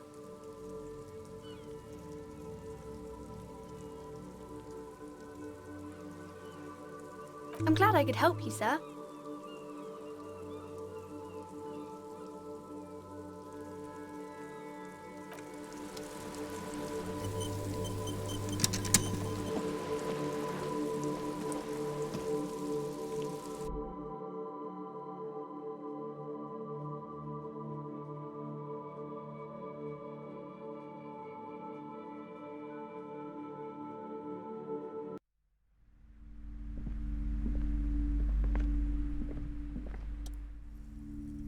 Welcome to Crime, Romance, and Biographies of Famous People.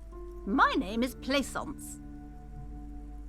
Be welcome, and please take responsibility for the energy you bring into this space.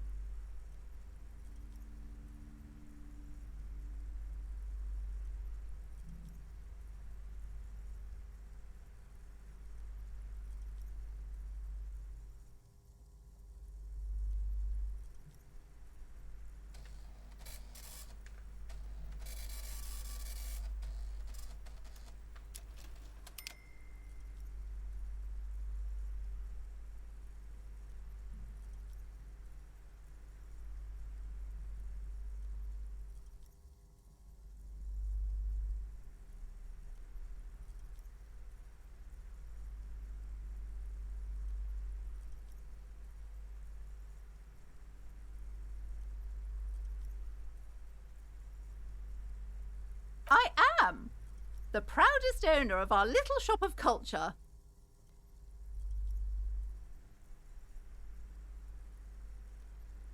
Annette, yes, my daughter. I hope she wasn't slacking off again with her nose in science fiction. Tell me, was she at her post doing her job like a proper girl? Wonderful! Did you talk to her? Great! On a scale of 1 to 10, how compelled were you to buy books after talking with her? Her opinion of her daughter depends on how well she lured you into the store.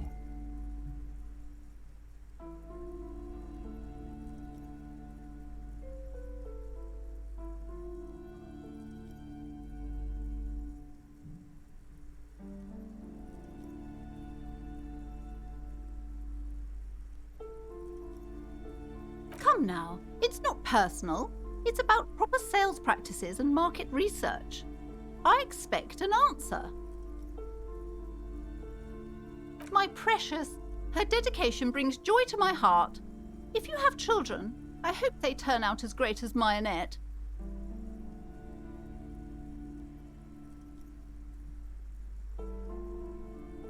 God, I've told her not to do that. It's such a disgusting habit.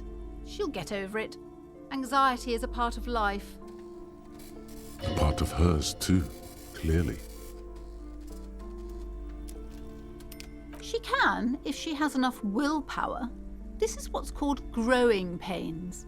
Life isn't easy. Life doesn't give breaks. Come on, ma'am. It's obvious she can't do anything about it. You are placing an unnecessary burden on a young child.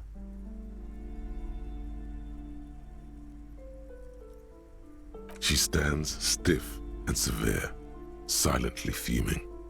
10 or so seconds pass without change.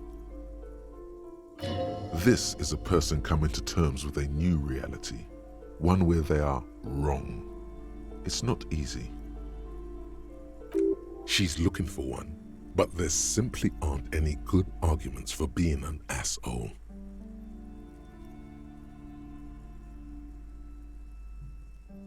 Oh no. Hold on. I need to invite her inside and apologize. She must be freezing out there.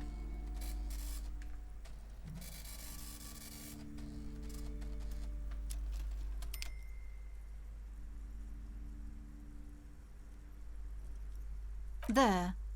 I don't know what to say to you. My husband, he tries to teach me business lessons. I have what my mother called a dull mind. All this stress. It sounds like both the husband and the mother treat her the way she treats Annette.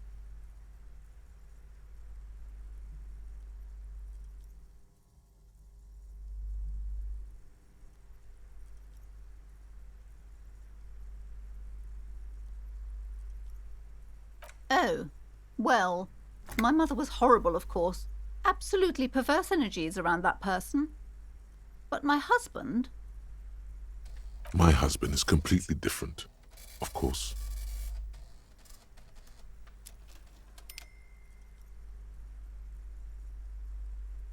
Yes, my husband is a successful entrepreneur east of the river.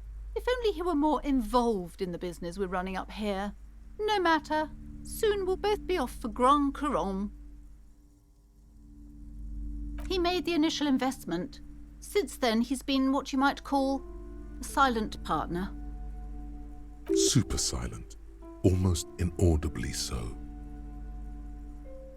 Yes, I'm afraid so. A real treat she is. It would be nice if she had... No, we couldn't have afforded more children, really. Not in this economy. We're quite busy people, you know, my husband and I. Quite busy. Children are a lot of work. You don't look like a father, so I don't expect you to understand. I'm sorry, I'm sure you do understand. She's been too busy helping me here, so she studied at home this trimester. This is a temporary solution, of course. I assure you, I of all people understand the importance of education. She will be back in school the moment the store takes off. And hell freezes over? Never mind. It's not a good topic to get into. The woman looks aloof, her features much softer. Occasionally she glances at her daughter's silhouette.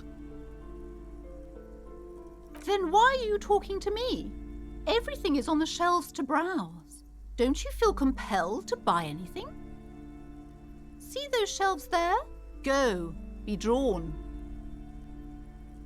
She smiles and nods, seemingly relieved.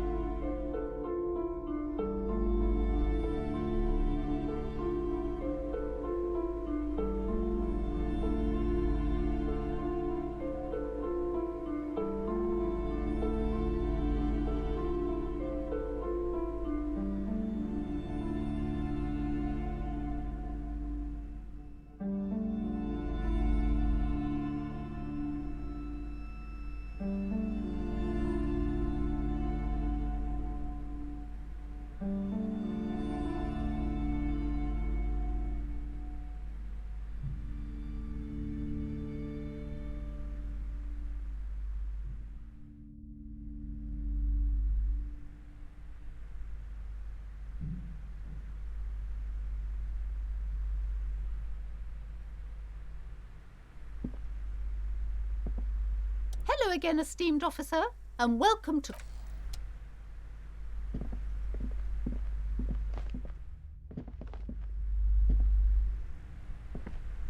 I'm sorry, sir. I can't talk right now.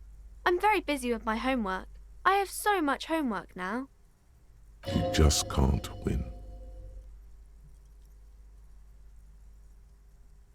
Out of the rain and into the gutter. Math. It's really difficult. Like, really. They say you need it to get rich. Better than standing outside in the cold, I guess. Oh, I found something while you were away. I thought this would fit you. Like, thanks for helping out. Not me. The city, I mean. Like a detective does.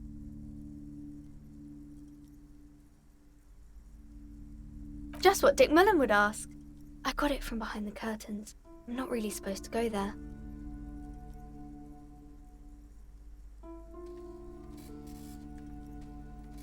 Yes, just like the one Dick Mullen wears all the time. You'll look way more serious with that.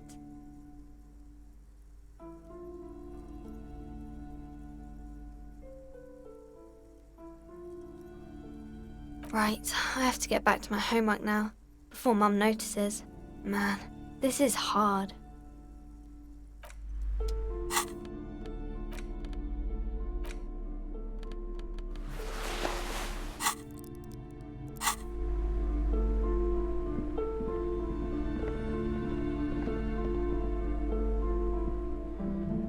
Hello again, esteemed officer, and welcome to Crime, Romance...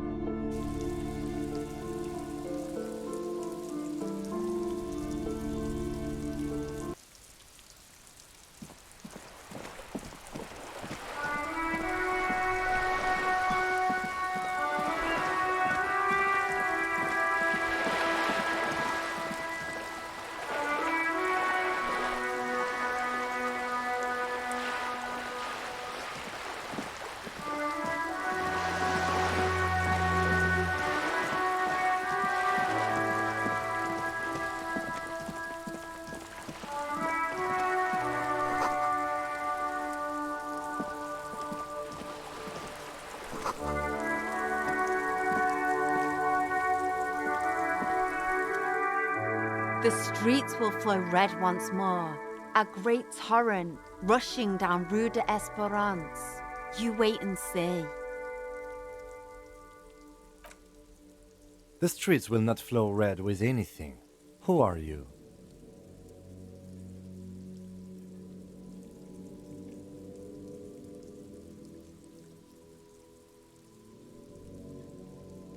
I'm Cindy the fucking Skull.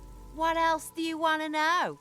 Date of birth, blood type, the last time I was tested for Hep C.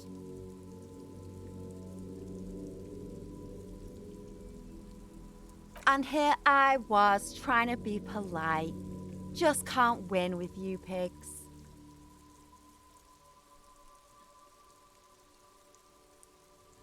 She nods disdainfully toward the woman performing maintenance on the boat docked next to the pier. Hatred, disgust, it's difficult to tell which of the two is more present in her girlish features.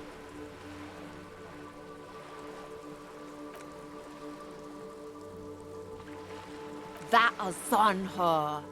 Someone's got to keep an eye on her. The woman on the boat does not notice her staring. Ozon is an archipelago 2 days' travel away from Rivershot. Its moneyed residents, used to posh restaurants and upscale boutiques, rarely have reason to visit Martinez. Probably the Wild Pines rep. We should talk to her. She's a professional negotiator, though. I have the feeling she will be very cooperative while telling us nothing. You should take the lead. Ask her unexpected questions, you know? Do your thing. Don't be afraid to get a bit wacky. Throwing her off is our best bet. Good idea, piggies. Run along now. Fuck her shit up good. Impound that boat while you're at it. I'd like to watch her swim back to Ozon.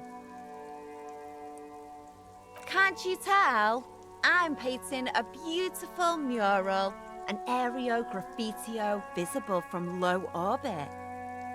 I haven't really started it yet. I'm waiting for the right words.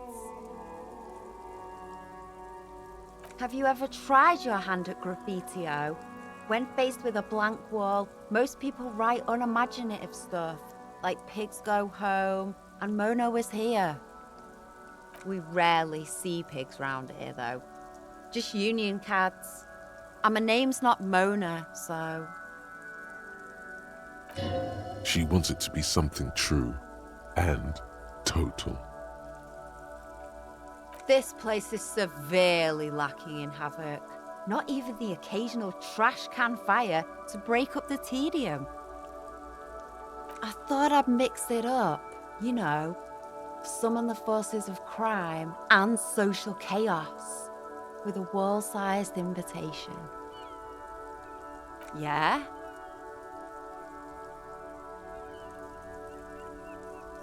Thanks. I'm sure... She means that you've lessened her desire to deface the building.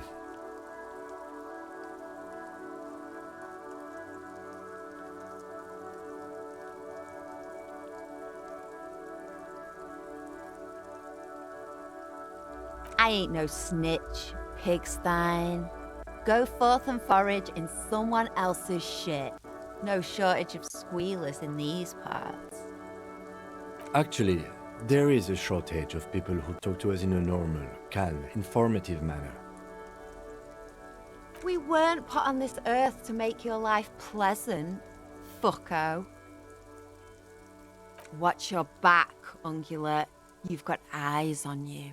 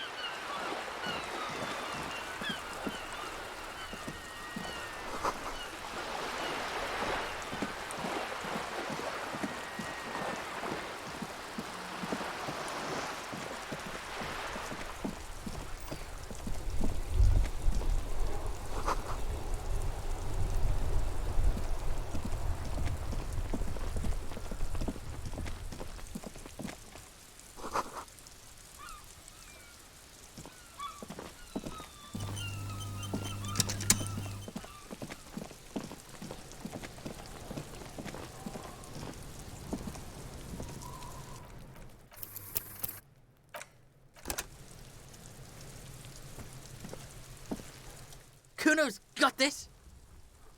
If there ever was such a Oh yeah, nappa gumpy, Kuno! Right in the... Love it in the dick. The boy is sweating profusely. His eyes are like two black holes and his jaw is twitching as if the kid is obviously... The fuck does Kuno know what You will... The language these kids are... the fuck is... He's calling us Kuno! He says we're fucking each other! Alright, entertain the Kuno. Show me what you got. Yeah, like a fucking volcano. Yeah. Fucking pathetic. You were lucky you didn't die there! Yeah. Kuno's got some advice for you. What are you? Like 80, right? Maybe you should stop embarrassing yourself in front of a fucking kid. Perhaps you could compress this negative energy and turn it into some sort of a Kuno-fied non-vomiter. That's right. Turn your weaknesses into conceptual strengths. Try it again now. Kuno doesn't...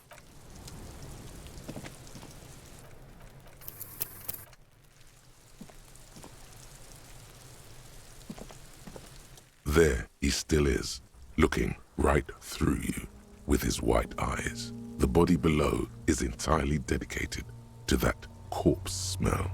Emitting it is...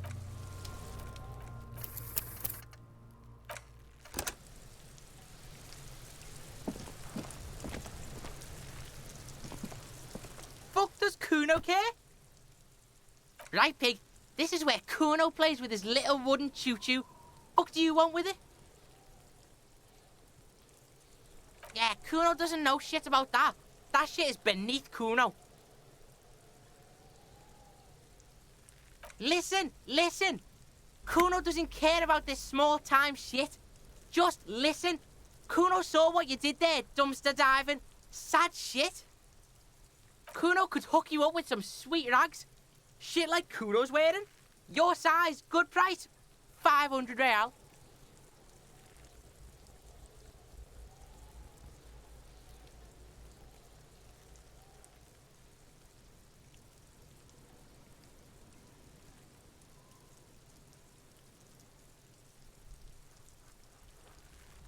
Look, Kuno ain't seen shit lying around, except for that up there. Now, you want performance gear or not, Grandpa? The lieutenant remains silent, but his expression couldn't say, "I told you so," any louder.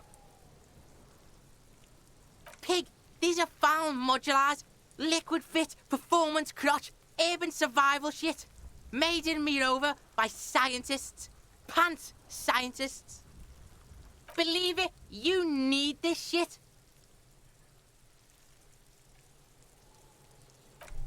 These could drastically improve your chances of survival in the urban wilderness.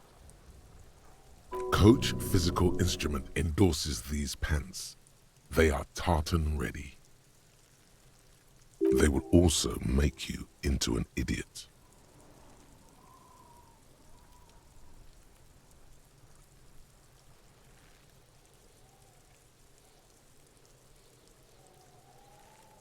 Whatever.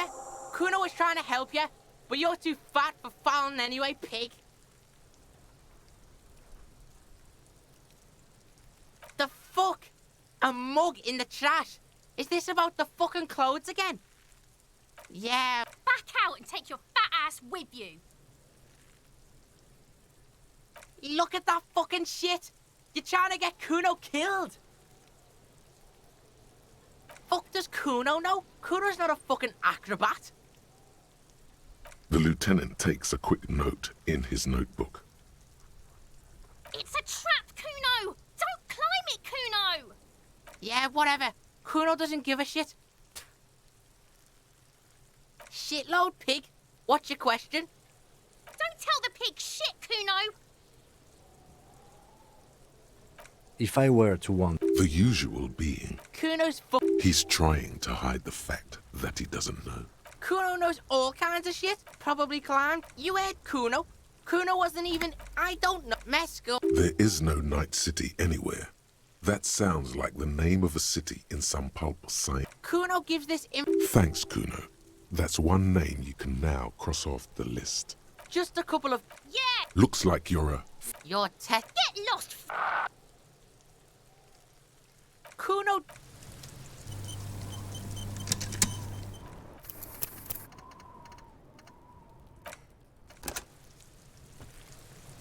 Fuck does Kuno's Kuno, pig?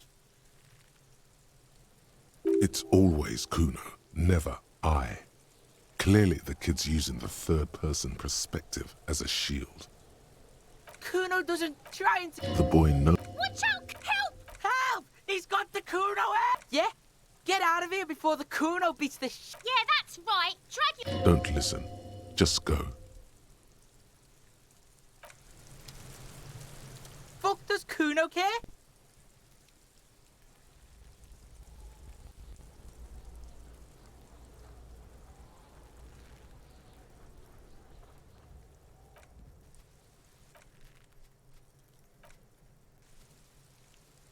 Kuno does... Fuck does Kuno care? The fuck about it? Your tech... Get lost! Yeah? Yeah, whatever. Kuno doesn't give a shit. He's on your crime scene, bossing you around. And he's been here for some time too. This is where he hangs out. You have to get more out of him. He could be useful.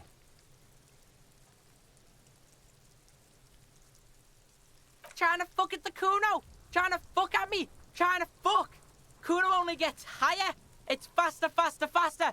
Can't take the Kuno. Stay out of the reactor. Kuno gonna fuck you up! Up! Normal is not what we got here. You've got to work with what you have for now. Kuno doesn't...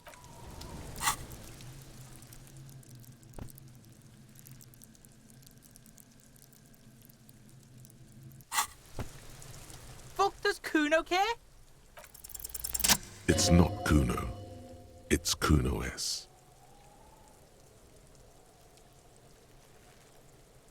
Kuno S is by far the worst of the two. Kuno has no problem being near you, but the other hides behind the fence, afraid for her life, like she's done something very bad. All in all, Kuno respects madness. You cannot hope to outdo her on that front. You must win yourself a few minutes with him alone. Fuck you whispering about? He's whispering too. He's going with it. But watch what happens. Fuck you, whispering about! She puts extra stress onto that word, expecting it will make you uncomfortable. If Kuno wants to whisper, he's gonna fucking whisper, okay? Let's whisper, pig. This is it. You've got him. But be careful. You can still fuck this up. Don't make Kuno look bad in this.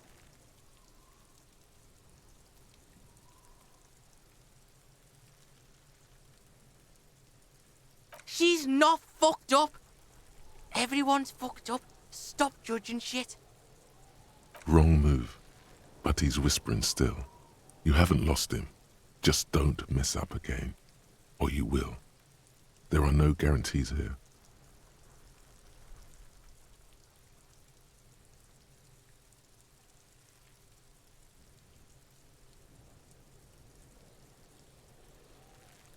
Crazy?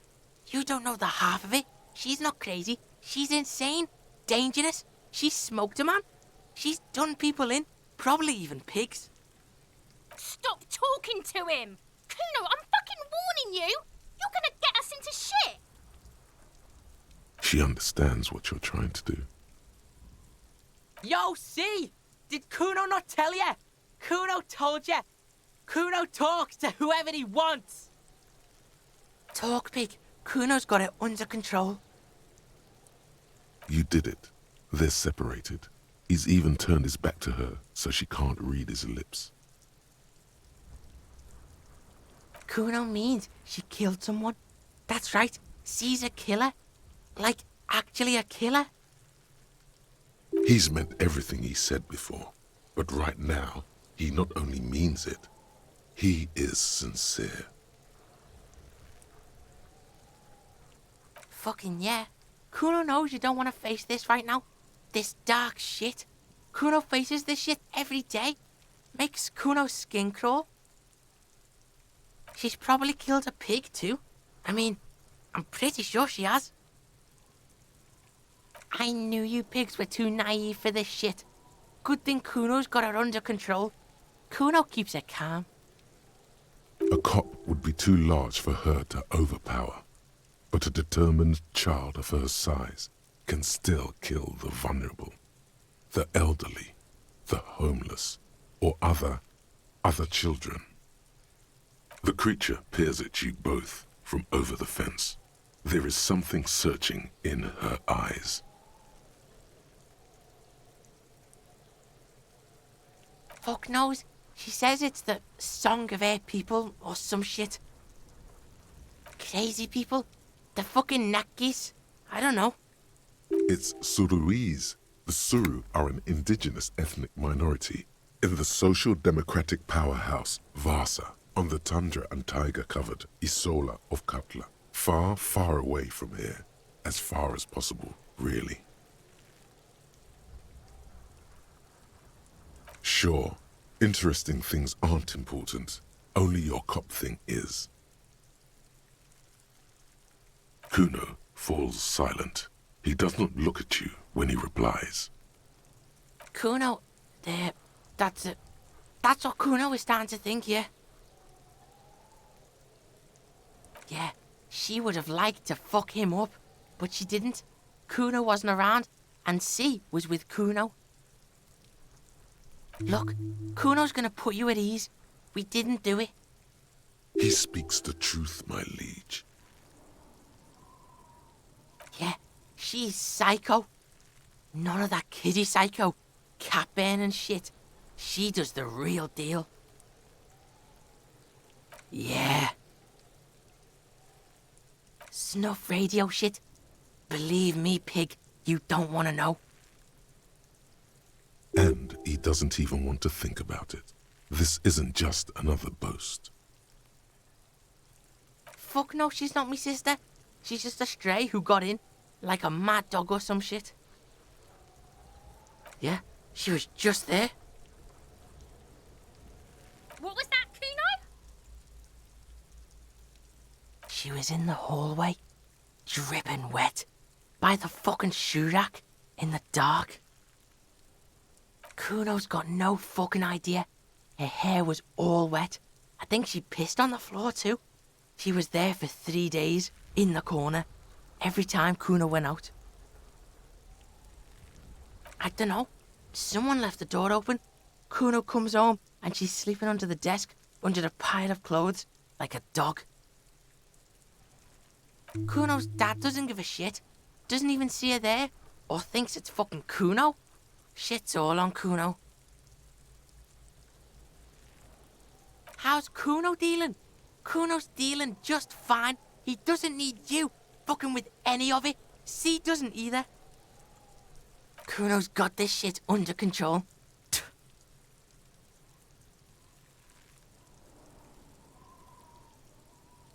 Listen, listen. C is Kuno's go-to.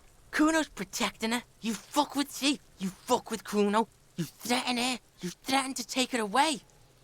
This is what it all comes down to. He needs you to take him seriously now. I'm going to kill you. I'll run when you put the cuffs on her, sneak up on you later, and fuck you up. You understand?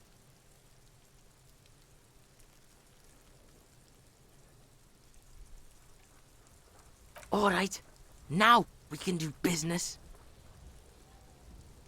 Yeah, what do you want? Kuno can hook you up with... Oh, don't hook him up with shit, Kuno. See, relax. He respects the Kuno. Kuno made him respect the Kuno. You respect the Kuno, you get all kinds of shit.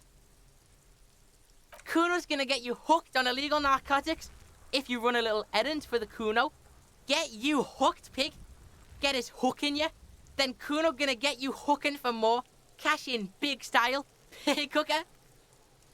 And shit, you can even fuck back in Kuno's kingdom. That fucking pile of eternite. It's a secret door, okay? Just pull it up and you can fuck into Kuno's shack. Kuno doesn't fucking care.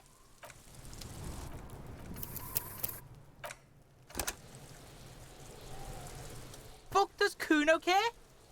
Kuno gets it from his dad. Kuno and his dad are major suppliers. That's where Kuno gets his lightning on.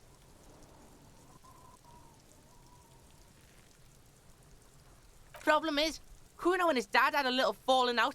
Now junkies clawing at Kuno's door. Streets going mad. Kuno's got to throw his dirty popo man at it. Dirty popo man is you. In there is Kuno's violent dad on steroids. Kuno's dad does steroids and speed. If you can take him, you can have half of the speed. Kuno's dad is a fucking monster. He's the most violent man in Revachol. He doesn't give a shit about a single thing. He drinks too. Are you sure you can take on the most violent man in Revachol? In your condition? Like half. A baggie, but like in this vial. That's half a gram, sir. Yeah, half a G. Want it or not? Okay, Kuno's listening.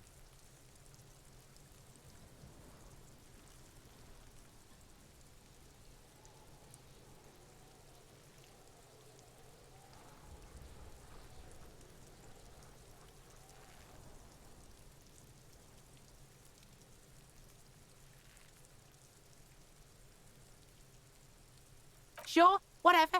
If you survive, make sure to bring that shit back to Kuno. Kuno's almost out. You wouldn't like Kuno's violent dad's got Kuno's key. So you need to fuck your way in there. Go to the pier side, bang on the door till the cleaning gimp lets you in. That's how Kuno does it. Then you go to room 12 and kick down the door, police violence style. That's what Kuno does. And then it's action time. You're locked in the room with violent fuckhead. That's it. Next time Kuno sees you, you better have his shit. What the hell are you signing us up for here? Okay then. Kuno doesn't fucking care.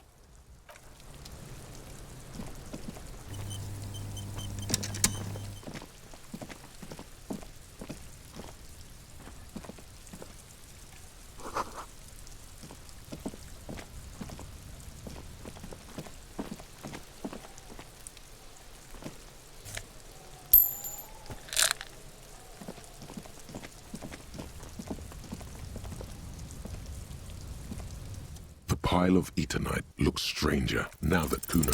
Because, unless Kuno lied, you should just be able to pull the panels aside.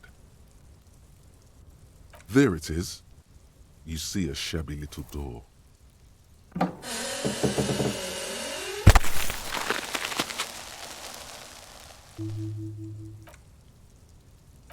So this is the shack Kuno mentioned. Let's take a look inside there.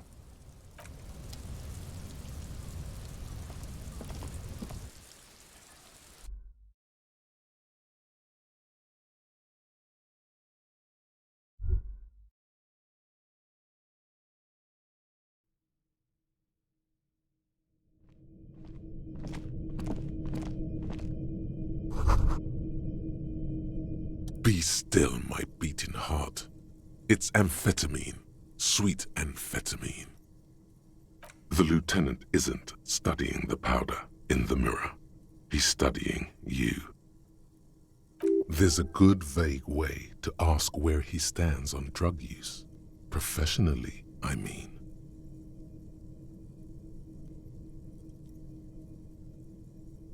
Perhaps not. This is below our pay grade, detective. However, see that ladder there? It's probably another way into the industrial harbor, no? A secret path the local kids use.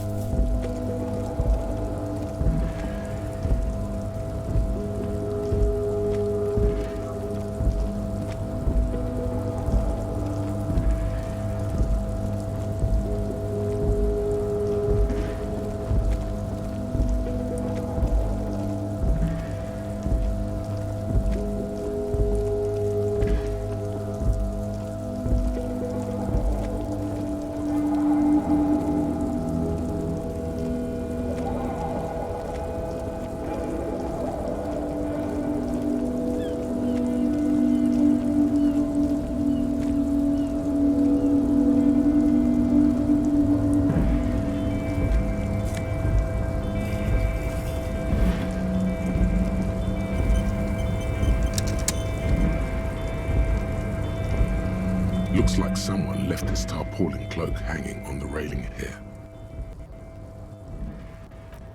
Yes, it's probably yours. It bears the RCM insignia, and you have a habit of being careless with your equipment. You could probably make the jump. You look like you've done some track and field in your day. The cloak? I do think it's yours, yes. As to whether you should go for it? Well, it doesn't seem too dangerous. 2 meter stops. Whenever you're ready to do it, I'll be right behind you. The cloak looks like a bag of goodies floating in the wind. Who knows what it's pocketing? The wind is aggressive up here.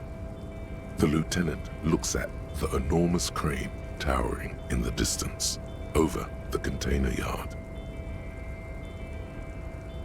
The look in his eyes is a mix of the engineer-like interest and the wonder of a 6-year-old seeing a horse for the first time. His eyes trace the crane's contour as if trying to memorize its majestic shape. Then he notices your gaze. Yes, we were in the middle of something. Your cloak.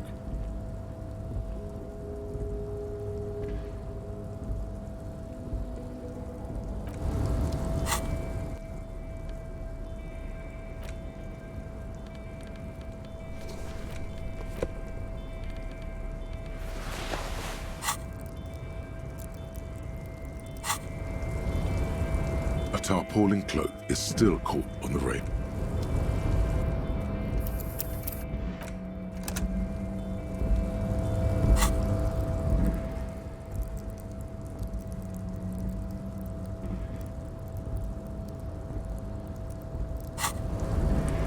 A tarpaulin cloak is still caught on the railing.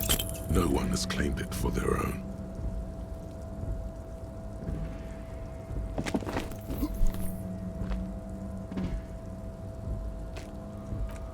Nope, no. That's still too high. What were you thinking? You're not a gymnast. You're a Sure. Just be careful, okay? Looks like you almost strained a muscle there.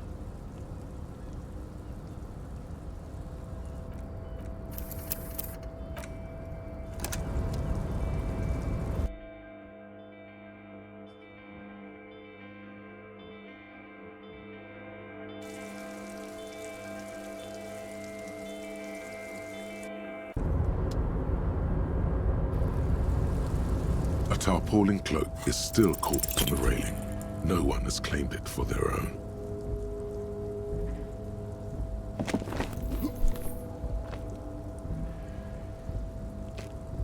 Nope, no. Sure. Just be careful, okay? Looks like you almost strained. What are we doing? Or it could be that we had... He's thinking you've forgotten where you are again.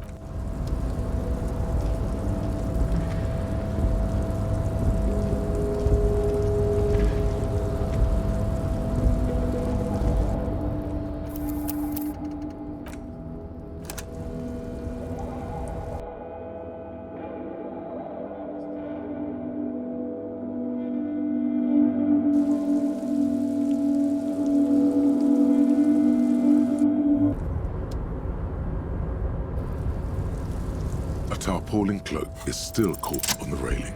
No one has claimed it for their own. As you leap in the air, a chilly breeze engulfs you, sharpening your senses. As the concrete floor welcomes you, you realize it's been a while since you felt so alive, alert, capable. Must be the adrenaline. I knew you could do it. My climbing down might not have been as disco as your jump, but at least we can explore the harbor now. With your feet firmly planted on the concrete, the noise of the harbor rushes back in.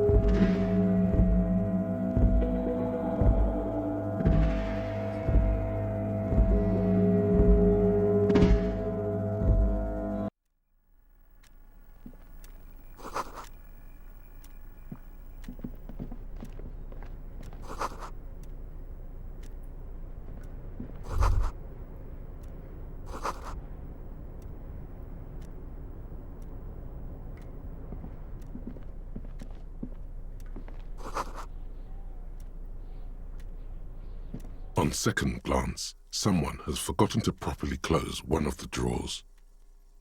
It's unfortunate for the Union to just leave their paperwork lying around like this.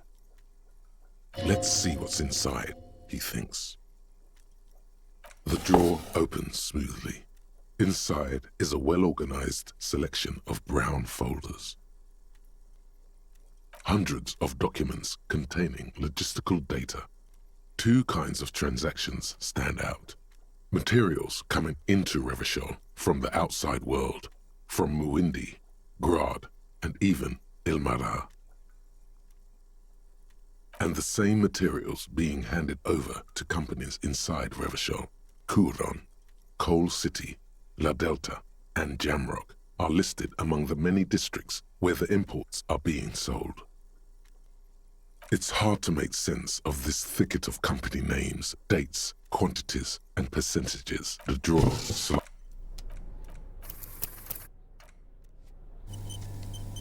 The file cabinet stands steady as ever.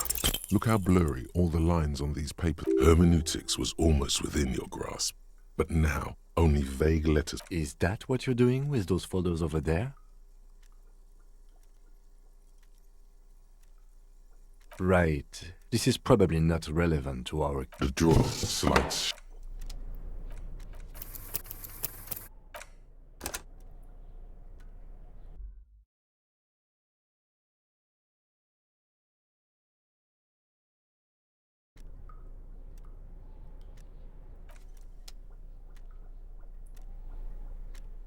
The file cabinet stands steady as ever. Whatever's hidden here is hidden well. Concentration isn't enough. Only a trained accountant with a background in logistics would be able to really make sense of it. However, there is a little handwritten note stuck on the side of the drawer. It appears to be a to-do list written in large, uneven capital letters. Remember, Leo, Everard's shoes, special whirling borscht, water Everard's plants, sweep office floor, more banners. All items on the list have been crossed out and the note itself is crumpled. Everard Clare, probably. The head of the Debarders Union. One of his aides must have left it. Nothing incriminating here. The special borscht seems a bit odd in the list. Remember, Leo, Everard's shoes. All items on the list have been the drawer.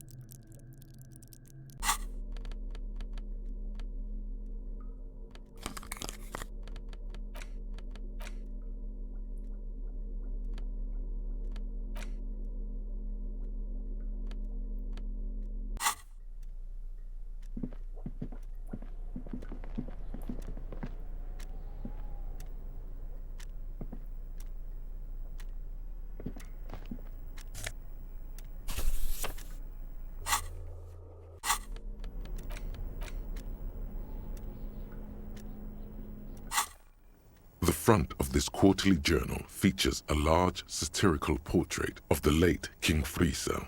From the sides of his head, a pair of white antlers spread to the corners of the cover. Because white antlers are one of the symbols of communism, they represent a society in accord with the natural world and at the same time above it. Because Friesel was incompetent, foolish, and cruel. In short, the embodiment of everything the communards wished to overthrow. It's satire, you see. To your disappointment, there aren't any full-color pictures to direct your attention. Just column after column of closely set text, interrupted occasionally by little doodles in black and white.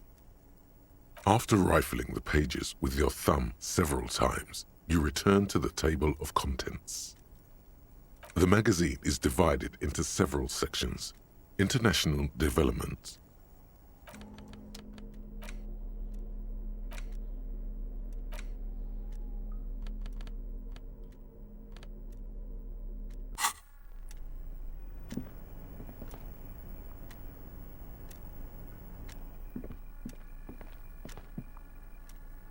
an imposing combination of a punch clock and a payphone is looking down at you from the wall.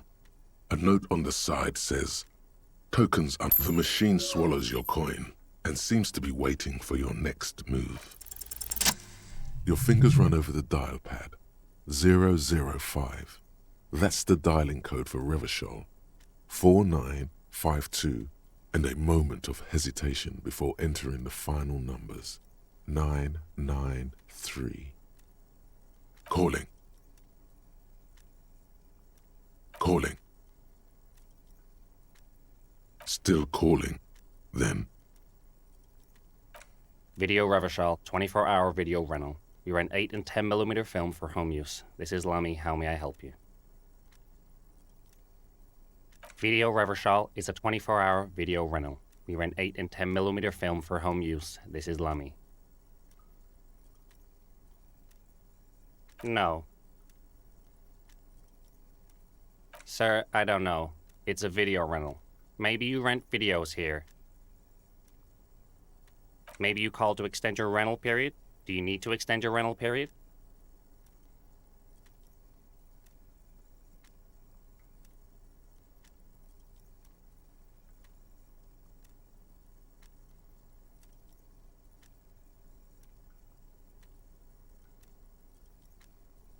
If you need any further assistance, you can visit us on the corner of Voyager and Main. I can't help you over the phone. Are we done? He thinks you're pulling a prank on him. The call is terminated by the other party. You're left with the discomforting sound of the disconnect tone.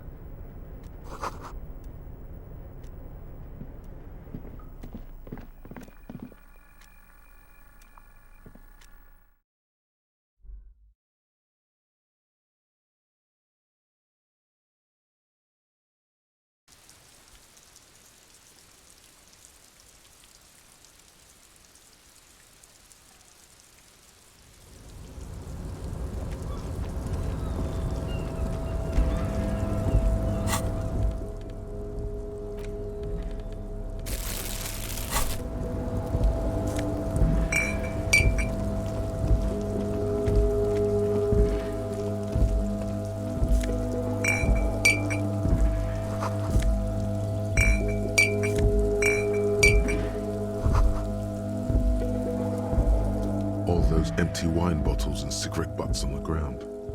Someone partied really, really hard here. Well, they went through 6 bottles of potent Pilsner, 3 bottles of Commodore Red, and almost 4 packs of cigarettes. It must have been pretty hard. Well, yes, I think we can say with relative confidence that it was you.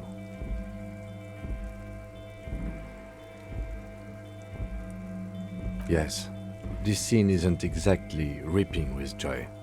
Let's just move on.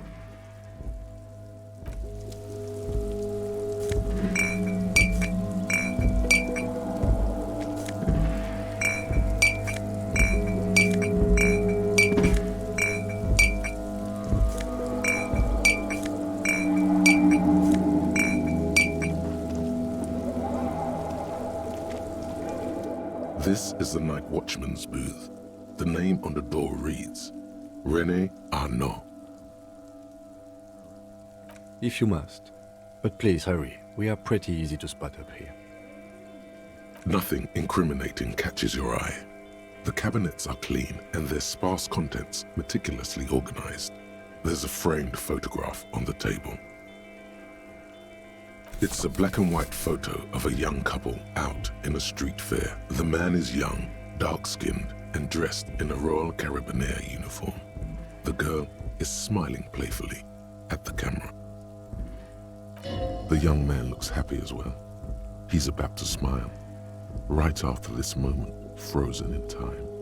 You're sure of that. Why did you take that?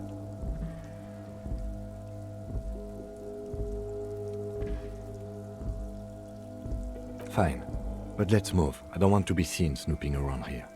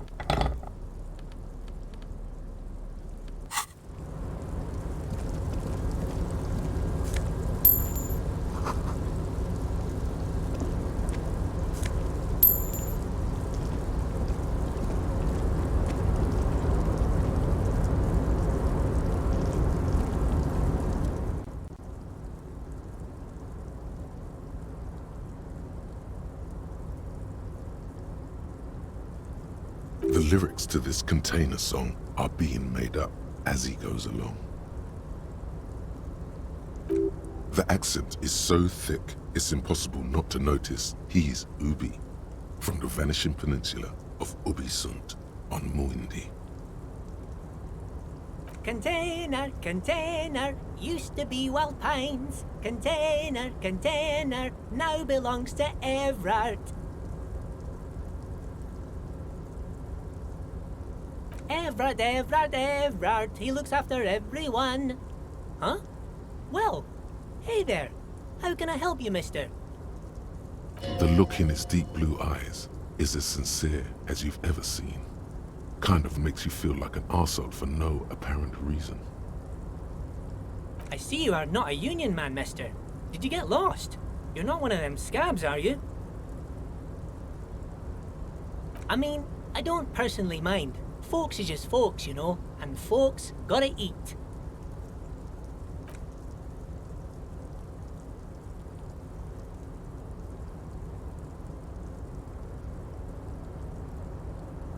Oh yes, born and raised in Irish, mister. Mum had to leave my dad after he got a bit violent. Took us here to the new world. I was about 10 then, too old to lose my accent then. People say us Ubis are up to all sorts of trouble with sheep and other animals and whatnot.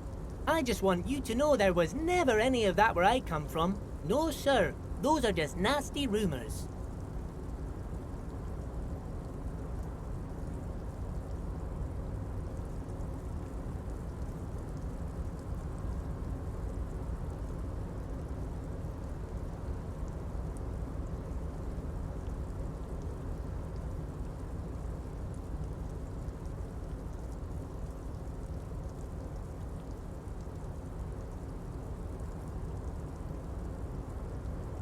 Thank you for clarifying that, sir. Oh, I'm just making some covers for them containers here. Yes, I am. Yes, I am. So it's easier for the crane operators to spot them. Sure, mister. About what? Bye-bye now.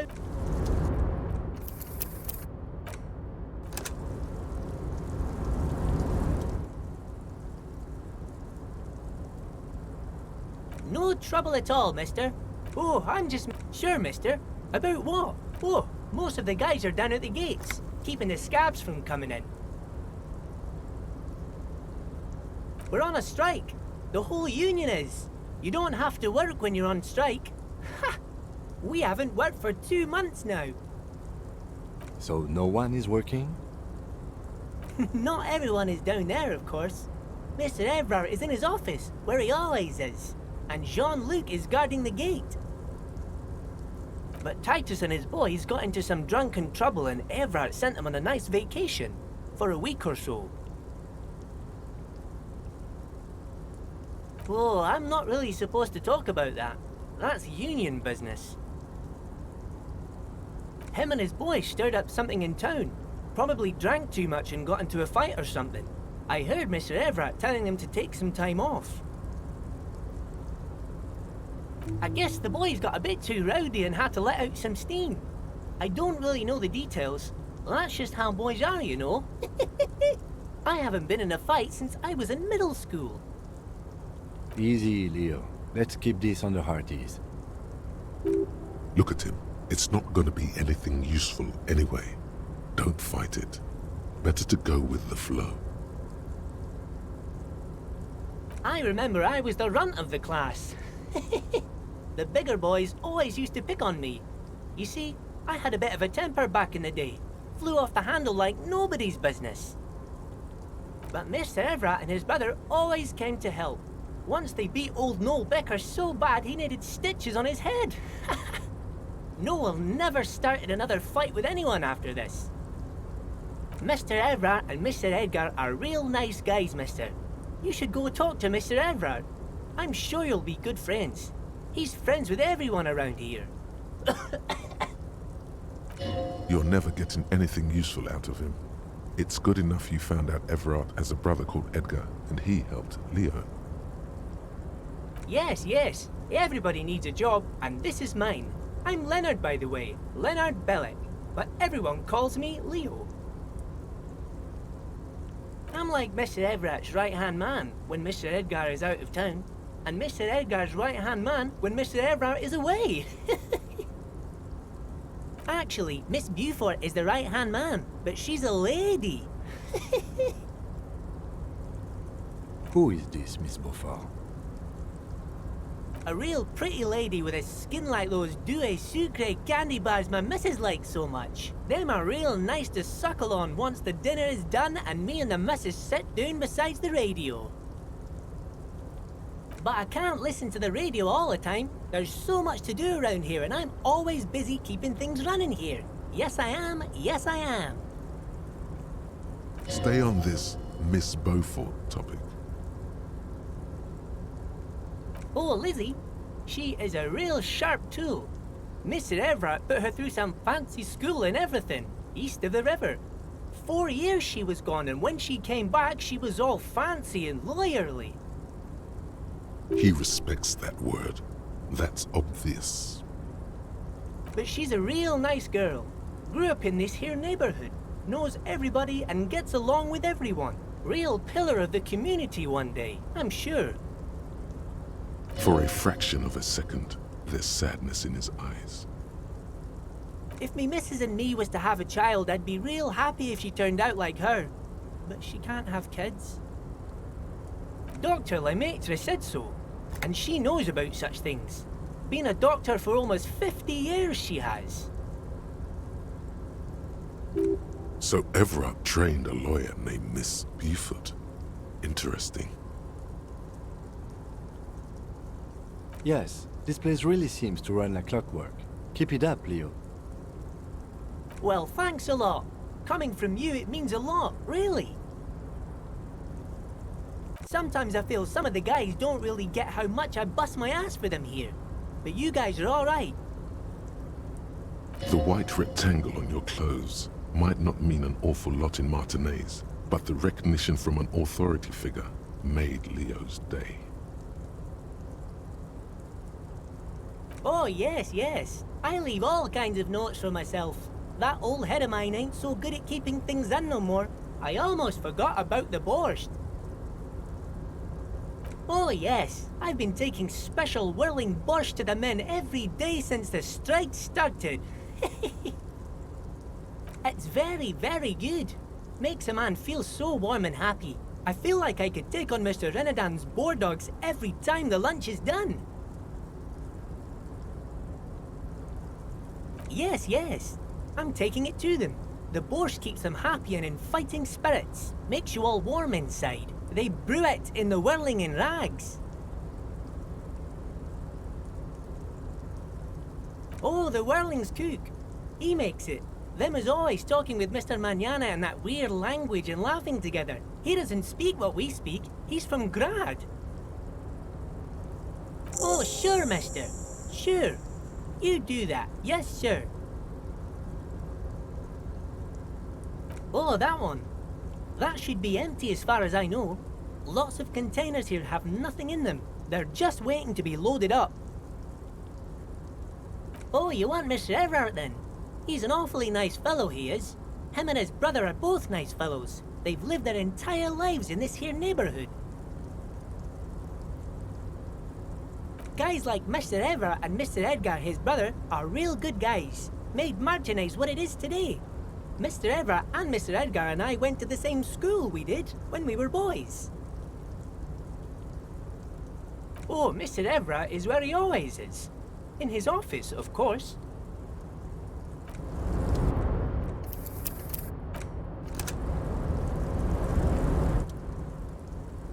No trouble at all, mister. No trouble at... Oh, I'm just making some covers for them containers here. Yes, I am. Yes, I am. Everything is so pretty and red. You and Leo look like...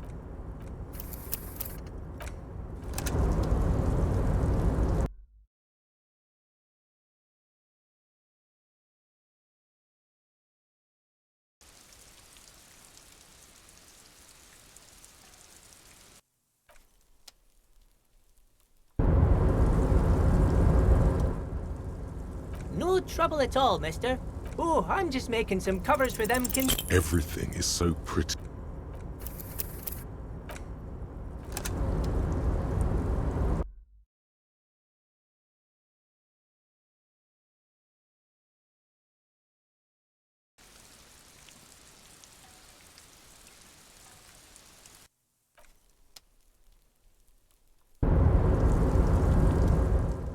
No trouble at all, mister. Oh, I'm just making some covers for... The containers in the yard are green in Wild Pine's livery, and the mountains rising behind Leo is all red in Union colors.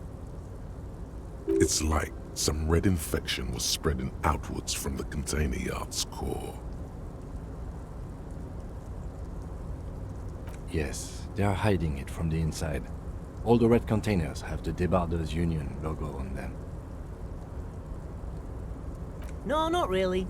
Mr. Everett doesn't tell me all the big things. Says I go and tell them to everyone. Oh, no trouble at all, mister. No trouble at all.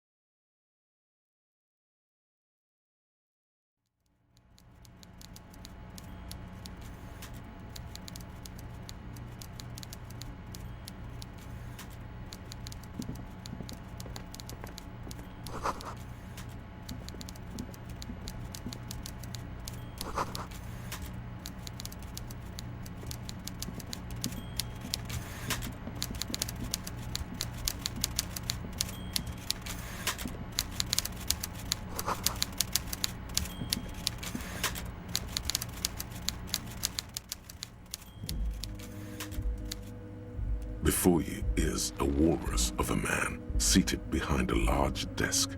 He looks up from his work, not the least bit surprised to see you. With great effort, he straightens himself up in his chair, yet says nothing. He simply stares at you. Welcome, Mr. Dubois, Mr. Kitsuragi. It's good of you two to stop by. Please, have a seat. I'm Everard Clare, head of the Debarders Union here in Martinez. I'd offer you my hand, but unfortunately my health prevents me from getting up. You understand? He looks extremely comfortable. The tiny folding chair, on the other hand, looks like a torture device. You go ahead, detective. Whatever he has in store for you, it can't be good, he thinks. I'll do my best. Forget about that. What's with this Dubois stuff? You're getting some seriously bad vibes from that name. Please, Mr. Dubois, let us converse in a civilized manner, as equals. Take a seat. I insist.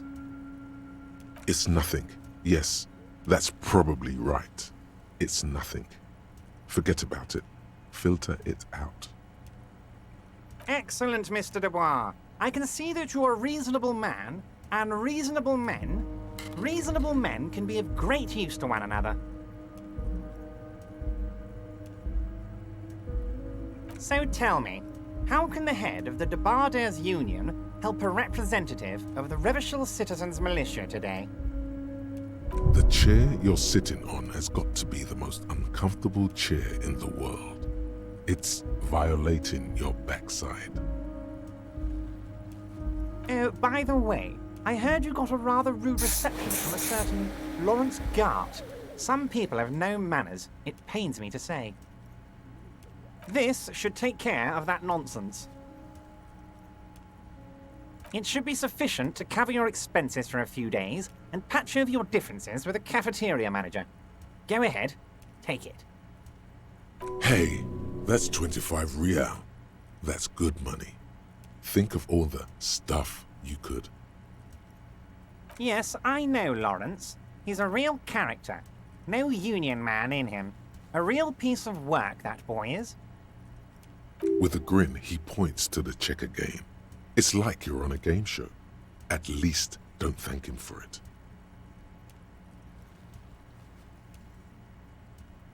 Okay. I respect a man with principles. No handouts, then. Now, I'd like to set your mind at ease about one other matter. Your lost gun. Let me assure you, Union people are on it as we speak. I've got my best hounds looking for that lost gun. His slug-like lips move, but all you hear is an echo. Lost gun, lost gun, lost gun. The world is swallowed by a black hole of fear. Only two words escape its gravitational pull. Lost and gun. Are you all right, Harry? You say you got this, but you seem a little anxious to me. Don't be. Everything's going to be all right. It's not like you left it loaded. You didn't lose a loaded gun. Local children aren't out there playing with it right now, pointing it into their own mouths. It's in a safe place. I just know it. I have a feeling everything's going to be all right. Officer, we will deal with this later. We don't need Mr. Clare's help with this. I wouldn't be so sure about that. God, you're sweating. Your knee is jerking. You're about to cry, aren't you? You're about to cry because you lost your gun and those children are gonna shoot themselves with it. Mr. Dubois, you don't look so good. What is this, Mr. Dubois? He keeps repeating. What is he trying to pull here? You need to cool the fuck down. Chill. Mr. Dubois! Mr. Dubois! Harry!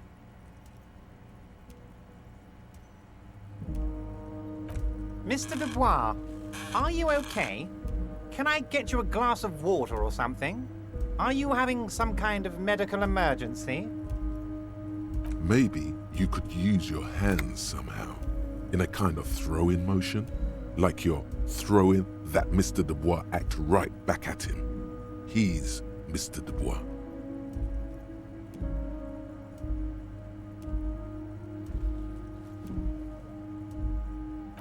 What an odd demonstration of... you got me, Harry. I don't even know what. As entertaining as it was, I'm afraid we're wasting our time. And I'm an extremely busy man, as I'm sure you are too. Okay, enough. We are here to ask you some questions pertaining to a murder investigation. Quick, here's your window. Get yourself together and ask him questions. Police officer questions. It is about time to stop embarrassing yourself. Questions will help you regain some of your lost dignity. Of course. Let us dispatch with the formalities. You call me Everard, I call you Harry. My God, so it's true. I didn't want to believe it, but you are a fantastic science fiction amnesiac cop, aren't you? What are the odds of that? I think the odds of that are very low. It might be a good idea to hide your confusion. I mean, see what his game is first.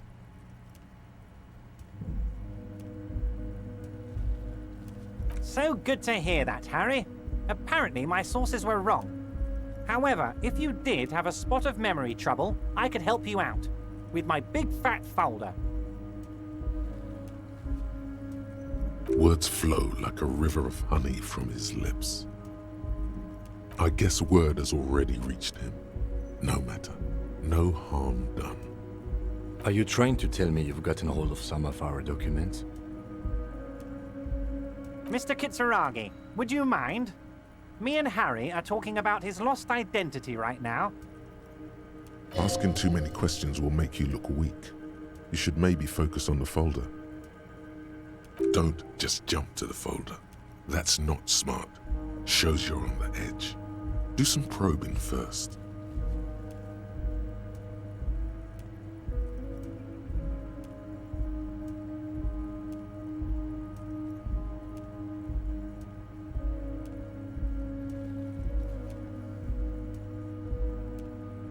Ah, this? My friends in your organization gave it to me, Harry. This translates into, haha, you guys are so corrupt. I find that very suspicious. May I have a look? I'm afraid this is meant for Union eyes only, Mr. Kitsuragi. I'm sure you understand. Please continue, Harry. As you look at the folder, Everard covers it with his hand and pets it. He's hiding it from you because it's not a real RCM folder. It's just another one of those brown folders you saw in the file cabinet. Okay, Harry, you got me. This is from the Census Bureau, not the RCM. Those Census Bureau people are absolutely corrupt. You should do something about them. He got the name from the Census Bureau, and everything else from your actions here in Martinez. Yes, Mr. Kitsuragi from the Census Bureau. Like I said, now I'm actually a very busy man. So is there anything else I can do for you, Harry? That means he doesn't really know anything about you. A pity. The mystery of you will have to remain a mystery for the time being. Yes, that's what I said. Try to keep up, okay? Let's move on. Wait. You need this to get in and out through the gate. Here, you're one of us now. A real red and white Union man. Take care, Harry.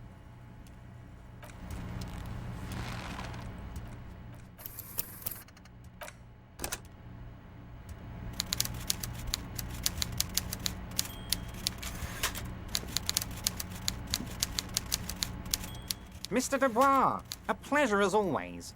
You don't... Oh, of course. That's your main thing here. That's why you're in Martinez. I know everything that goes on around here, and I would love to discuss it with you. I mean, it's no secret that the lynching is connected to the strike. So much to talk about. Honestly, it's been weighing on me so heavily. I understand you need to interview me. But there's a thing that's been keeping me up at night. I want to talk about the hanging. I mean, if we could just calmly talk, exchange information, we could blow this thing wide open. Yes, that sounds good. Let's do that. But I can't think straight with this thing weighing on me. You're police officers, aren't you? I have a crazy idea. You guys are basically door-opening machines, incredibly talented at opening doors. I'm not sure I understand. If you're asking us to break down someone's door, it's not going to happen. Come now. I just need you to go open a little door for me and leave it unlocked. A simple thing. Absolutely nothing shady about it. The stars aligned into a cosmic frown here. He has your fate decided. Bide your time, however, and let the stars continue their course, and that frown shall turn into a smile. Only if you play along. Harry, I'm a very busy man, and more importantly, I don't have that extraordinary physique you do. You look like you could run around all day. You want to send someone a message that the police are working for you. I repeat, I'm a very, very busy man, Mr. Kitsuragi, and therefore I must occasionally enlist outside help. So what will it be, Harry? Oh, no one's. It's just a weasel. A weasel lives there. Nothing for you to worry about. A loud blabbering weasel. When weasels feel no one is watching, they start acting foolishly. Just go there, unlock the door, and leave it open. It's been such a burden on me, Harry. I just want this to be over so I can discuss business with you. Harry, my dear friend, I am what people call a local bigwig. I know everything that goes on in Martinez. Of course, Harry, I understand. But if that's the case, I don't think we'll ever find your gun. Even worse, we won't be able to speak like equals about the murder. Perhaps this was just bad timing for you. Know that you can always come back to me. I really hope you do. For your sake, my sake, and for your gun's sake too. Yes, we both understand what you meant. This may be the only way, he thinks. I won't hold it against you. In fact, we probably should reconsider later. See you soon, Debardeur. Just kidding.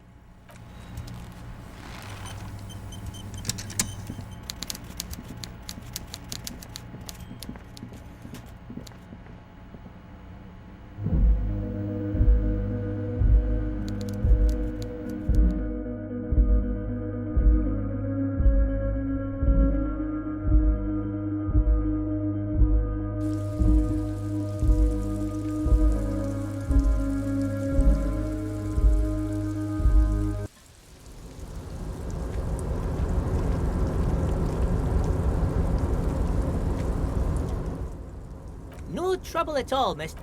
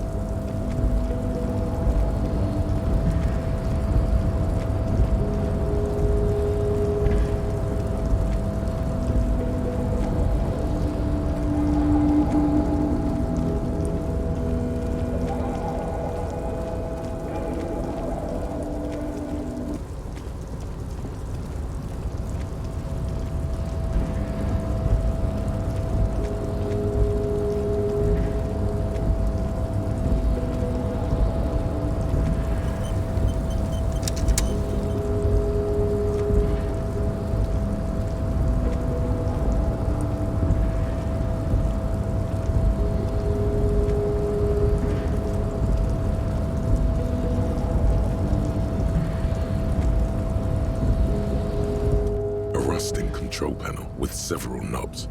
2 buttons marked Marche and Arrête are faded with use. It seems to control the large crane above. A container is attached to its hook block. Allumer on, étendre off. With a loud grind, the crane shifts overhead, moving a massive metal container through the air.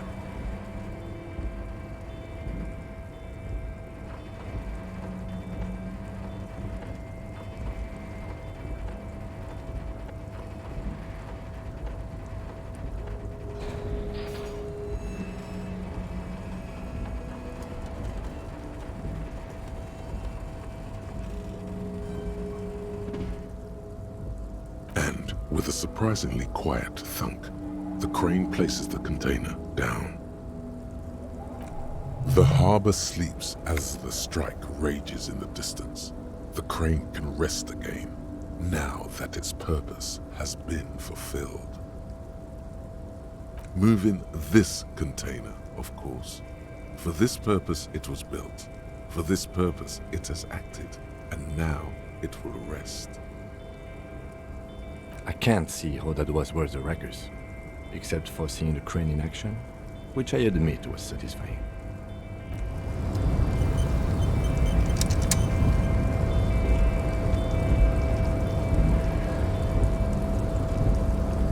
Before you stands a cargo container. You do? Because I don't. There are 1 million containers here. Why are you fixating on this one? You just picked one out because you wanted to interact with a cargo container. We are not here to interact with containers. We are here to talk to the Union, right? You attempt to turn the handle, to no avail. To your left, the lieutenant considers your actions with some puzzlement. No reply.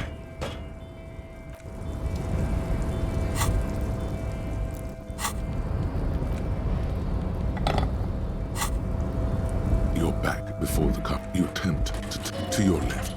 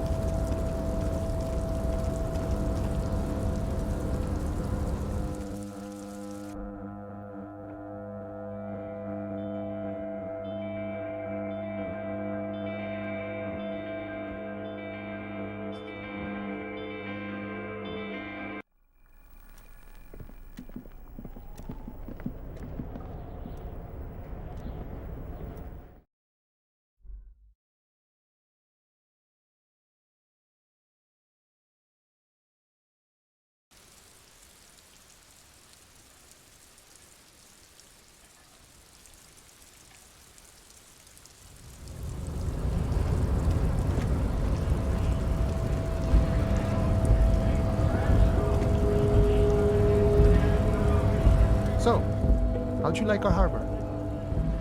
You've been in there, he means. Talked to the boss man too, probably.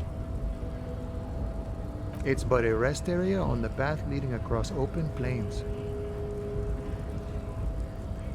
Right.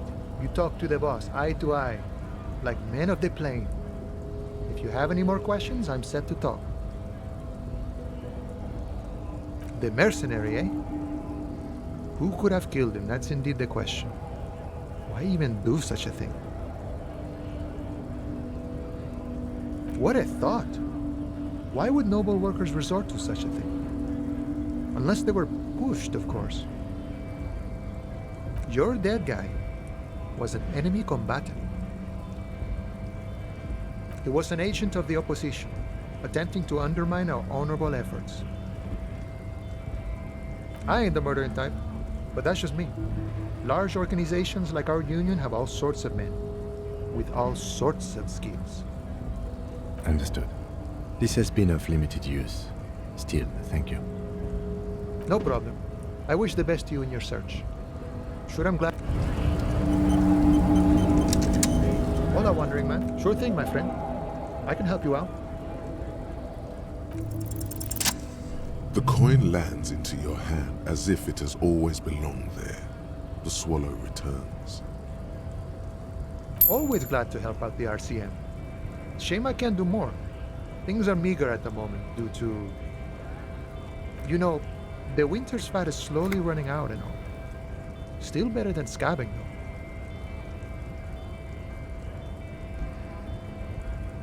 Nothing to worry about, really. The jam's a bit of a mess, cargo can't get in or out. The rationing is a bit stricter is all. Supplies should last the strike, though. I'm always glad to help out when possible. Not like these slithering scabs.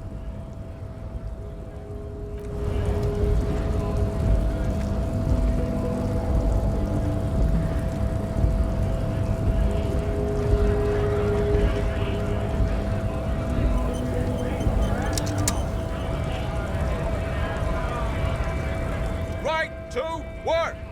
Right to work! Shame on you! Things are busy enough. You're going to waste less of my time? The hulking man oozes stark skepticism.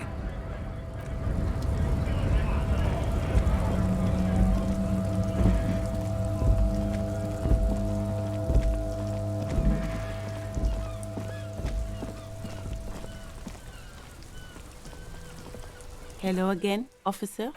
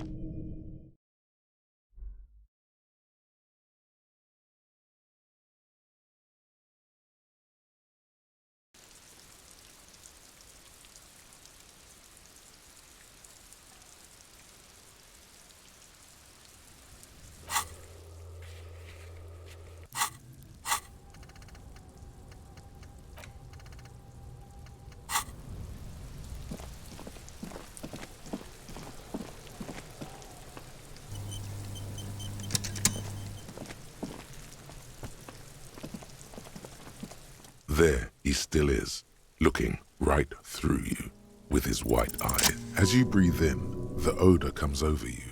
It's a smell of the mind telling you to run, and your stomach to wring itself empty. With your hands at your sides and your eyes squinting, you stand in it.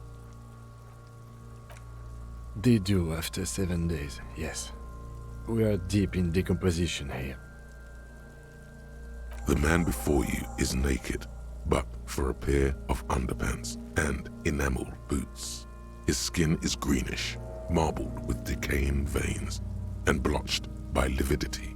A fading web of tattoos covers his chest and shoulders. The cargo belt used to fasten him to the branch above appears industrial in strength.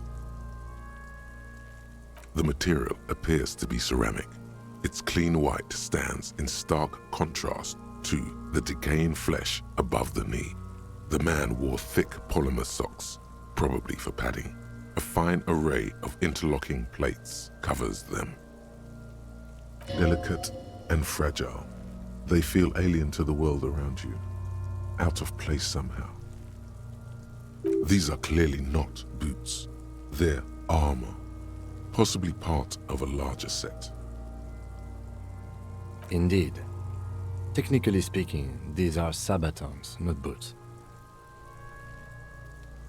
Oh, the lieutenant uses a memo technique A6. That's not just any notebook. It's a classic.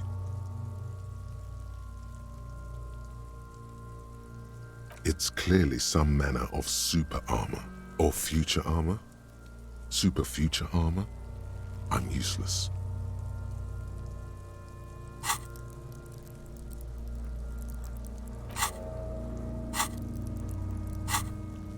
Ceramic plate. Zirconium dioxide, most likely. This is where the make would be. Under the hill. Fair weather. Fair weather model T500 VE. I'm guessing that's vitreous enamel. This is advanced stuff. Piece by piece. He's been out here for 7 days. It would be odd if they didn't. We should keep a lookout for these species. The armor could yield information. This is one thing he might actually know. The sabatons dangle off the man's decaying form, ageless and synthetic. It is. It's expensive.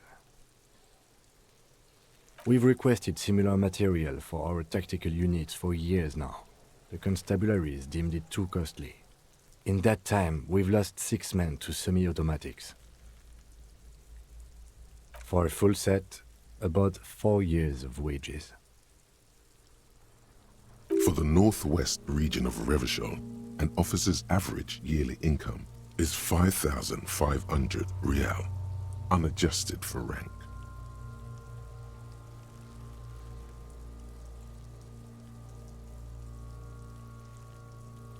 As a wage, it's regrettably small. But for a piece of hardware, yes, that's a lot. That's for us to find out. My initial report on the area suggests he was a security guard for the harbor company. But that's just hearsay.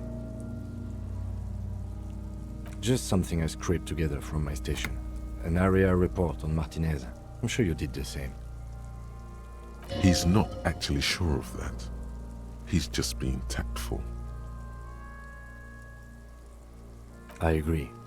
This equipment is way beyond what a guard can afford. A small bell-like sound fills the air, like tapping on the side of a porcelain cup. It's anything but. This material is a kinetic redistributor. It spreads kinetic energy horizontally, from plate to plate, dissipating it entirely. See? Faint, organic lines cover the plates where they separate into smaller ones. These plates then divide into smaller plates until there are hundreds of them altogether. Like whirls of floorboards, the design looks organic, influenced by highly resistant wood materials, like lignum vitae and ebony perhaps. If trees were made of porcelain, this is what their cross-sections would look like. The smooth, glossy surface fractures into ever more intricate interconnections, peaking on the right sabaton, where you notice.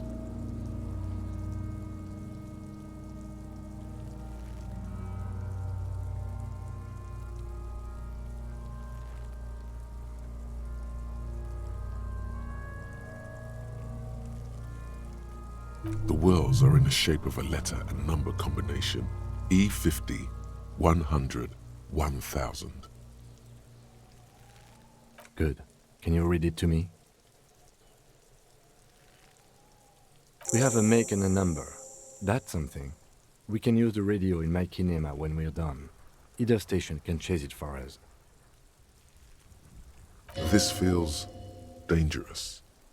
Are you sure?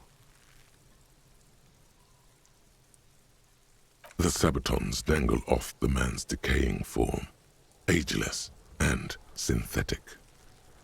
The cadaver slowly twists on the cargo belt.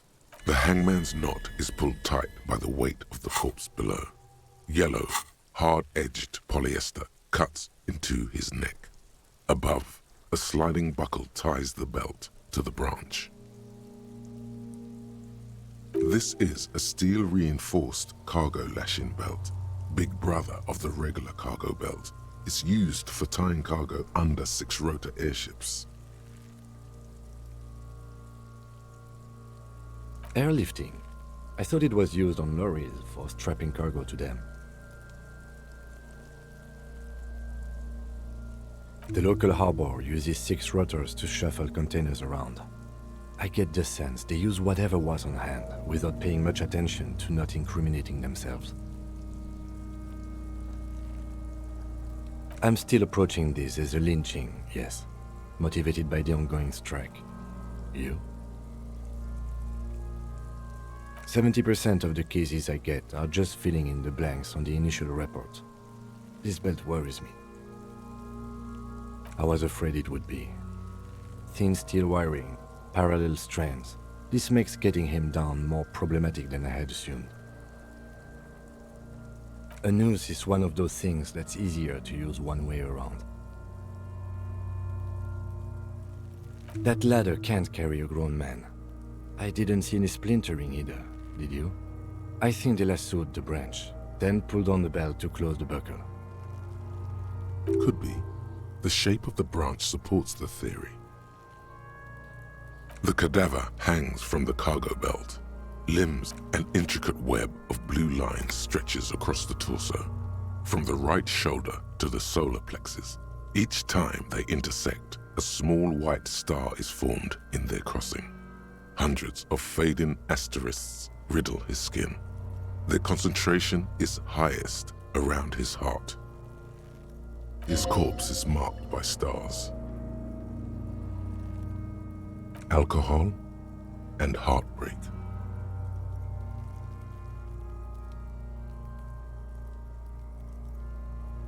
Of no nation that I know of. If anything, it reminds me of religious illumination, last or penultimate century. Men who live harsh lives often turn to innocentic worship.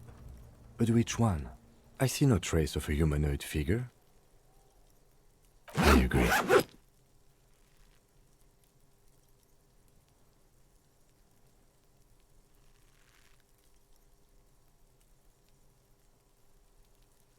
He takes a thin piece of milled aluminium from his coat pocket and pulls it open. Sounds like a sword being unsheathed. A small lens appears, some sort of camera. A Trigat Sunshine, Mini. Trigat is the world's leading manufacturer of intercommunication devices, primarily projectors.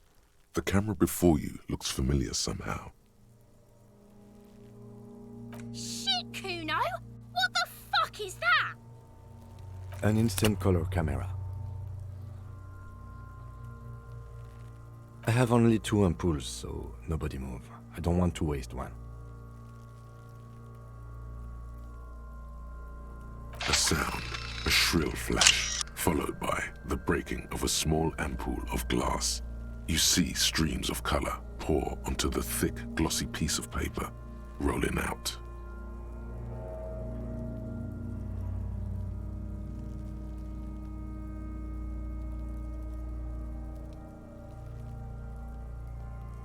In case we need it.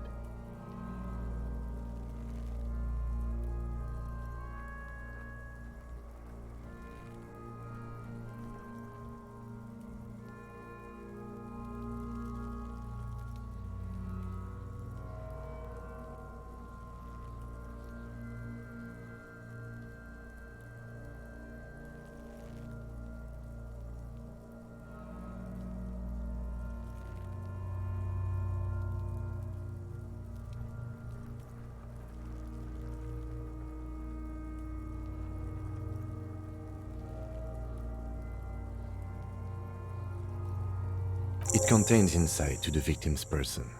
By his build, I'd say this was a man of physical violence. The story he wanted his body to tell was important to him. It is his letter, to us. Someone should decipher it. We'll need to show it around. Sure, just don't lose it. The glassy-eyed corpse looks by, his mouth mute and his skin as colorful as the chemical rainbow on the photo paper, teeming with opportunistic organisms. His eyes are milky white and blind to the world, protruding comically from their sockets. There is no one home, just subaquatic terrors there. Dark brown hair grows on his head. His face is ready to explode from the organic processes inside. The death's head grin has passed. What remains is an unrecognizable mess. Underneath the curdled meat there is an expression, not carried on his features, but below, inside, an expression of pleasure. This man was experiencing joy at the moment of his death. Why do you think so? Okay. The corpse looks right through you as you distance yourself from its stench, eyes like a shark. As you narrow your eyes, the monster before you blurs into a violent mess of green and pink. This is a trick. You've done it before. Pink is where the blood settled in the first hours post-mortem. You can use it to see if the corpse has been tampered with. Does his position at the time of death match the discoloration? Only the lower extremities are pink with a dash of blue. His fatted hands, thighs, and his neck, just above the noose. The rest of the corpse appears dark green in the cold spring air. I see it. His neck too. The lividity goes right up his chin. We have good, well-pronounced discoloration here. The monster comes back into focus, an explosion of color, coursing with dark marbled veins. His stomach appears pregnant with something. Black liquid streams down his thigh and onto his boot. So, what do you think?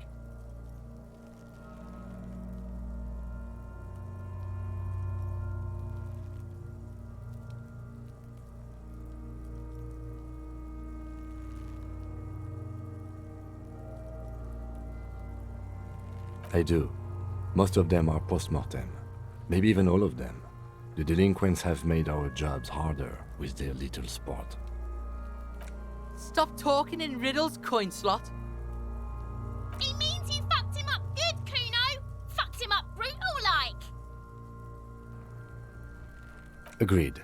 Especially on the neck. The belt acted like a tourniquet, keeping the blood in his head. The hypostasis supports a hanging.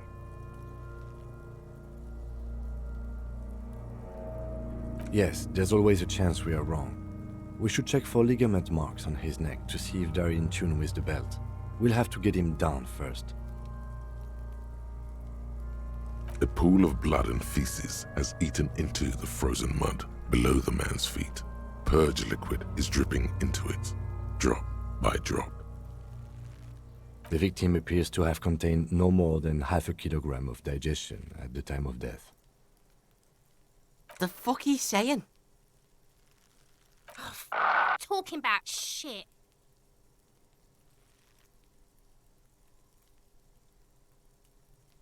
Did we? I don't feel lucky. I agree. His personality is no longer a part of the world. Totally dead.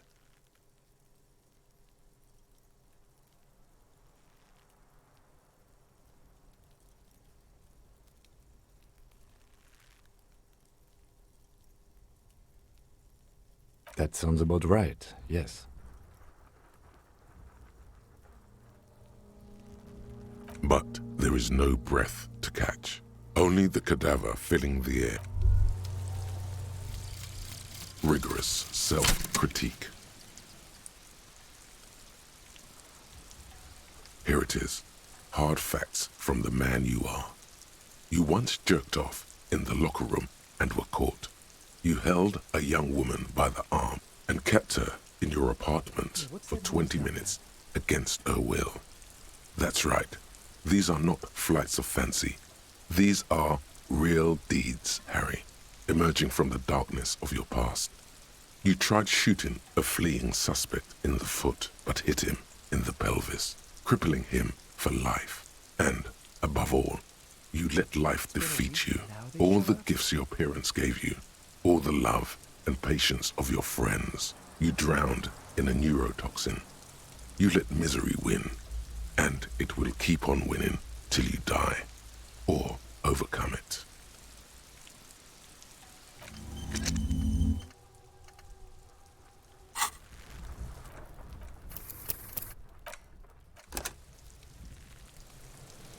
The man before you is naked, but for a pair of underpants. The lips of the corpse are Who is he?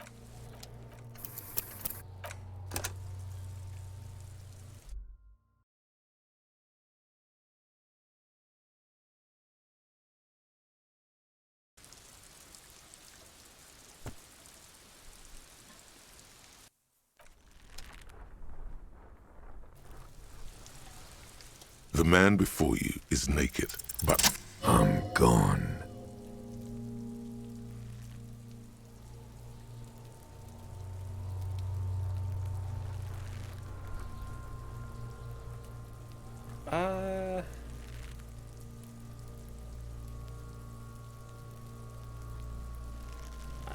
Not sure. Maybe. I was probably going to finish up with this at some point. Maybe soonish. I don't know. I don't know if I'll really stay up for much longer though. I'm starting to feel tired. Yeah. This went for like way longer than I was intending it to, but this game's interesting. If you haven't played it, I recommend it. It's very good. It's on a and it's on a discount, and it just got a big old update. I don't know. Yeah, looking at Discord. Since you wanted to play, what is today? I could probably get to plan some more later today.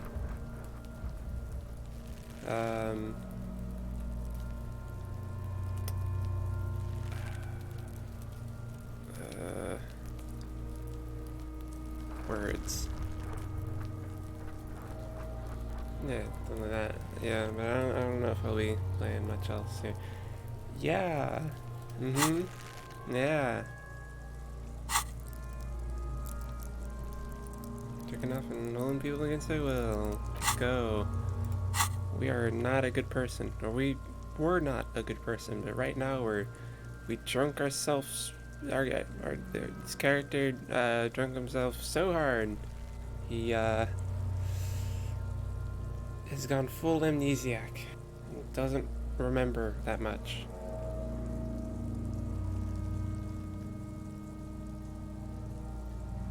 I'm a joke. Look at me.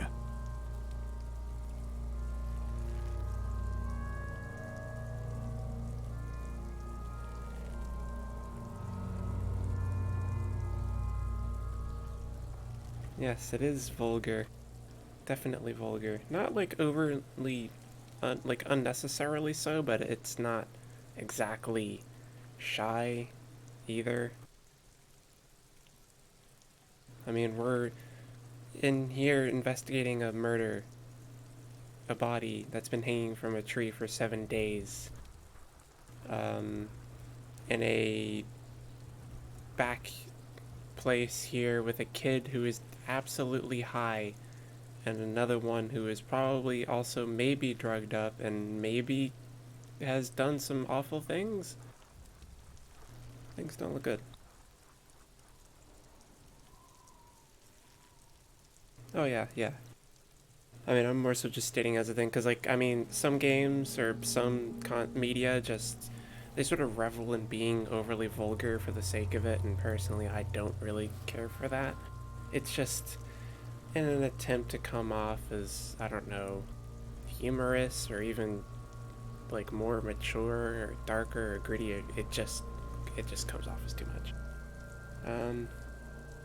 And yes, kind of, at least in this detective's mind, see, there's a thing here with the skills in this game where they affect the way in which your mind responds to things. Like higher level skills, they'll actually interject in conversations and while you're doing things, to sort of present their style of thought. And quite often they'll even sort of converse among each other and interact with each other. And there's a bit of like a thing with the skills where like having like some is good, but then having too much actually starts to have negatives because, you know, suddenly you have like, you're an extreme of a thing. Like say I have high empathy on this character, like on this build, so you know, empathy is good for having good people skills and getting more in-depth conversations, but then past a certain point it becomes you struggle to deal with anyone without being overly sensitive.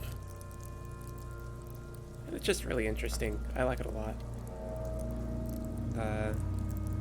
It's like a real effect that all of them have, and they have really cool art too. This game's very, it's just very well written.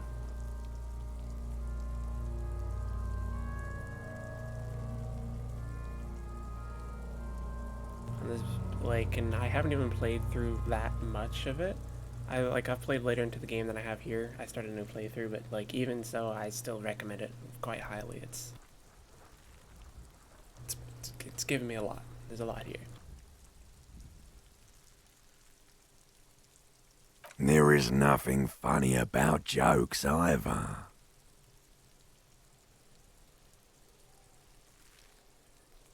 A killer, a motherfucker, and a killer. Go ahead, Kobo.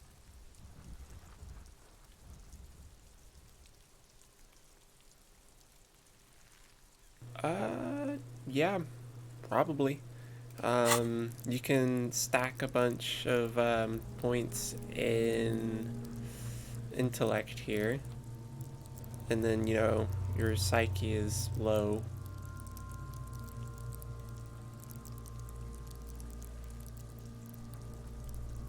And it's almost about, you know, the intellectual side of things, and also maybe good to invest in physique.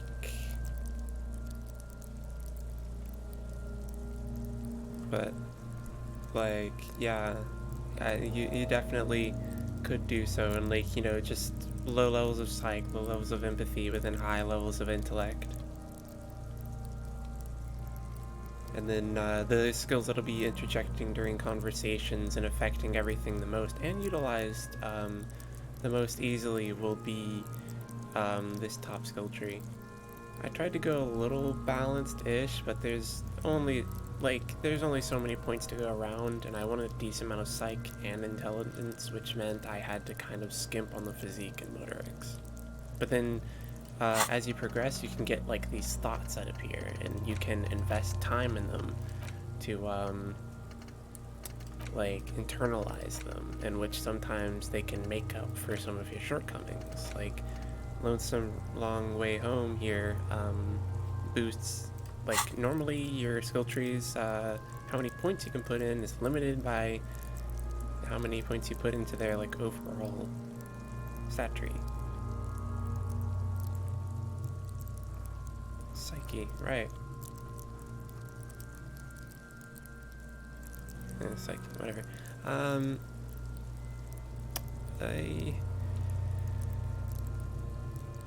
You know, like, so since there's only 2 here, I can only put 2 skill points in them, so that they can only be so good. But then, you know, some thoughts can make it to, they can raise the cap, and in which case I can put 5 skill points total in perception. More into pain threshold, endurance, my lower level skill trees. And yes, very interesting art style. That's one of the things that definitely gravitated me towards, just the very abstract, surreal art and the painty style. It's really cool.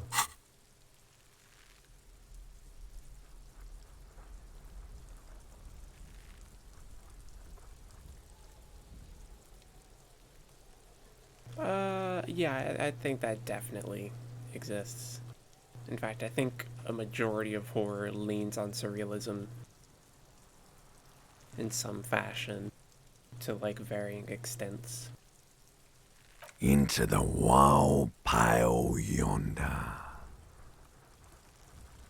In the past, way out west. What do you mean? It's the power of your imagination. Go ahead, ask me more questions. You fucking love questions. Because you're a copperoonie. Look at all of them go. Do you want more questions? Here you go, loony. I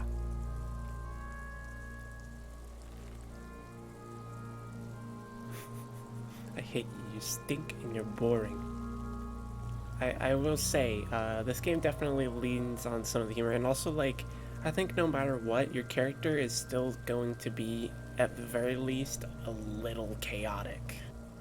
He's a, like, drug addict. Like, he did drugs, he drunk a lot, like, very impulsive, and, had his vices, and borderline suicidal, and things like that. So, like, while you're, you know, dealing with the amnesia thing, like, there's still these underlying urges and habits. In fact, physique kind of leans into that. Especially electrochemistry. Electrochemistry here is the big factor in the drug stuff and the addiction. It'll poke in all the time. And we're the guy in the coat here.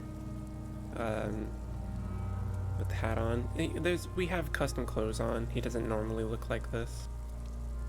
And this right here is our partner character, Kim Katsurugi. He's really good. I like him. Fuck no. You're no Rooney. No, you're not a Harry either. You're a motherfucker. That's who you are. Rooney the motherfucker. As far as I can tell, no. Kim seems to be much more put together than our character here is. And see, I mean, I'm referring to him as our character just because, I mean, he has a name. He has a proper name, but he doesn't remember it, and you can just make your own name. And there's even one skill that will purposefully go out of its way to be like, hey, no, like, any mentions of your names, like any time the possibility comes up, it's like, no, don't. And like at the start, you can just like think you're an absolute superstar, and that's just a thought you have, and that's the persona you have for yourself. Because you have.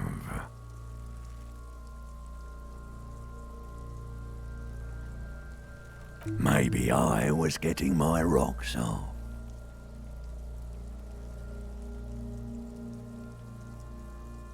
It's a mishmash, Copperbolo. You think I'm Messinian, don't you? For you, this is how people from Messina speak like. Well, I'm not from Messina, am I? My hair is too light a shade of brown. Trust your inner racist. You think I am? You think I was a racist because this lump looks like military and has tattoos? That's called profiling. Do I look like an erotic auto-asphyxiation type to you? Captain Copodromo, I fear we are drifting away, fixating on sexuality again. Let's go with a simpler question. He didn't choke himself. You know it.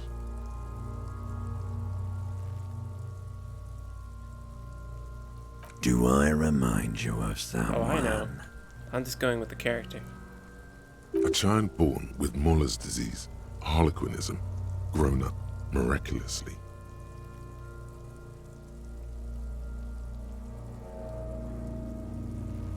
You sure wrinkled out of that one, Coppolini.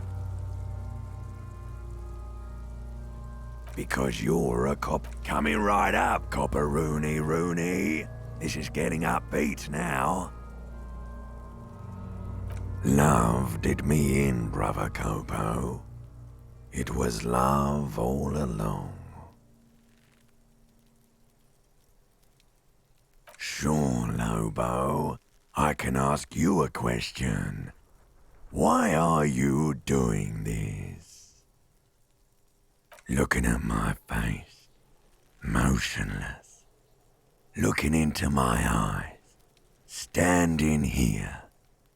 Why are you investigating my murder? I mean, honestly, it kind of comes off like that even without this, simply because of all of his different skills interjecting into his conversations.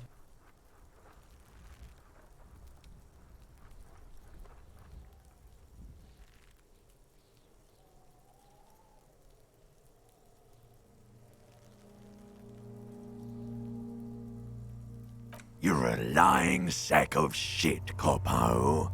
You're doing this because there is nothing else to do. Everything else is over. It's just me now. Come back later, Copo. Amuse yourself with my frank manners and my memento mori features. If possible. Also, see me in your dreams.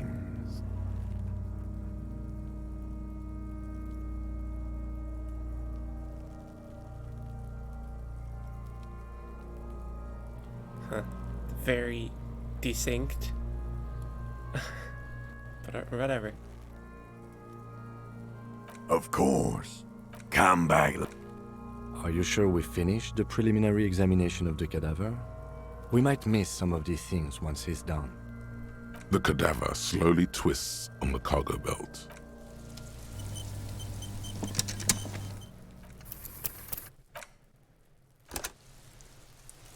Maybe I could get into another proper conversation to display here.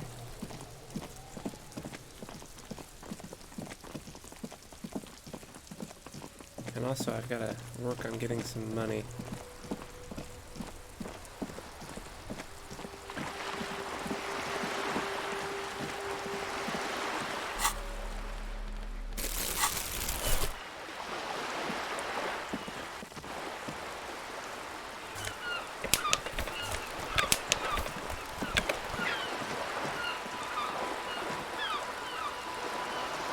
This coin-operated viewer is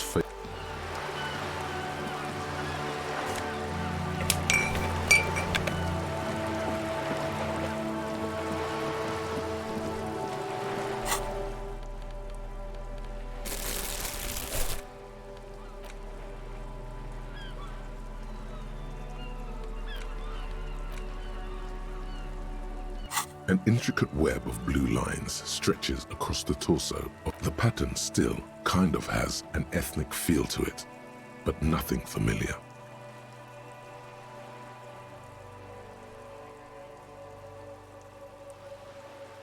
Gone. for you to discover. You've gotten as far as you will without assistance. Someone who knows about history could tell you.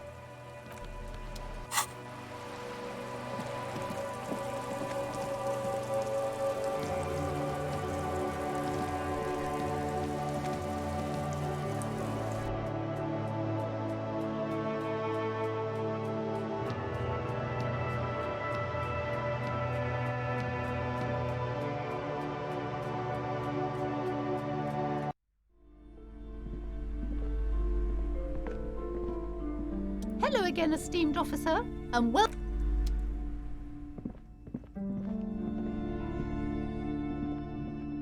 You see a set of tattered curtains blocking the way to another room.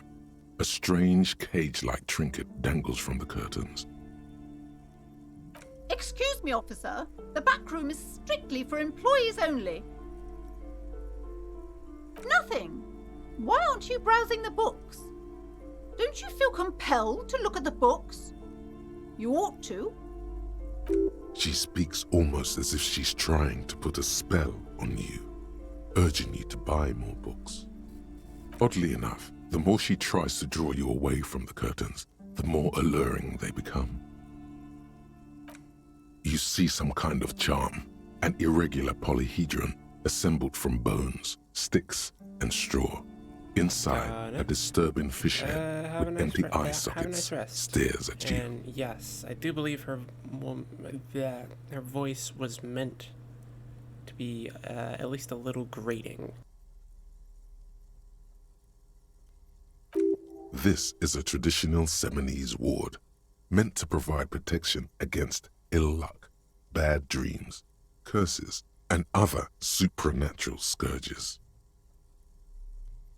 Inhabitants of Ile de Fantôme, the Seminine Islands down south. Aside from poking at it suspiciously, there is nothing else to do with the fish head charm at this time. The curtains remain shut before you.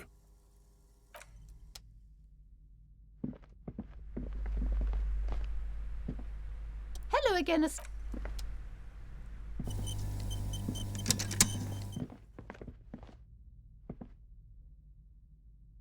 The curtains tattered with, just as you're about to... Sir, don't touch that. I told you it's off-limit. Parapsychologically speaking, we're done if you decide to open them. I won't... She looks away, mumbling. Why is everyone always messing with the curtains? Why can't they just buy books like normal people? No, it's just a storeroom for the employees, I told you. Now please step away from the curtains.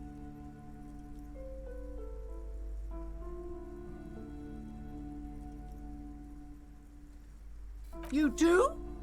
My God, even more reasons not to mess with the curtain. Why? It's not like anyone was killed there. I'm sorry, I don't mean to be so impolite. Just please don't go there. I can't allow that. You'll only make things worse and unleash the powers. Thank you. Let's just talk about this first, all right? There's no reason for you to venture into the unknown. Talking is always good. Go see what she has to say. There is something mysterious about the curtains. Be careful. The curtains, tattered with age and covered in dust.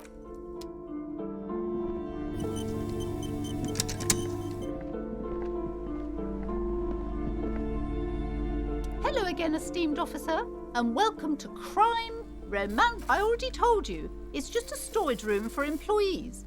I don't understand why it's so important to you. Just let it go, officer. Go buy some goddamn books. You're supposed to be drawn to the books.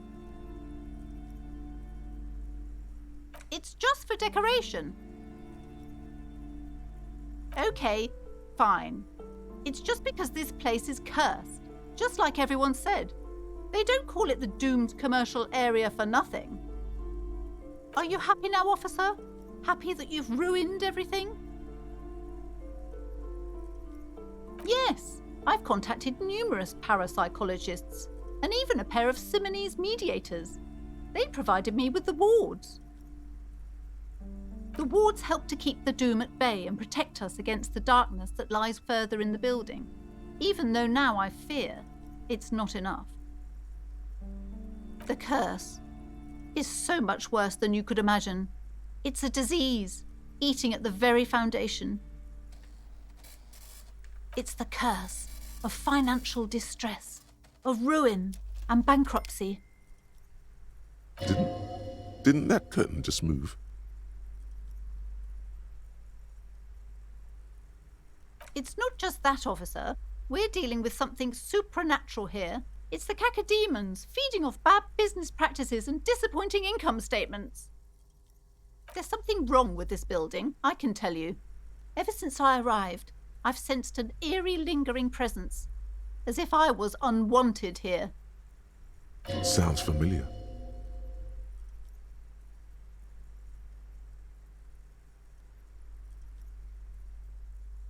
She nudges her glasses, anxious and tense. Oh, this? No, it's a special Himian amulet, blessed by desert pygmy shamans, with a spell of compulsion. It's to compel people to buy books. There are numerous spells cast throughout the store. I had the books anointed with a different inducement spell, for example. It's guaranteed to boost sales 15%.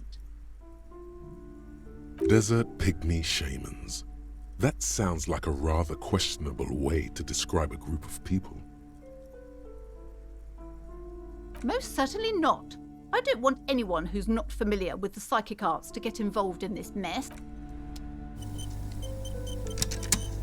Hello again, esteemed officer, and welcome to... Time to fire up. Yes, the woman looks...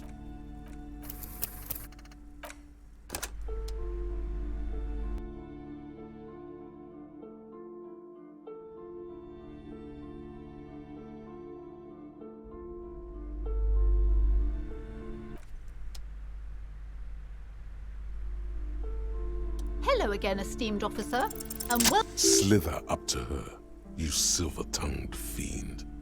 Show her what world-class perfidy looks like.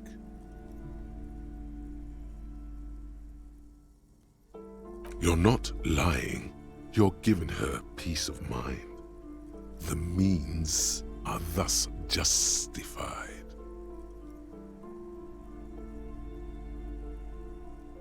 Are you sure? Don't think I haven't seen charlatans before. I'm not sure I can trust your claims. Honestly, you look like a bit of a drinker. I'm sorry for being so blunt, but... The lieutenant keeps his usual stony calm. He silently picks out his notebook.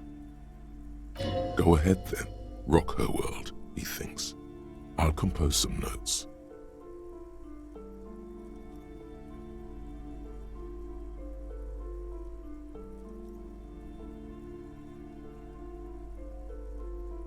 How do you know all this? Here we go. You're part Simonese. Oh, it means our meeting couldn't have been mere chance. The hand of fate guides us. But I am not the only one at risk. I have to think of my daughter. You are certain you can help us? Keep us safe? I can't allow any collateral damage to hit us. If you promise, good officer, then you might be our last hope. Do you swear it? Thank you, sir. There's one more thing I haven't told you about yet. The entity. Do not act surprised. You know of these things, sire. Yes, a malignant entity that lives inside the chimney. It takes the form of a woman. A witch, most likely. She, or it, must be connected to the curse somehow.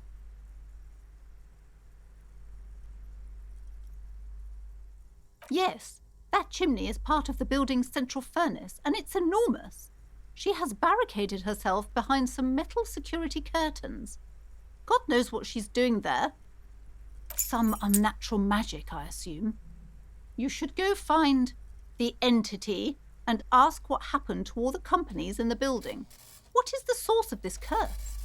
Here's the key to the warded door behind the curtains. Take it. Oh, and please do return to me after you've looked round. I'm quite anxious to know what she has to say about the curse. What you discover in there. Unbelievable darkness and ruin. What you discover? Probably just some office space. Don't be scared.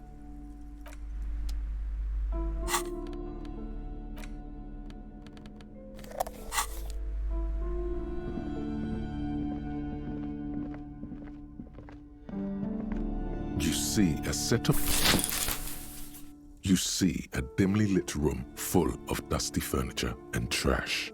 A doorway stands in the back, covered in dozens of scary little Seminese wards, your shadow looming over it like an omen. Oh!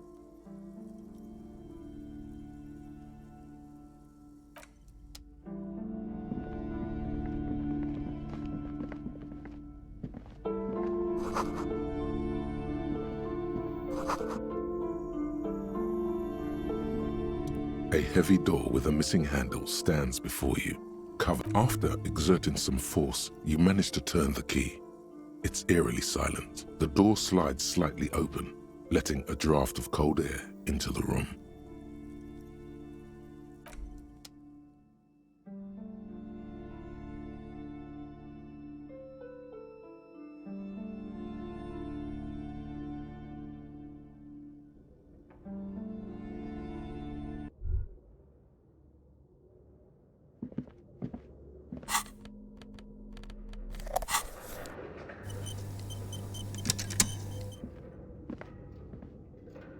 What is this place?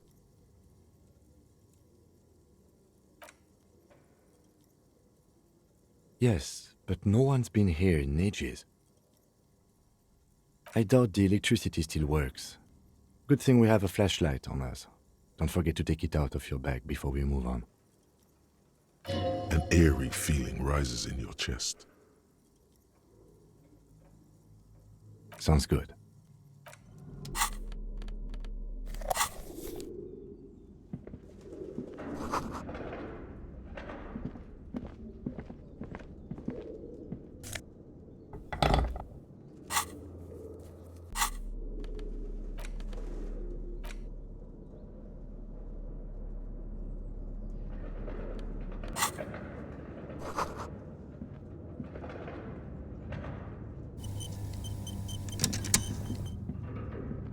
A barbell lies on the floor.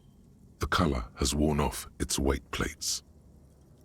It's 60 kilograms. Your triceps hum at the sight of these weights.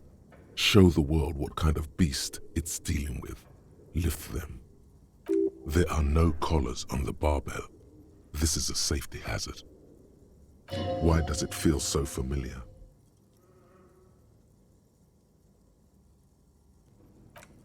You're right. The weight may fall off. Better not touch it then. It would be a violation of EPIS safety regulations if the gym was still operating, but it isn't. No one's supposed to come here anymore.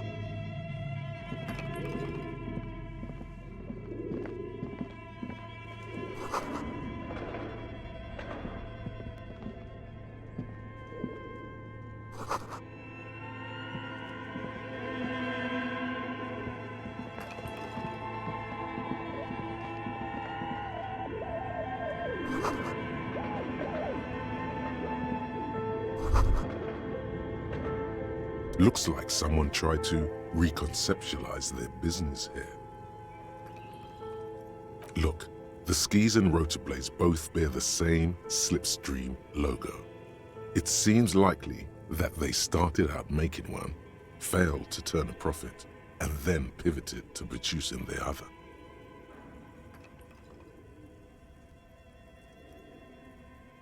That's a good question. Reality is ruthless.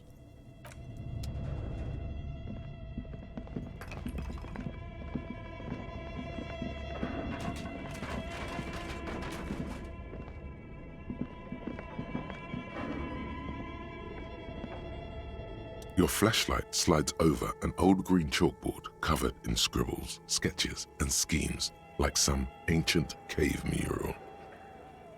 Some of the writing has faded with age, but you can still make out sections here and there.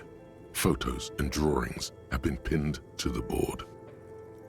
These lithe, pointy-eared creatures appear to be different types of welkins. You make out autumnal candle welkins casting wax-based magic. Translucent welkins with organs shining under their skin, and even ether welkins hailing from the vast emptiness of sidereal space. Who are all those creatures? Fantasies of a tortured, feverish mind? One of the welkins, towering among the rest, appears to be different, however. It's Vara Hamira, a high welkin, his face white and scarred like cracked marble. This is clearly a welkin supremacist. The note says, all non-welkin races will be purged. The Haldor, the Twarg, the humans, and even headless men, all of them, purged. Imagine a world filled only with welkin, green welkin, dread welkin, and the high welkin to rule them all. An inordinate amount of time has gone into drawing these little welkin creatures. Some people really like building a world, I think, even if it's just for a game.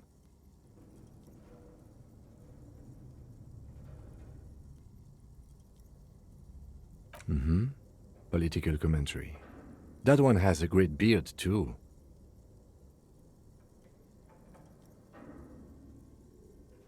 This looks like concept art for a project. It's not really real.